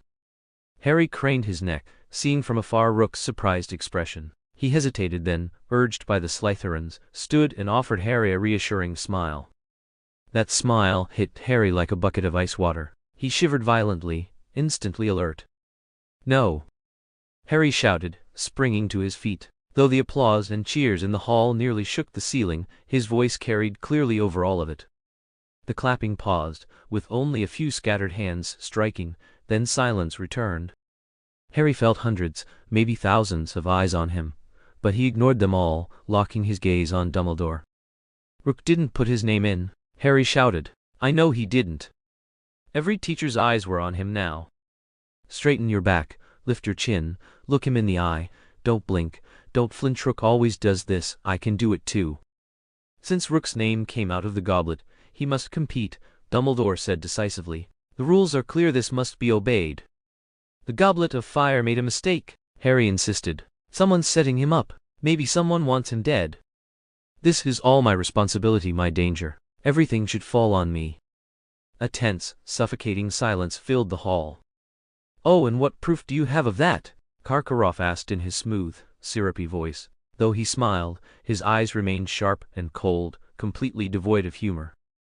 "Indeed, some will use seemingly innocent activities to further their own ends," Moody said, leaning on his cane. "Dumbledore." Harry struggled with every ounce of self-control to stop himself from grabbing the plate in front of him and flinging it at Moody's face. "This situation still needs investigating," Dumbledore said, addressing both Harry and Justin. "But the contract has been established, and we have no choice but to accept it. Through that door, Justin." If only he hadn't hatched that foolish plan. If only he hadn't stopped Justin from exposing the real Moody. But in fact, Harry. Just as Harry was about to blurt out the true identity of the fake Moody, Justin seemed to sense what he was about to do and stopped him with a warning. The red-haired boy weaved through the Slytherin and Ravenclaw tables, stopping in front of him. He gave a small smile, then opened his arms and embraced him. "It's all right," Justin said softly. "There's nothing to worry about." "But," Harry choked. Justin let him go, noticing the emerald green eyes filled with deep regret, guilt, and sorrow. He couldn't help but ruffle Harry's hair, smiling gently. "It's okay." He walked down the aisle between the Gryffindor and Hufflepuff tables. After a while, a fresh wave of applause and cheers rose from the Slytherin table, spreading to the other houses. This time, however, the clapping was more measured and orderly. Harry watched him walk past the house tables, nodding and smiling at Dumbledore, past the VIP table, around the staff table, and disappear behind the small wooden door. "What's there to worry about?" Ron said, clapping enthusiastically. "We've been dreaming of taking part in this." "Harry," Hermione gently patted his shoulder. Harry sat down slowly, biting his lip, his chest tightening with almost suffocating pain. Why is it always like this? His mistakes are always Justin's to bear. It was like this when they were 1 year old, and it's still like this now. What can he do? What can he do for Justin? Harry stared blankly at the golden cutlery on the table. The surrounding noise didn't reach his ears. Whatever Hermione and Ron said, he didn't hear a word. I just wanted to protect you. Justin entered a room lined with portraits on both walls. The wizards in the frames whispered to each other, sneaking glances at him. The fireplace burned brightly. Victor Crumb and Fleur Delacour were seated near the hearth. Crumb leaned against the mantel, hunched over in thought, while Fleur sat elegantly on the sofa, twirling a strand of her silver hair like a cascading waterfall. What is it? Fleur asked, turning at the sound of Justin entering. Do they want us back in the Great Hall? No, Justin raised an eyebrow, his voice calm. I am a champion of Hogwarts.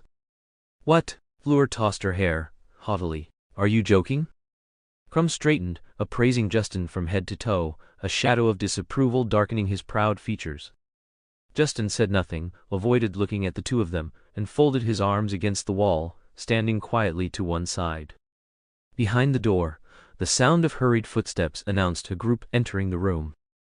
This is unbelievable, Ludovic Bagman shouted from the front. This has to be a first. A 14-year-old student chosen by the Goblet of Fire. Not the first, Bartemius Crouch said, his tone listless. In the 1814 Triwizard Tournament, a 13-year-old was selected. Of course, he later died fighting a chimera. The room fell silent. Madame Maxime, Fleur Delacour strode toward the large headmistress who had just entered. Is this boy really going to compete? Of course. The Goblet of Fire chose him, Madame Maxime said, arrogantly lowering her gaze to scrutinize Rue. Dumbledore, even with the extra age restrictions this year, since the Goblet has selected this child, he is Hogwarts champion, correct? Indeed, Rue will represent Hogwarts, Dumbledore said politely. In my projection, your age line should exclude underage competitors, Dumbledore, Karkaroff said coldly, a trace of smugness in his eyes. Otherwise, we would have brought more candidates from our school. Empty threats, Karkaroff, Moody bellowed. How many students better than your Victor Crumb could you even find? Right now the situation favors you, doesn't it? Favors me? Karkaroff said, a mixture of anger and fear on his face, fists clenching involuntarily. I fail to understand your meaning, Moody. Really? Moody said softly. It's simple, Karkaroff. This child is only 14. Doesn't that make it much easier for your champion to win? I don't think so, Madame Maxime said. Since the Goblet chose this boy over the 7th years, he must have something exceptional about him. Yet, whether Madame Maxime or Karkaroff, their expressions betrayed polite words masking their doubts. Rue couldn't help but recall how, in his previous life, before every match the Chinese national football team played, the opposing coaches would say things like, "This match against China will be difficult," or "They're a strong opponent." Everyone knew it was just diplomatic courtesy. You'd better understand this, Moody snorted. This kid is not as simple as you think. Very well, Alastor, Dumbledore said gently. So, the 3 champions have been selected. Rue cannot compete, Dumbledore, Snape said quietly, black eyes flashing with suppressed anger. It's far too dangerous. The Triwizard Tournament is no game for a 14-year-old. The rules must be followed, Severus, Dumbledore said. Otherwise, the consequences would be far worse. Snape fell silent, though the chill in his eyes did not diminish. Since there are no objections, shall we continue? Bagman said, rubbing his hands together, smiling at everyone in the room. It's time to give guidance to our champions, isn't it? Bartemius, you take the lead. All right, Bartemius Crouch said, as if awakened from a dream. He stepped forward, and up close, Rue noticed how haggard he looked, deep shadows under his eyes, skin wrinkled and pale as paper. Guidance. Yes, the first task, Crouch said to Rue, Crumb and Fleur. It is designed to test your courage. Therefore, we will not tell you what it is. Facing the unknown is one of a wizard's most important qualities, extremely important. The first task will take place on November 24th. After Crouch's guidance, on Dumbledore's suggestion, they shared a celebratory drink of butterbeer. Madame Maxime and Karkaroff then departed with their champions, and the other teachers followed. With no further instructions from Dumbledore, Rue remained last, and Snape stood firmly in place. Now Dumbledore said, lowering his gaze to Rue, calm and steady, it's time for our questions. Did you put your name into the Goblet of Fire, Rue? No. I hear you found a way to bypass the age line, is that correct? Dumbledore continued. Yes, Hugh said.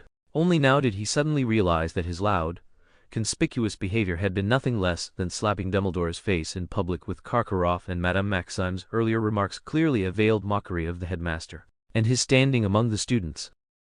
Ah, very clever, Dumbledore said, smiling. When I set the restrictions, I wondered who would be the first to spot that little trap, so you didn't enter by those means yourself. No, Hugh replied. At that time Madame Maxime was just leading the students from Beauxbatons into the entrance hall, so. Dumbledore nodded and looked at him with that twinkling smile. If there's nothing more, go get some sleep. I expect the Slytherins will be eager to celebrate you. They've been looking for an excuse to make a proper fuss. It would be a shame to steal that from them. The hall was empty now. The candle flames had dwindled low, and the silence made the place feel eerie and cavernous. Tell me, Snape said coldly on the way back down to the dungeons, did you put your name in the goblet? I didn't, Hugh shrugged. Everything I told Professor Dumbledore was the truth. Is that so? Snape asked again. Then, what about that scene in the entrance hall this morning?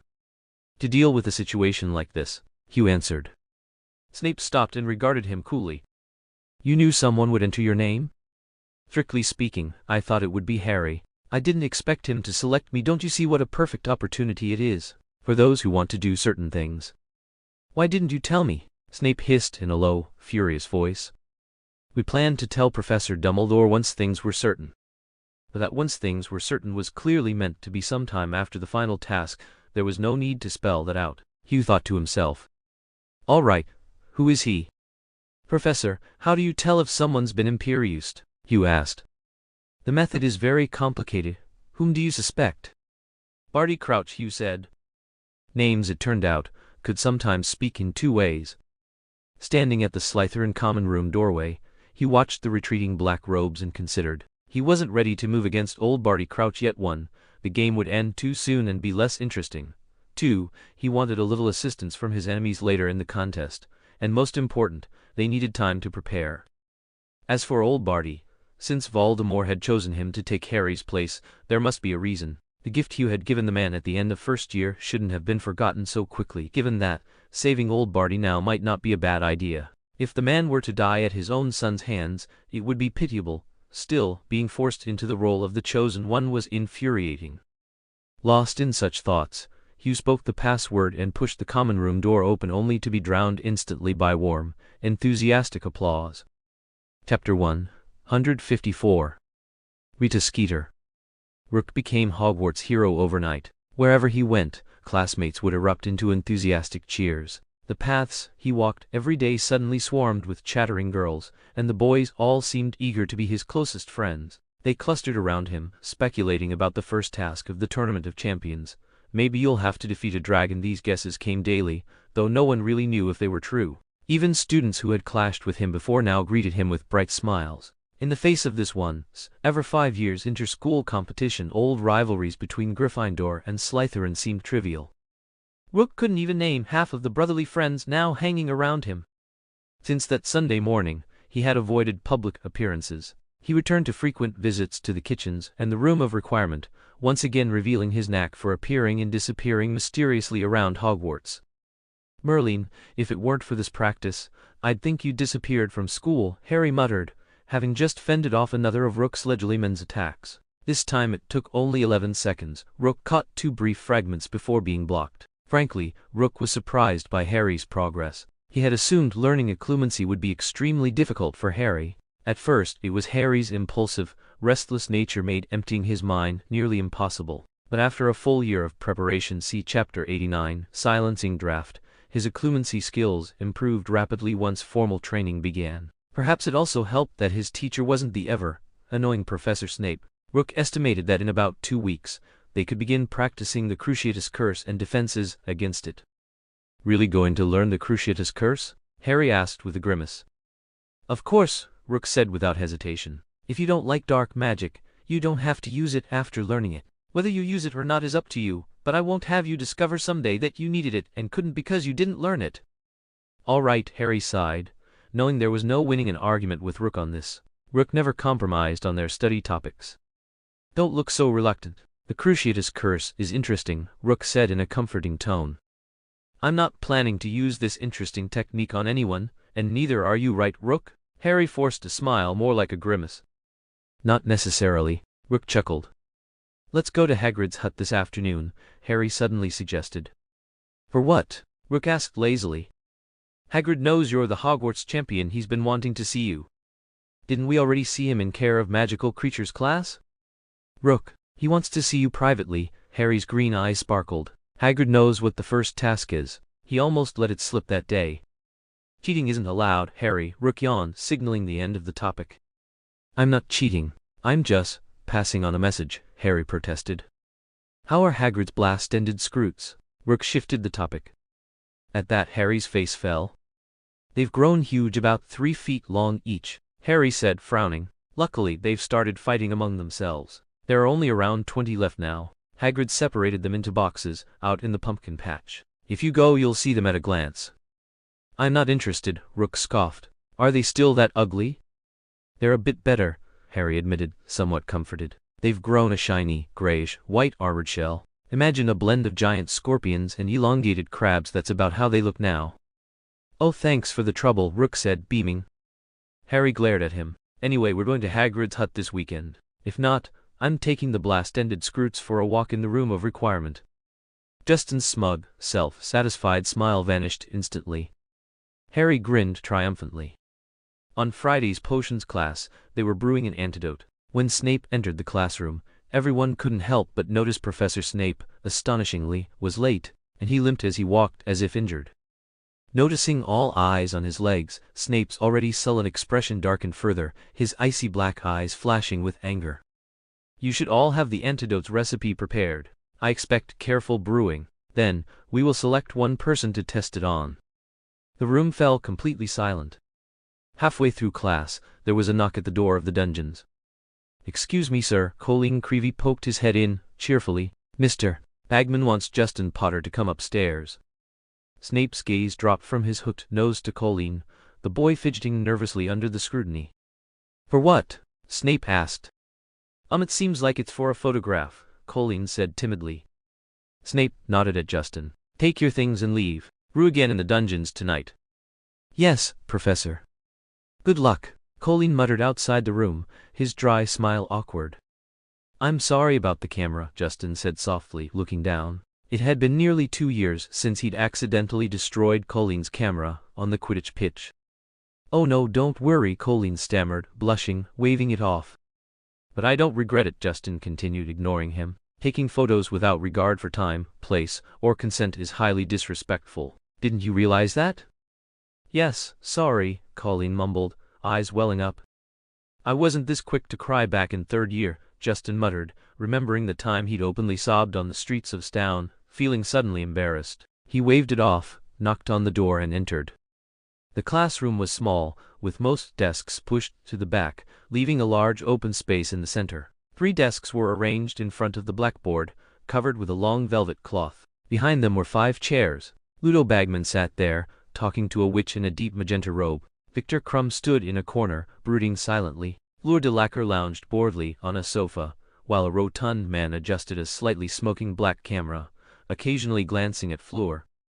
Justin's attention was drawn to the witch talking with Bagman. Her hair was styled into elaborate, stiff, and odd curls. Justin never understood why girls twisted their hair into such strange shapes, though he admitted some styles were beautiful. This one, combined with her pronounced chin, looked particularly awkward. She wore jeweled glasses, her thick fingers clutching a crocodile's skin handbag, nails long and painted bright red.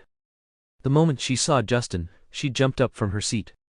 Ah, this must be Justin Potter, the orphan with the extraordinary lineage, the youngest champion in the Triwizard Tournament. I hope I'm right? Justin furrowed his brow, then smiled politely. I suppose so. May I ask, who are you? This is Rita Skeeter, Bagman said, pointing to the witch. She's writing a short piece on the tournament for the Daily Prophet. Don't worry, child, we're just here to check that your wands are in proper working order, then take a few photos.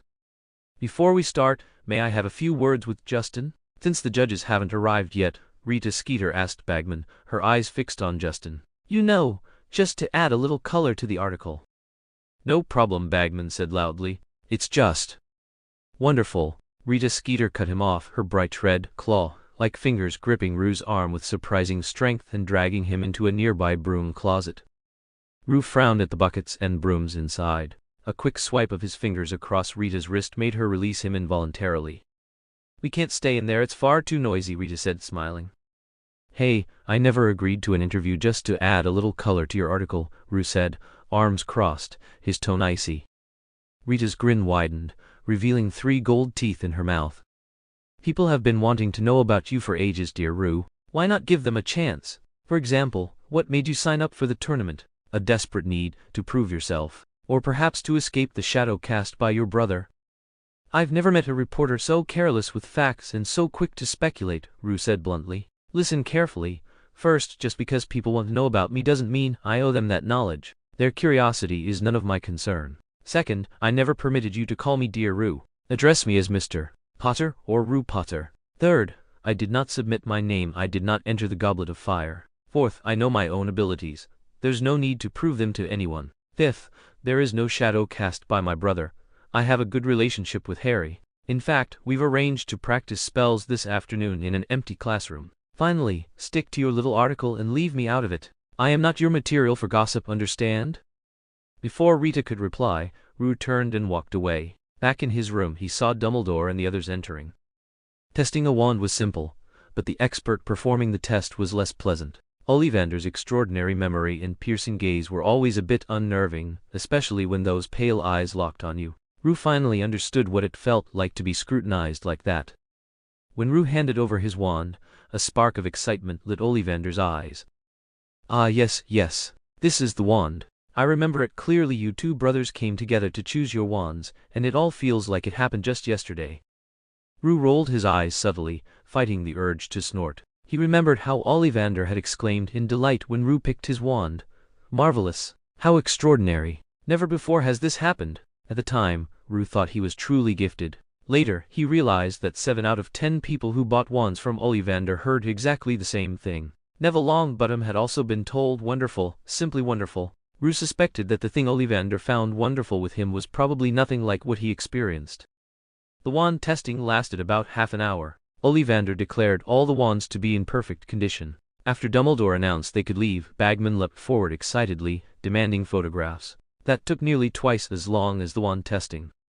During the group photo, Madame Maxime insisted on blocking others' positions, forcing her to sit eventually. The photographer wanted Fleur in the front, but Rita Skeeter kept dragging Rue into the most prominent spot, pretending to be overly friendly. Rue, however, didn't think for a second that Rita had forgotten his earlier warnings. This woman held grudges more fiercely than anyone else, and unfortunately, no matter the status or power of the person, she always had a way to retaliate.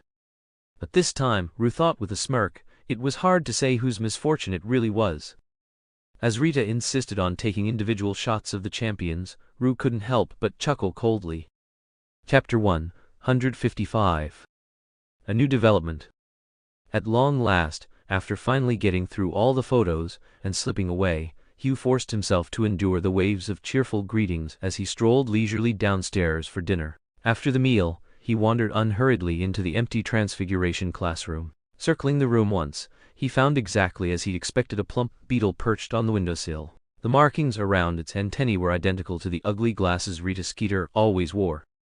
"Let's hope I'm not mistaken," Hugh muttered, snatching the beetle in a flash.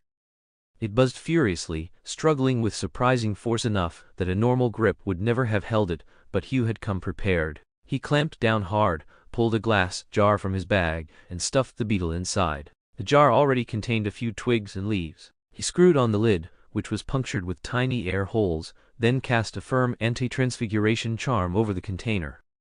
"Good afternoon, Miss Skeeter," he greeted cheerfully, smiling at the beetle playing dead inside the jar. Its antennae twitched before it whirred back to life, buzzing angrily against the glass. "Behave now. Quiet." Hugh gave the jar a little shake. The fat beetle bumped into the sides several times and grew dizzy. His voice remained calm, almost gentle. "I've been merciful enough not to seal this jar and let you suffocate, so don't test my patience, all right?" Though his tone was mild, the beetle instantly went still, lying obediently at the bottom. Hugh chuckled, slipped the jar into his bag and murmured, "You're out of the game." A left turn, another left, then a right brought him outside the potions master's office door. He tapped lightly, It opened of its own accord. Stepping inside, Hugh was unsurprised to find Professor Snape seated behind his high desk, two thick stacks of homework spread out before him as always. "Good afternoon, Professor," Hugh said. Snape gave a curt nod, lifted his chin slightly toward the chair opposite. "Sit. Professor, your injury. We'll discuss that later." Snape pushed a stack of parchment toward him. "Look at these." Hugh took them. The first sheet was dominated by a half-page photograph of a witch, long black hair in wild disarray, a haggard face, eyes blazing with madness, and a thin-lipped smile twisted with arrogance and contempt. Bellatrix Black, Lestrange, born March 15, 1951, into the House of Black. Married Rodolphus Lestrange in November 1969. Sentenced to life in Azkaban in 1981 for using the Cruciatus curse on Aurors Frank and Alice Longbottom, leaving them permanently insane. Hugh frowned and glanced at Snape, who gestured for him to go on. The second photograph showed a wiry wizard, looking nervous and bewildered. The caption identified him as Bellatrix's husband, Rodolphus Lestrange. The third displayed a man resembling him, though shorter and heavier, with a timorous expression. Rabastan Lestrange, Rodolphus's younger brother. These three, together with Barty Crouch Jr., had been the ones who tortured the Longbottoms. Hugh set down the yellowed parchment slowly, trying to discern why Snape had chosen to show him this. Thinking back to having seen Moody that morning more irritable than ever, but not yet exposed, Hugh's expression darkened. "They've broken out of Azkaban?" was the first possibility that leapt to mind. Snape arched a brow. "You know?" "No." Hugh shook his head with a bitter smile. "It was just the only conclusion I could draw." Snape fixed him with a long, unblinking stare, his slender fingers stroking thoughtfully along his jaw. "The fact is, these three have been released." "What?" Rook's shock made him leap to his feet. Seeing Professor Snape still sitting calmly, he managed to steady himself slightly, letting go of his wand, unclenching his left fist that had gripped so tightly in surprise, and sat back down. "How did this happen?" Rook's voice trembled slightly. "Dumbledore isn't Dumbledore the chief wizard of Wizencamat?" "He is," Snape said slowly, "but some events cannot be avoided. Ever since Sirius Black." His face involuntarily twisted with disgust. Unable to adjust to such a mild way of referring to his longtime rival, was retried and ultimately acquitted. Many have called for the retrial of other prisoners who were sent to Azkaban without proper trials. If I remember correctly, the Lestranges were actually tried. And this retrial seems to have used Veritaserum compulsorily, Rook stated matter-of-factly. "Yes, but therein lies the problem." Snape's gaze grew heavy. "After taking Veritaserum, they claimed they had not committed the crimes they were accused of." "And the witnesses from back then? None of them present?" "Unfortunately, the Tonks' testimony was deemed unreliable under those circumstances." "So they were just released? Considered innocent?" Rook's anger slowly crept in as he spoke. Looking directly into Snape's empty eyes, he realized his tone had been disrespectful. He muttered sullenly, "Sorry, Professor."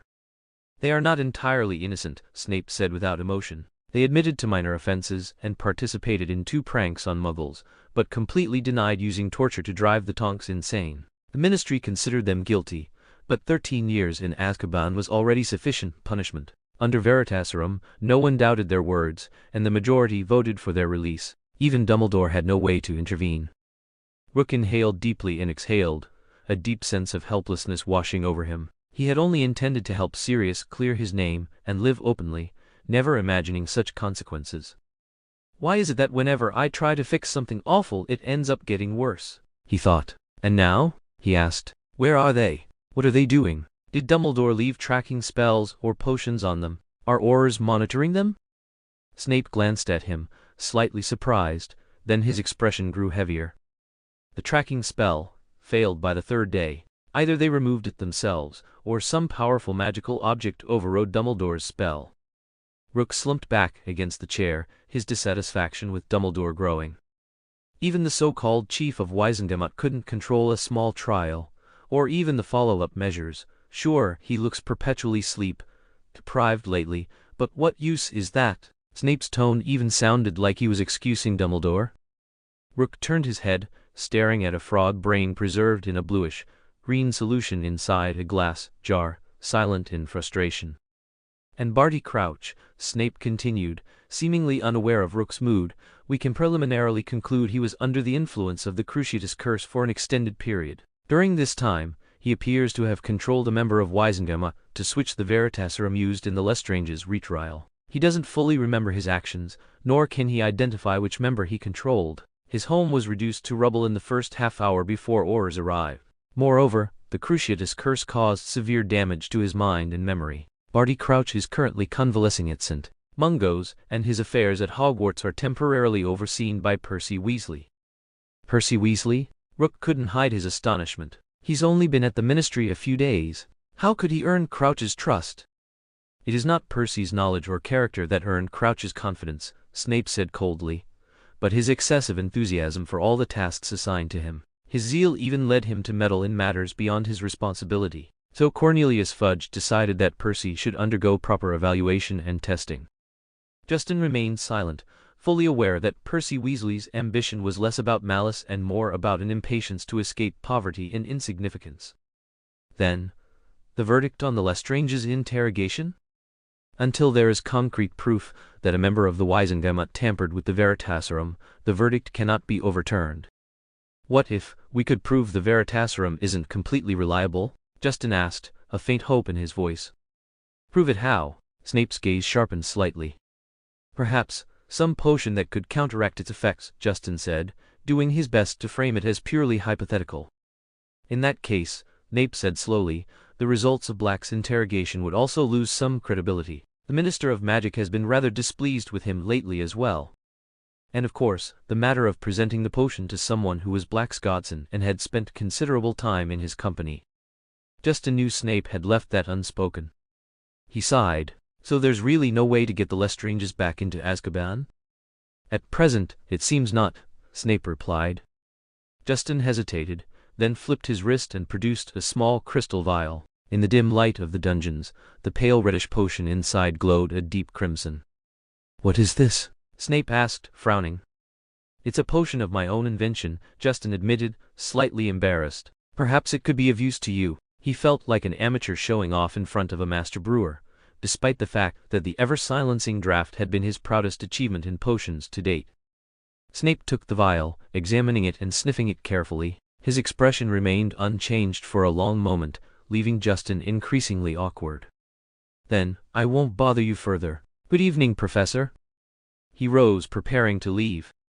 Wait, Snape said. Finish brewing today's antidote. Ah? Justin blinked in confusion. Snape gave him a single, cool glance, and said no more. Justin reluctantly set to work, pulling out a crucible, alcohol lamp, and long-necked flasks, feeling frustrated as he resumed his coursework. Just thinking about the trouble the Lestrange's return to Voldemort would bring only added to his worries. Damn it! If Barty Crouch hadn't been under control, the Veritaserum wouldn't have been swapped. If Bertha Jorkins hadn't been damaged by old Crouch's memory curse, she wouldn't have wandered into the Albanian forest and fallen into Voldemort's hands. If there had been no retrial, none of this would have happened. If Sirius hadn't been exonerated, there would have been no retrial. Wait, not quite rather. If Rita Skeeter hadn't stirred public sympathy and resentment toward the Ministry, there would have been no retrial at all. And Rita Skeeter, she was in his hands now. Justin poured the carefully measured 5 milligrams of Bonifish powder into the crucible. The rising steam seemed to form a mischievous, malevolent face mocking him. Rita Skeeter, just you wait. 2 days later, Madame Rosmeta, busy patrolling the castle, acquired a new little toy, a small crystal orb, punctuated with 7 tiny pores, its interior lined with moss that had been modified to thrive and reproduce robustly. In the center lay a weak, pitiful beetle. Observant eyes might also notice a fine spiderweb inside. Only Justin and 2 others at Hogwarts could recognize it. A web of the Amazonian blackback spider, capable of shielding most magic. By that time, the disappearance of famed journalist Rita Skeeter had already become a minor news story. With Hogwarts' investigation yielding no results, public attention quickly shifted elsewhere. Articles on the Triwizard Tournament were reassigned to another reporter. Justin's coverage in the Daily Prophet received the same space as the other 2 champions. While a few exaggerations appeared, it was mostly ordinary. As for the subtle manipulations Justin had carried out behind the scenes, that remained a secret known only to him. Chapter 1, 156. Hagrid's Hut. For Rue, weekend mornings were always reserved for sleeping in, so being dragged out of bed by Harry left him feeling extremely reluctant. "Harry, if I fail the first task, it's your fault," Rue mumbled, still half asleep. "Why?" Harry asked, momentarily startled. "Because you've unreasonably stolen my proper rest time," Rue declared with righteous indignation. "And you even threatened classmates with those illegally bred blasts, tended scroots." Harry rolled his eyes and continued dragging him down the slope.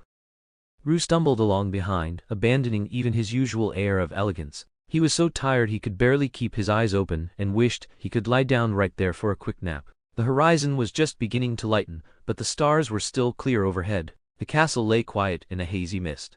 Beauxbaton's massive carriage loomed like a small, abrupt hill on the grounds, while Durmstrang's ship floated silently on the inky black lake, like a slumbering beast. The entire castle was asleep except for them.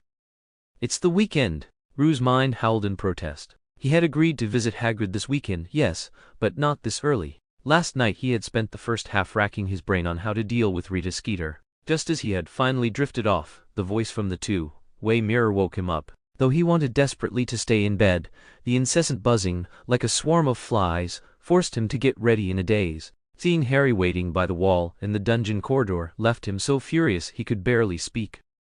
The grounds were pitch black, with only a single light glowing from the hut's window. Harry knocked and a low, rumbling bark answered. "You're here?" Hagrid said quietly, opening the door to let them in. Harry stepped inside and immediately began scanning the room, even bending down to look under the table and window sill. "Harry, what are you looking for?" Rue asked, eyes narrowed. "Oh," Harry said, eyes darting to the teacups on the table. He grabbed one and said, "I thought I'd make some tea." Rue raised an eyebrow skeptically as Harry's gaze wandered restlessly. "The water's already boiled," Hagrid said gruffly. He lifted the copper kettle from the fire and poured each of them a cup of hot tea, sitting down with a puffing sound. His eyes, dark and serious, fixed on Rue. "So, you're entering the tournament, Rue, huh?" "Apparently," Rue muttered. "You understand, right? As a school champion you'll encounter all kinds of things," Hagrid said, his beetle, black eyes full of worry. "I can handle it," Rue said casually. "The Triwizard Tournament is, at most, a 7th-year level. I'm not necessarily worse than them." "Talking big isn't a good habit, kid," Hagrid said sternly. "You called me out this early just to teach me a lesson, huh?" Rue asked, annoyed. Hagrid frowned, coughed lightly, and the thick, messy beard beneath his chin twitched with a hint of discomfort, as though what he was about to say embarrassed him. "Do you remember what I raised 3 years ago?" Hagrid asked, his eyes flickering. "Noble," Rue replied. "Yeah, he was a pretty cute little thing, right?" Hagrid said, a fond, nostalgic expression on his face. But just as he began recalling more about Noble, it was as if a nerve in his brain had been plucked. His expression quickly shifted into a mix of unease and deep concern. "That's what you'll be facing in the first task, Hugh." "A Norwegian ridgeback," Harry burst out. "More likely just dragons," Hugh said matter-of-factly. His words were aimed at Harry, but his eyes were fixed on Hagrid. Hagrid gave a solemn nod. "What's he supposed to do? Fight one?" Harry asked nervously. "Dunno," Hagrid rumbled. "Might just be getting past him. If it goes bad, there'll be people ready to step in, and they're all Mother's garden nests of eggs too." "All of them?" Harry repeated blankly. "3 dragons in all, likely one for each champion. Welsh green, Swedish shorts, knout, Hungarian horntail. The Welsh green breathes fire from the gap between its jaws, safest of the lot. The shorts, knout's silver blue, spits fire from its nostrils that can turn wood and bone to ash in a blink, don't so much as brush against it. And the horntail's the worst, its flame'll reach 50 feet, and its tail's lined with spikes. Don't think running behind it makes you safe." Harry's face had gone chalk white, fear and dread flickering in his eyes. "You don't need to spell it all out, Hagrid. I could have looked that up myself," Hugh said coolly. "And giving a champion advance warning of a task is against the rules, isn't it?" "What do rules matter now?" Harry burst out, his voice rising with panic. "You'll be facing a 50-foot fire-breathing dragon covered head to tail in scales, and your only weapon is a skinny little stick." "Oh, Mr. Ollivander would be crushed to hear you call it that," Hugh teased lightly. "To hell with Ollivander," Harry snapped, clawing at his hair in frustration, muttering over and over, "How do we get through it? How do we get through it?" "Actually, Harry," Hagrid had just opened his mouth when Harry suddenly swung around to face Hugh. His eyes were hard, his voice heavy. What if we just run? Leave Hogwarts? With a crash, Hagrid knocked over his mug. He didn't even glance at the tea spreading across the table. He was glaring at Harry. You what? I said, let's run.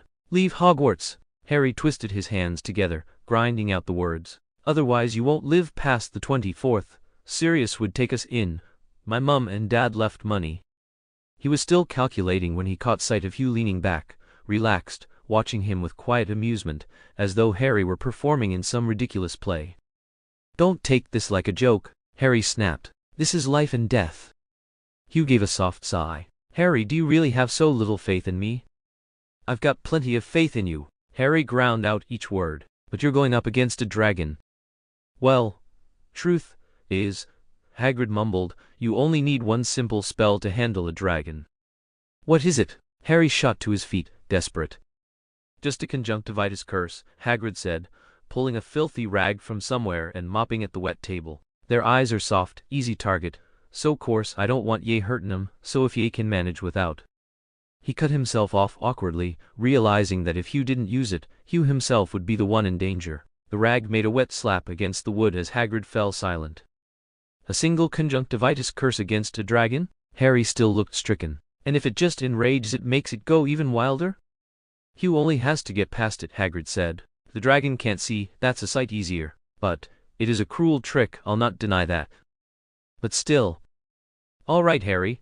I'll manage, Rook said. Thanks for the heads up, Hagrid. If possible, I'll try not to harm the Hungarian horntail. Harry's eyes widened. To him, it was a miracle if Rook came out unscathed, and now he was talking about trying not to harm the dragon? That was practically asking to die. He blurted out, trying to shake Rook's reckless mindset. Rook, you. Good, Hagrid interrupted happily. But there are a few things you must be careful about. What could possibly be more important than the Hungarian horntail? Harry asked indignantly. Karkaroff is a Death Eater. He was once arrested, but later claimed he'd seen the error of his ways and cooperated with the Ministry, helping send a large number of people to Azkaban. Now he's teaching dark arts to Durmstrang students. I'd bet Dumbledore placed an aura at Hogwarts to keep an eye on him. After all, it was Moody who caught Karkaroff and sent him to Azkaban in the first place. Also, on the night before Moody arrived at Hogwarts, he was attacked. I suspect someone tried to stop him from coming. Then, there's Ludo Bagman. He was accused of passing messages for Death Eaters and, although later acquitted, you still need to be careful. Barty Crouch was recently discovered to have been under the Imperious Curse. He's recovering at St. Mungo's now, and no one knows what he was forced to do, but he's the most likely person to have put your name into the Goblet of Fire. And most importantly, Hagrid drew a deep breath, signaling the gravity of what he was about to say. 3 utterly rotten Death Eaters have been released. Can you say that again? Harry asked, shocked, leaning forward and pressing his hands to the table without realizing it. Hagrid repeated word for word what Professor Snape had told Rook the previous night. Rook tapped his fingers rhythmically on the table, barely reacting to Hagrid's terrifying news beyond a slight twitch of his eyebrows. His gaze flicked between Hagrid's sweaty and speaking in a dry tone and Harry, whose face had gone pale. A faint, unreadable smile tugged at Rook's lips. Before the sun reached its zenith, Hagrid finally bid farewell to the 2 famished brothers, gulping down a large cup of water. Suddenly, 2 adult men appeared out of nowhere behind him, but Hagrid showed no sign of surprise. I didn't leave out anything important, did I, Remus? Hagrid asked, wiping droplets of water from his messy beard. No, Remus replied gently. Thank you, Hagrid. I just don't get why you don't tell those 2 kids yourselves, Hagrid said, glancing sideways at the wizard standing beside Remus Lupin. The man was handsome, black hair and eyes, impeccably groomed, with a faint scent of cologne, as if ready for a perfect date. Yet his expression didn't match his appearance, gloomy, disheveled, exhausted and worn. If Harry and Rook had been present, they would have been astonished to see that their godfather Sirius Black had returned to the state he was in when they first met him. And the vitality and joy that even Azkaban couldn't take from him seemed to have vanished. Sirius sat where Rook had been, poured himself a cup of tea in one gulp, and then, as if swearing an oath, loudly declared, I'm a damn idiot, Hagrid. Hagrid hummed and busied himself with cleaning the cup, ignoring him. Remus chuckled and patted Sirius on the shoulder. I'm a fool, Remus, Sirius confessed again. You should talk to him face to face, Sirius, Remus sighed. I'd like to, but I can't, Sirius muttered, dejected. Whenever I see him, I can't help but imagine what happened back then. All right, fine. I get it, you're a coward, Black Hagrid said bluntly. Who did you just call a coward? Sirius jumped up, fuming. Someone who chickens out at the last moment, Hagrid replied, his voice as forceful as Sirius's. Could you two just stop arguing for once? Lupin rubbed his forehead. There's still a lot we need to discuss. I'm starving, Harry groaned, rubbing his stomach and glancing mournfully at the giant tower clock over the castle. Lunch is still half an hour away. Though Hagrid had generously provided breakfast, Justin hadn't even touched it. Harry, considering both Hagrid's feelings and his own hunger, had tried a bite and ended up nearly breaking a tooth on Hagrid's hard rock cakes. Today, Justin asked softly, you want me to see Sirius, right? Harry stumbled, catching sight of Justin's faintly smiling face, and shook his head quickly. No, Sirius hasn't, He's here. Huh? Where? I don't see him. Harry looked around frantically. I don't see him either, Justin said, but I know one thing, Hagrid alone could never have said what he just did. Oh, Harry stammered, actually, I was just. Don't worry, I'm not angry. I thought you should say it to him in person. What? You're not angry? Harry looked at Justin in astonishment, a little nervous, trying to please him. Justin studied him, feeling a sudden flutter in his chest. He realized, without knowing when it had started, that Harry had always been cautious around him, never daring to contradict or defy him even slightly. Harry had hidden Dumbledore's secret about Barty Crouch Jr. posing as Moody just because Justin had hinted a little. When he was chosen as a Hogwarts champion, Harry had even shouted at Dumbledore in the Great Hall on his behalf. He practiced dark arts even though Harry disapproved, yet Harry hadn't opposed it because of Justin's attitude and had told no one, no matter how difficult the magic occlumency, the Cruciatus Curse. Once Justin decided it was necessary to learn, Harry would grumble quietly but never truly object. Because Justin didn't want to touch disgusting fireworks, Harry watched him torment Hagrid silently, only to later help Hagrid care for the things himself. Because he was close to Professor Snape, Harry earnestly studied potions, ignored Snape's sarcasm, and did his best in class. Because he didn't want to interact with Ron or Hermione, Harry stopped trying to force them together and even spent less time with them himself. Just now, knowing he was in danger, Harry had even suggested they run away from Hogwarts. For Harry, Hogwarts was his most important home, full of respected teachers, close friends, and recognition he'd never received in the first 11 years of his life. It was his world. And all the while, as Harry adjusted his life and actions to protect him, he still approached Justin with caution, careful not to anger him. Even when Justin admitted he had been deceiving and teasing him since their first year, Harry had remained entirely calm. Justin's lashes trembled slightly. He closed his eyes, then opened them to see a calm, gentle clarity. During the Hogsmeade weekend, let's go to the Thieves' Castle, he said softly. Harry's eyes immediately lit up with unrestrained joy. Chapter 157. The first task. But Rue's promise had yet to be fulfilled. The Saturday before the first task also happened to be the first Hogsmeade weekend of the semester. That morning, just as Harry and Rue were about to head out, they received a message from Lupin. Dumbledore had learned that someone had spotted Rabastan Lestrange, and a few available members of the Order of the Phoenix had been called in. Even Sirius and Lupin, who had managed to get leave from the Ministry for the weekend, were summoned. As a result, they decided to skip Hogsmeade and continue practicing spells. Harry asked Rue several times if he had any plan for dealing with a Hungarian horntail, but Rue only smiled mysteriously, promising a big surprise. Over the past few days, Harry's mind had been in a constant state of burning panic, trying every which way to get Rue to reveal even a hint, but to no avail. Time seemed to slip away. The days before the first task flew by in a blur, and suddenly it was November 24th. The school was buzzing with tension and excitement. Classes were cancelled at noon, and after lunch, the entire student body began heading to the Dragon Arena.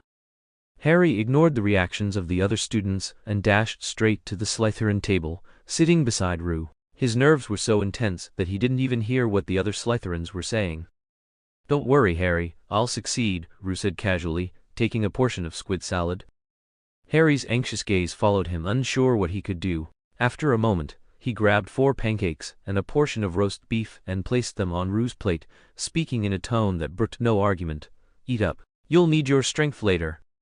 If I actually eat all this, I'll just be too stuffed to move, Rue thought, staring at the piled-up plate. Draco, I'm going to drag that little brat back to Gryffindor, Goyle barked aggressively. In truth, he lacked the courage to confront Rue, but seeing Draco now, he just wanted to beat the golden boy sitting in his usual spot half to death. Sit down, Goyle, Draco muttered. He glanced at the Weasley twins laughing carelessly nearby, slumped down at the end of the Slytherin table, took a few bites of his food, then abandoned his fork and stormed out. Poor Goyle and Crabbe just finished piling their plates and now scrambled to grab a roast chicken and a handful of potatoes and sandwiches, chasing after him. As soon as Draco left, Snape stood and strode purposefully toward Rue, instantly drawing the attention of most of the Great Hall. All the champions must now proceed to the arena below to prepare for the first task. Harry's fork clanged as it fell into his plate. Right, Professor, Rue said, standing up. He patted Harry's shoulder reassuringly, said no more, and followed Professor Snape out of the hall. They walked a long way along the edge of the Forbidden Forest until the castle and lake were no longer visible. Beyond a thicket, a lone tent rose abruptly in the clearing. Rue felt a weight settle on his shoulder and looked up to see Snape's hand resting there, his expression as unreadable as ever. Do you know what you'll be facing? Snape asked. Yes, Rue replied. Keep your mind clear. Use your abilities. Don't panic like a fool. Yes, I understand. Things go badly, there will be wizards stepping in to control the situation. Understand? Don't worry, Professor, Rue said with a small smile. I know what I'm up against, and I'm confident I can succeed. Snape studied him intently and said, Don't be overconfident. His voice trembled slightly, betraying that he was far less composed than his face suggested. Hugh smiled and gave a small nod. Snape's hand clamped hard on his shoulder, as if to pull him back, but in the end he only gave the faintest push before letting go. Go on, Mr. Bagman's inside, he'll explain the procedure. All right, goodbye, sir. Hugh. He had just reached the tent's entrance when Snape called after him. Hugh turned, a trace of puzzlement in his eyes. Good luck. Thank you. Hugh inclined his head, lifted the flap and stepped inside. The tent was nearly bare, a few low stools, a brazier glowing red with fire and nothing else. Fleur de Lacre sat hunched in the corner on a stool, her face pale and drawn, looking utterly miserable. Victor Crumb seemed even more brooding than usual. Both lifted their eyes when Hugh entered, then dropped them again without a word. Ludo Bagman stood at the center, clad in an old Wimborne Wasp's uniform, his bright cheer a jarring contrast to the suffocating tension of the tent. When he saw Hugh, his face lit up. Splendid. Everyone's here now. Come in, come and make yourselves at home. Hugh covered a cough with his fist to hide a smile. Who in their right mind could relax as if they were at home when, in minutes, they'd be facing a dragon? Bagman, oblivious to the heavy silence around him, pressed on enthusiastically. Now then, let me explain how this works. Once the stands are full, I'll bring out this bag. He held up a purple silk sack and shook it. Each of you will draw a little model of the creature you'll be facing. Different Turk types. And there's one more thing. Ah, yes, your task is to retrieve the golden egg. Hugh gave a slight nod, though the other two showed no reaction at all. The tent sank back into silence. Outside, a swell of voices rose, then passed as the crowd shuffled to their seats, laughter, chatter, and the occasional shriek of excitement or fear, fading into the distance. Bagman opened the sack and offered it to Fleur first. Ladies first, he said. With trembling fingers, Fleur drew out a tiny, lifelike Welsh green with a tag around its neck marked 2. She slumped back with a resigned expression. Crumb pulled out a silvery, loose Swedish shorts, knout marked 1. Hugh reached in last and drew a miniature Hungarian horntail, baring its teeth and lashing its spiked tail. He couldn't help but smile faintly at the sight. He counted himself lucky. The horntail wasn't just the most dangerous dragon, it was also the most hot-tempered. The Welsh green was cautious, the shorts, knout fiercely protective of its eggs. But clearly, no one else agreed. Both champions shot him looks full of sympathy, almost pity. Well, there you have it, Bagman declared. Each of you has your dragon. The number on its neck is the order you'll face them in. Understood? Excellent. Now, I must dash, I'll be addressing the crowd. Mr. Crumb, you're first. When you hear the whistle, you go straight into the enclosure, yes. And, Hugh, might I have a quick word? Outside? Of course. Hugh rose and followed him out of the tent.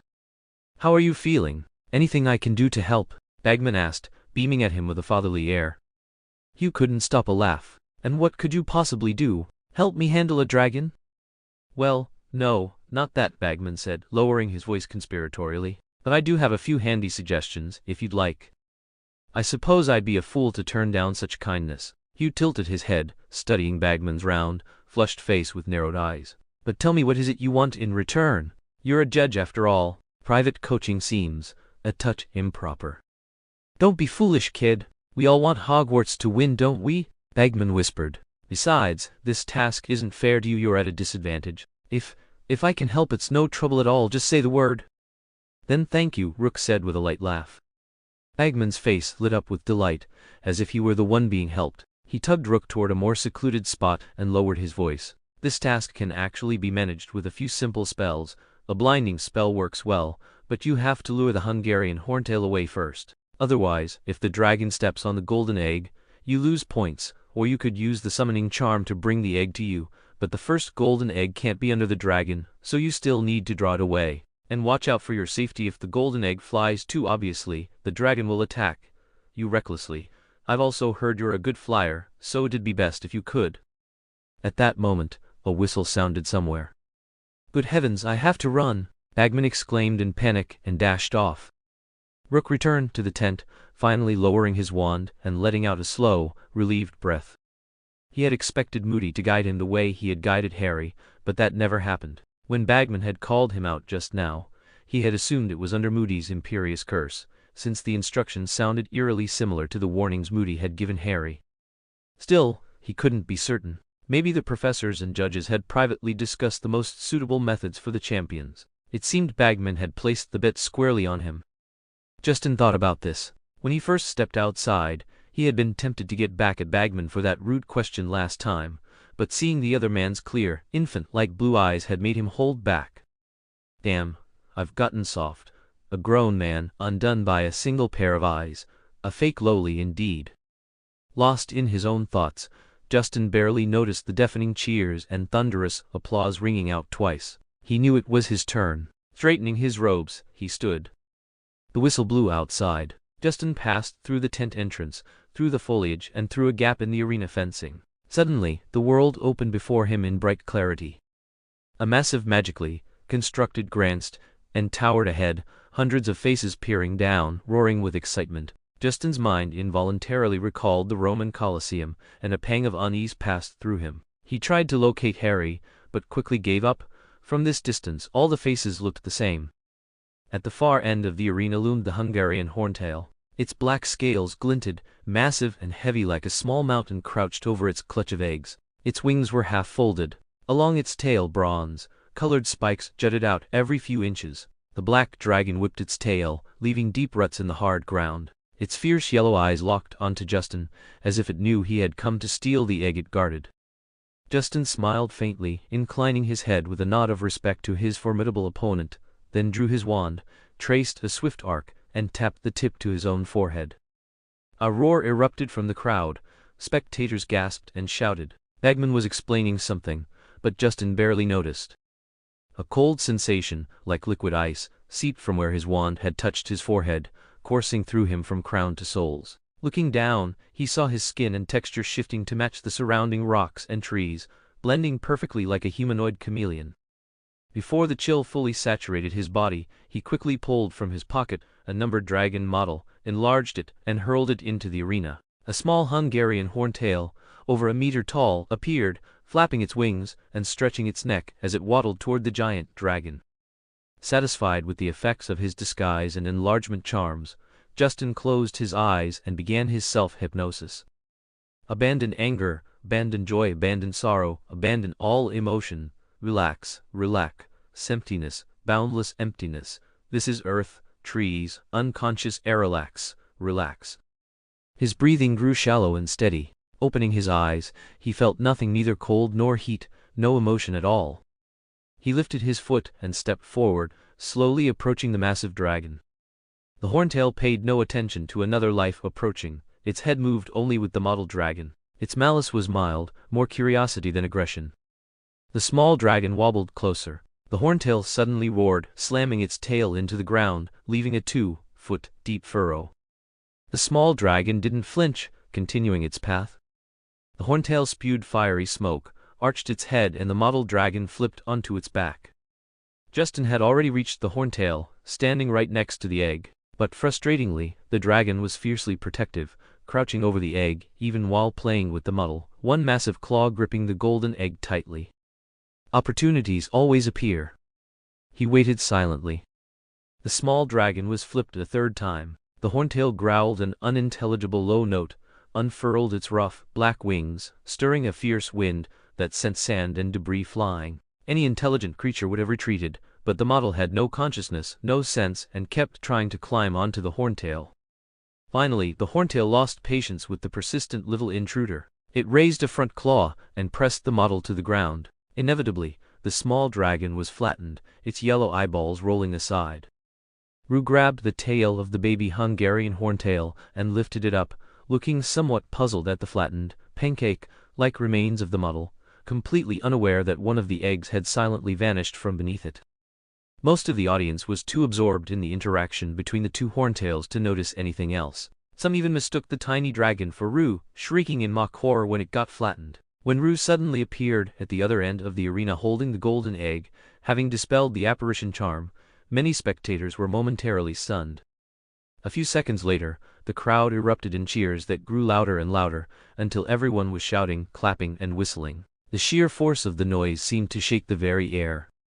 The real Hungarian horntail was startled by the commotion. It dropped the broken model, crouched protectively over its remaining egg, and still hadn't noticed that one was missing. The miniature dragon shrunk back to a fingernail-sized chunk when the enlargement spell wore off, caused the adult horntail to jump in alarm. Poor creature, utterly baffled, couldn't understand how one of its young could be flattened by a simple tap and shrink to such a tiny size.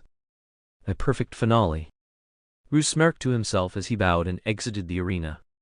Chapter 158. Harry's new discovery. Absolutely brilliant. Fantastic. Well done. Amid the applause and praise, Harry's expression was a mix of joy and irritation. You should have told me earlier that you'd learned the apparition spell, he muttered. But Rue said lazily, smiling, it's much more fun watching you worry. Harry's green eyes widened in mock outrage, but he couldn't hold back a grin for long.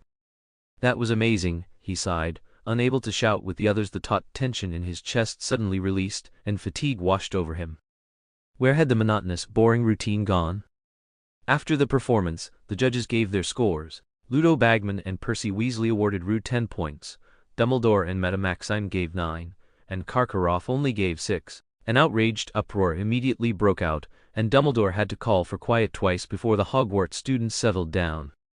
That biased man is so annoying. He gave Krum 10 points, Draco exclaimed, having run to the arena edge to watch the scores after Rue's performance. Did I lose? Rue asked, unconcerned. Not at all. You were the best, no one came close, Harry said. Krum only scored 40, and Fleur de Lacquer even lower, just 38. Perfect, Rue said, a slight smile tugging at his lips. A little above them is just right. Too big a gap would be embarrassing for me. Harry stared, puzzled. Why would scoring higher be embarrassing? Draco, however, laughed heartily and patted Rue on the shoulder. Mr. Rue Potter, Bagman says the champion should remain in the tent a while longer. He has a few words for you. A Hufflepuff girl ran over shyly, her face full of admiration. She dashed off before Rue could respond. She seems nervous, Harry muttered to himself, bewildered. From a hidden angle, Draco smirked. Seeing that Harry seemed like he wanted to wait, he told Rue, I'm off. Come back early, I bet Hella will throw you a grand celebration. Hopefully with less alcohol. They've got class tomorrow, Rue muttered. Good luck with that. Even if you drink too much to get up, the professors will probably pretend not to see, Draco teased. You're our dragon, fighting hero after all. Draco, if you made a movie about that, the box office would tank, Rue said, full of mock sympathy. Movie? Box office? Draco echoed, confused. Harry threw his head back and laughed triumphantly. The second task starts at 9:30 on February 24th. Harry repeated after Hugh had told him what Ludo Bagman had said. His face lit up as he did the math. So that means you've got a full 3 months to rest and prepare. But why stick the clue inside the golden egg? Why not just give it to you straight? There's probably some kind of test hidden in it, he replied. Then his eyes flicked with a sly glint, his voice lifting just slightly. "Want to take a look?" Harry's instincts screamed that Hugh was setting him up again. He stepped back, eyed him warily, and said firmly, not falling for it. "Really? Suit yourself." Hugh shrugged, making a show of tucking the egg away. "I only thought you might help me puzzle out the clue." "All right," Harry groaned, rubbing his forehead. "Shall we head to the room of requirement then?" "He should be solving the clue himself." Another voice cut in sharply. "The tournament rules state." "Congratulations, Hugh," a jumble of other voices cheerfully interrupted. "That was brilliant." "Absolutely superb. You beat the fiercest dragon without a scratch on you. Far better than the other two." "Crumb was good too, he even managed to wound the Swedish shorts, Nout." "Yeah, but he let it crush half the real egg. He should never have risked that. I'd wager that's why his score got docked." Out of the trees spilled a cluster of redheads and a brown-haired girl, smiling as they came to join them. "Hi Hermione, Ron, Fred, George, Percy," Harry greeted warmly. Hugh gave a distracted nod. Before he could say anything, a hand extended toward him. "An excellent performance," Percy Weasley said with formal gravity, shaking Hugh's hand. His expression was stern. "But remember, the tournament is meant to foster friendly competition between young wizards of different countries. No tricks or shortcuts are permitted. Otherwise, even I couldn't protect you. Understood?" Hugh blinked at him, momentarily stunned, then simply blinked again. "I really must be off." Percy puffed himself up, checked his watch with an air of great importance and added, "Since Mr. Bartemius Crouch's illness, I've been absolutely run off my feet. Well then, goodbye, Hugh, and congratulations on first place. But there are still 2 tasks left. Keep it up." "Forget him," Fred muttered as Percy strode away. He rolled his eyes. Ever since the ministry appointed him to handle Crouch's duties for the tournament, he's been looking down his nose at everyone. "I don't get it," Ron said sourly. "Percy's only been at the ministry 6 months. How does that earn him such an important position?" "There must be a reason for the appointment," Hermione said, frowning. "Ron, if you'd spend half the time you waste doing nothing actually reading." Ron pretended not to hear and urged Hugh instead. "Go on, open it, Hugh. Let's see what's inside." "That's against the rules," Hermione said sharply. "Do you think Beauxbatons or Durmstrang are noble enough to leave their champions to struggle alone?" Fred shot back. "Are we the only fools here?" Hermione hesitated, looking uncertain. "Come on, Hermione, 1 Percy in the family is enough," George coaxed. "Go on, Hugh, open it." Hugh only shook his head, smiling. "Let's go to the room of requirement. Wouldn't want anyone else to find out, though I'd bet what's inside will be very entertaining." Harry caught Hugh's enigmatic smile and felt more convinced than ever Hugh already knew what was in that egg. Maybe Snape had told him, Harry guessed, but in the end, it hardly mattered. What mattered was this: if they tried to find out what was inside, they were bound to regret it. But Harry was still very curious about what was inside, and he wanted to help, even if it was just a little. A piercing, horrifying scream suddenly filled the room, sharp and grating, like 30 saws scraping glass at once. "Close it, quick!" Fred shouted, covering his ears. Ron slammed the golden egg shut, pressing his fingers against his ears, still reeling from the auditory shock. Harry looked at him sympathetically, then glanced at Hooch, who had long since moved to the side, and lowered his head in silence. No wonder Hooch had wanted Ron to open the egg. "What is that?" Ron asked, dazed. "Sounds like a ghost playing music," Hermione said. They were familiar with the sound from attending nearly headless Nick's Death Day parties.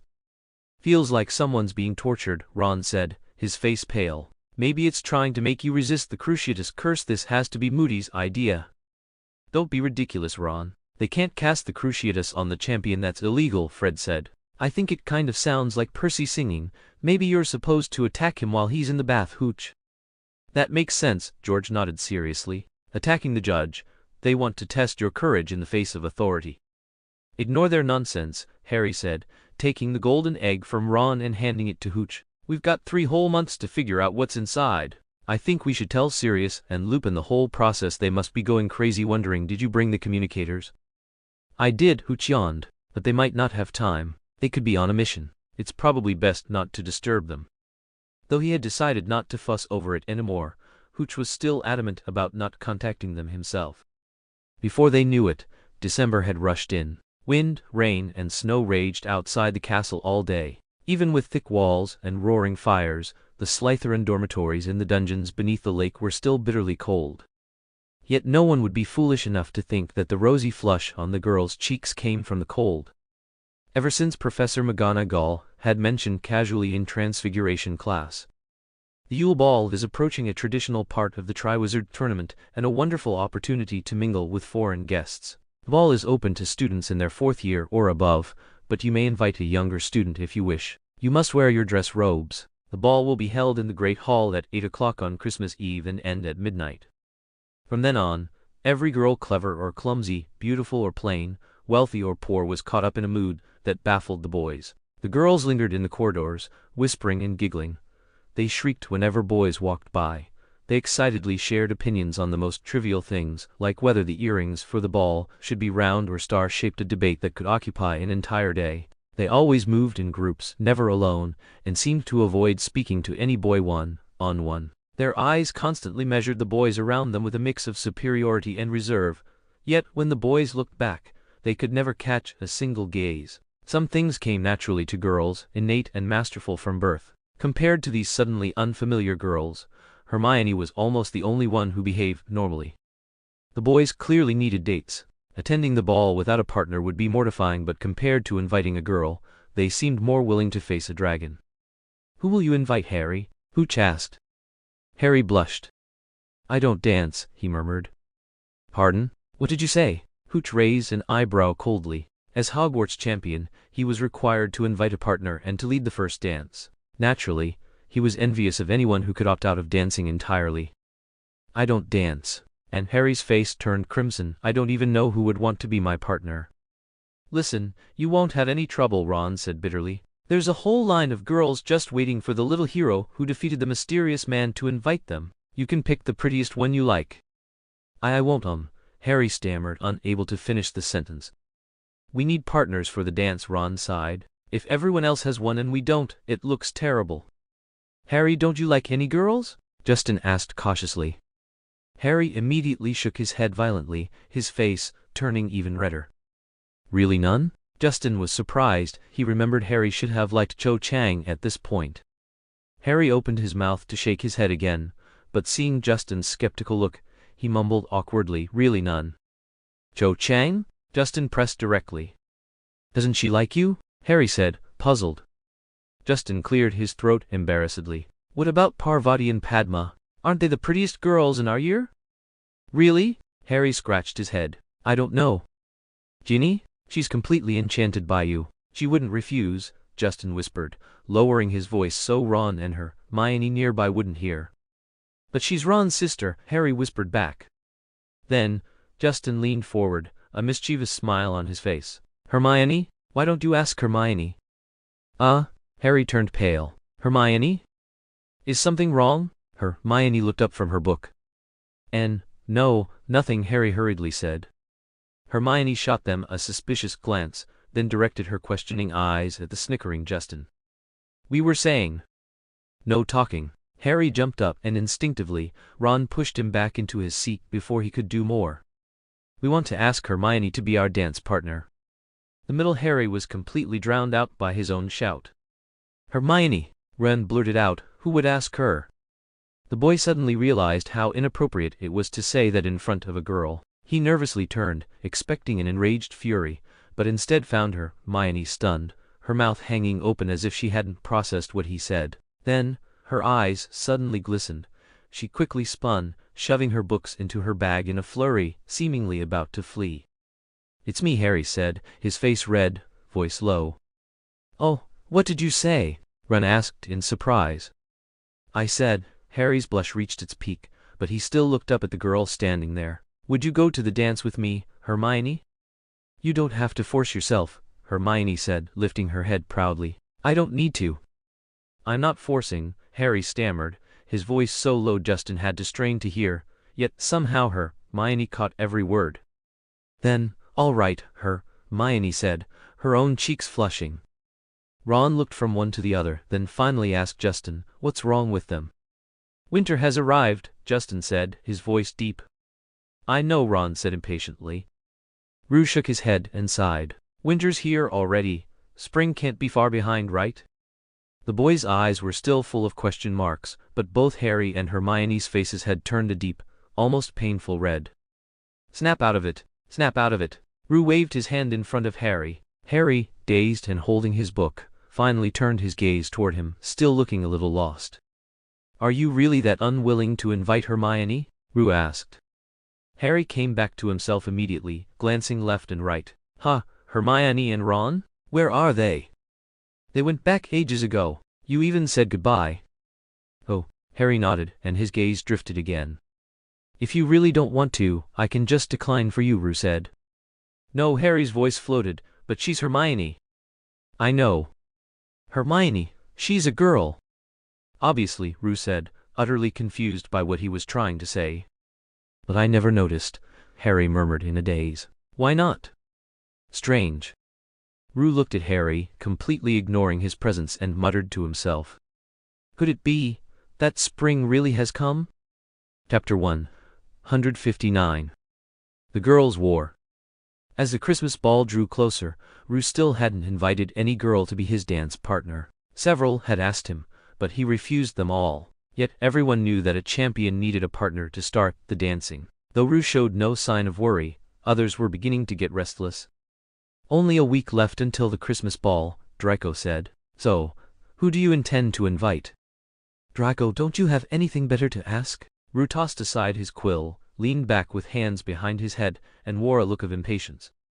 All right, Draco sighed in resignation. Then who will you take to the Christmas ball? Rue glanced at Draco, sipping pumpkin juice with elegant composure. If I'm not mistaken, you haven't asked anyone either, right? Draco immediately stumbled over his words. What? Us? I'm not a champion, so I don't really need a partner. Come on, anyone at this point. You two should just invite someone already. Blaise groaned, sitting down beside them. Don't you realize that half the boys in Slytherin still haven't invited anyone? Draco raised an eyebrow. What does it matter to us if they can't find a partner? Blaise sighed, trying to keep his jealousy in check, and said jokingly, because the girls are all waiting for one of you two to ask them. Even if that's the case, you shouldn't have any problem, right? Draco sized up Blaise. If there was anything he knew better than Blaise about Slytherin, it was how the girls judged the boys. Blaise might be a step behind him and Rue, he thought with a mix of pride and modesty, but in terms of family background and appearance, he was still top tier in Slytherin and quite popular with the girls. Blaise stiffened for a moment, then smiled. But I want to ask Daphne. Draco caught on instantly. Hugh noticed both sets of eyes suddenly fixed on him and asked in puzzlement, What are you staring at me for? You've got to act, Hugh, Draco said seriously. Slytherin doesn't want to end up cobbling together some last-minute pairing. You'll just have to make the sacrifice. Right back at you, Draco, Hugh replied with a teasing grin. What about you asking Millicent? As if, Draco rolled his eyes. Compared to her, I'd rather take Pansy. Really? Came a piercing soprano from behind them. Draco leapt to his feet in shock, flinging his goblet aside. Pumpkin juice splashed down his robes, but he barely noticed for behind him, that soprano voice squealed with delight. Merlin, I'd love to, Draco. Pansy clutched her hands to her chest, breathless with excitement, her dark eyes shining as she gazed at him adoringly. The whole common room had turned to stare. Draco stammered, then forced himself to mumble, an honor, Pansy. Flushed with joy, Pansy dashed upstairs. Draco sank back into his chair in a daze, looking like a lost soul, while Hugh and Blaise collapsed onto the table, ribs aching from stifled laughter. I honestly thought you'd deny it, Hugh said, massaging his stiff face from holding back his grin. She shouted it out for everyone to hear, Draco said miserably. What was I supposed to do? The Parkinson family. The three of them slowly fell quiet. For Slytherins, school never meant only study and fun, and relationships never meant only like or dislike. There was always more to way too many calculations mixed into every word and every gesture. Each careful choice carried its own burden. By fourth year, perhaps only Hugh still acted entirely on his own whims, and both Draco and Blaise knew how much he had given up to win that freedom. Recently, the wizarding world had seen a sudden flood of Muggle goods rebranded with magical purposes. It was just the beginning, but anyone with foresight could see the shift was unstoppable. Parchment, candles, and traditional robes were being quietly displaced. A bloodless, silent revolution was underway, and while everyone else reaped enormous profits, one of its very instigators sitting right in front of them was taking only the smallest share. Hugh never complained, but Draco and Blaze both felt the injustice keenly.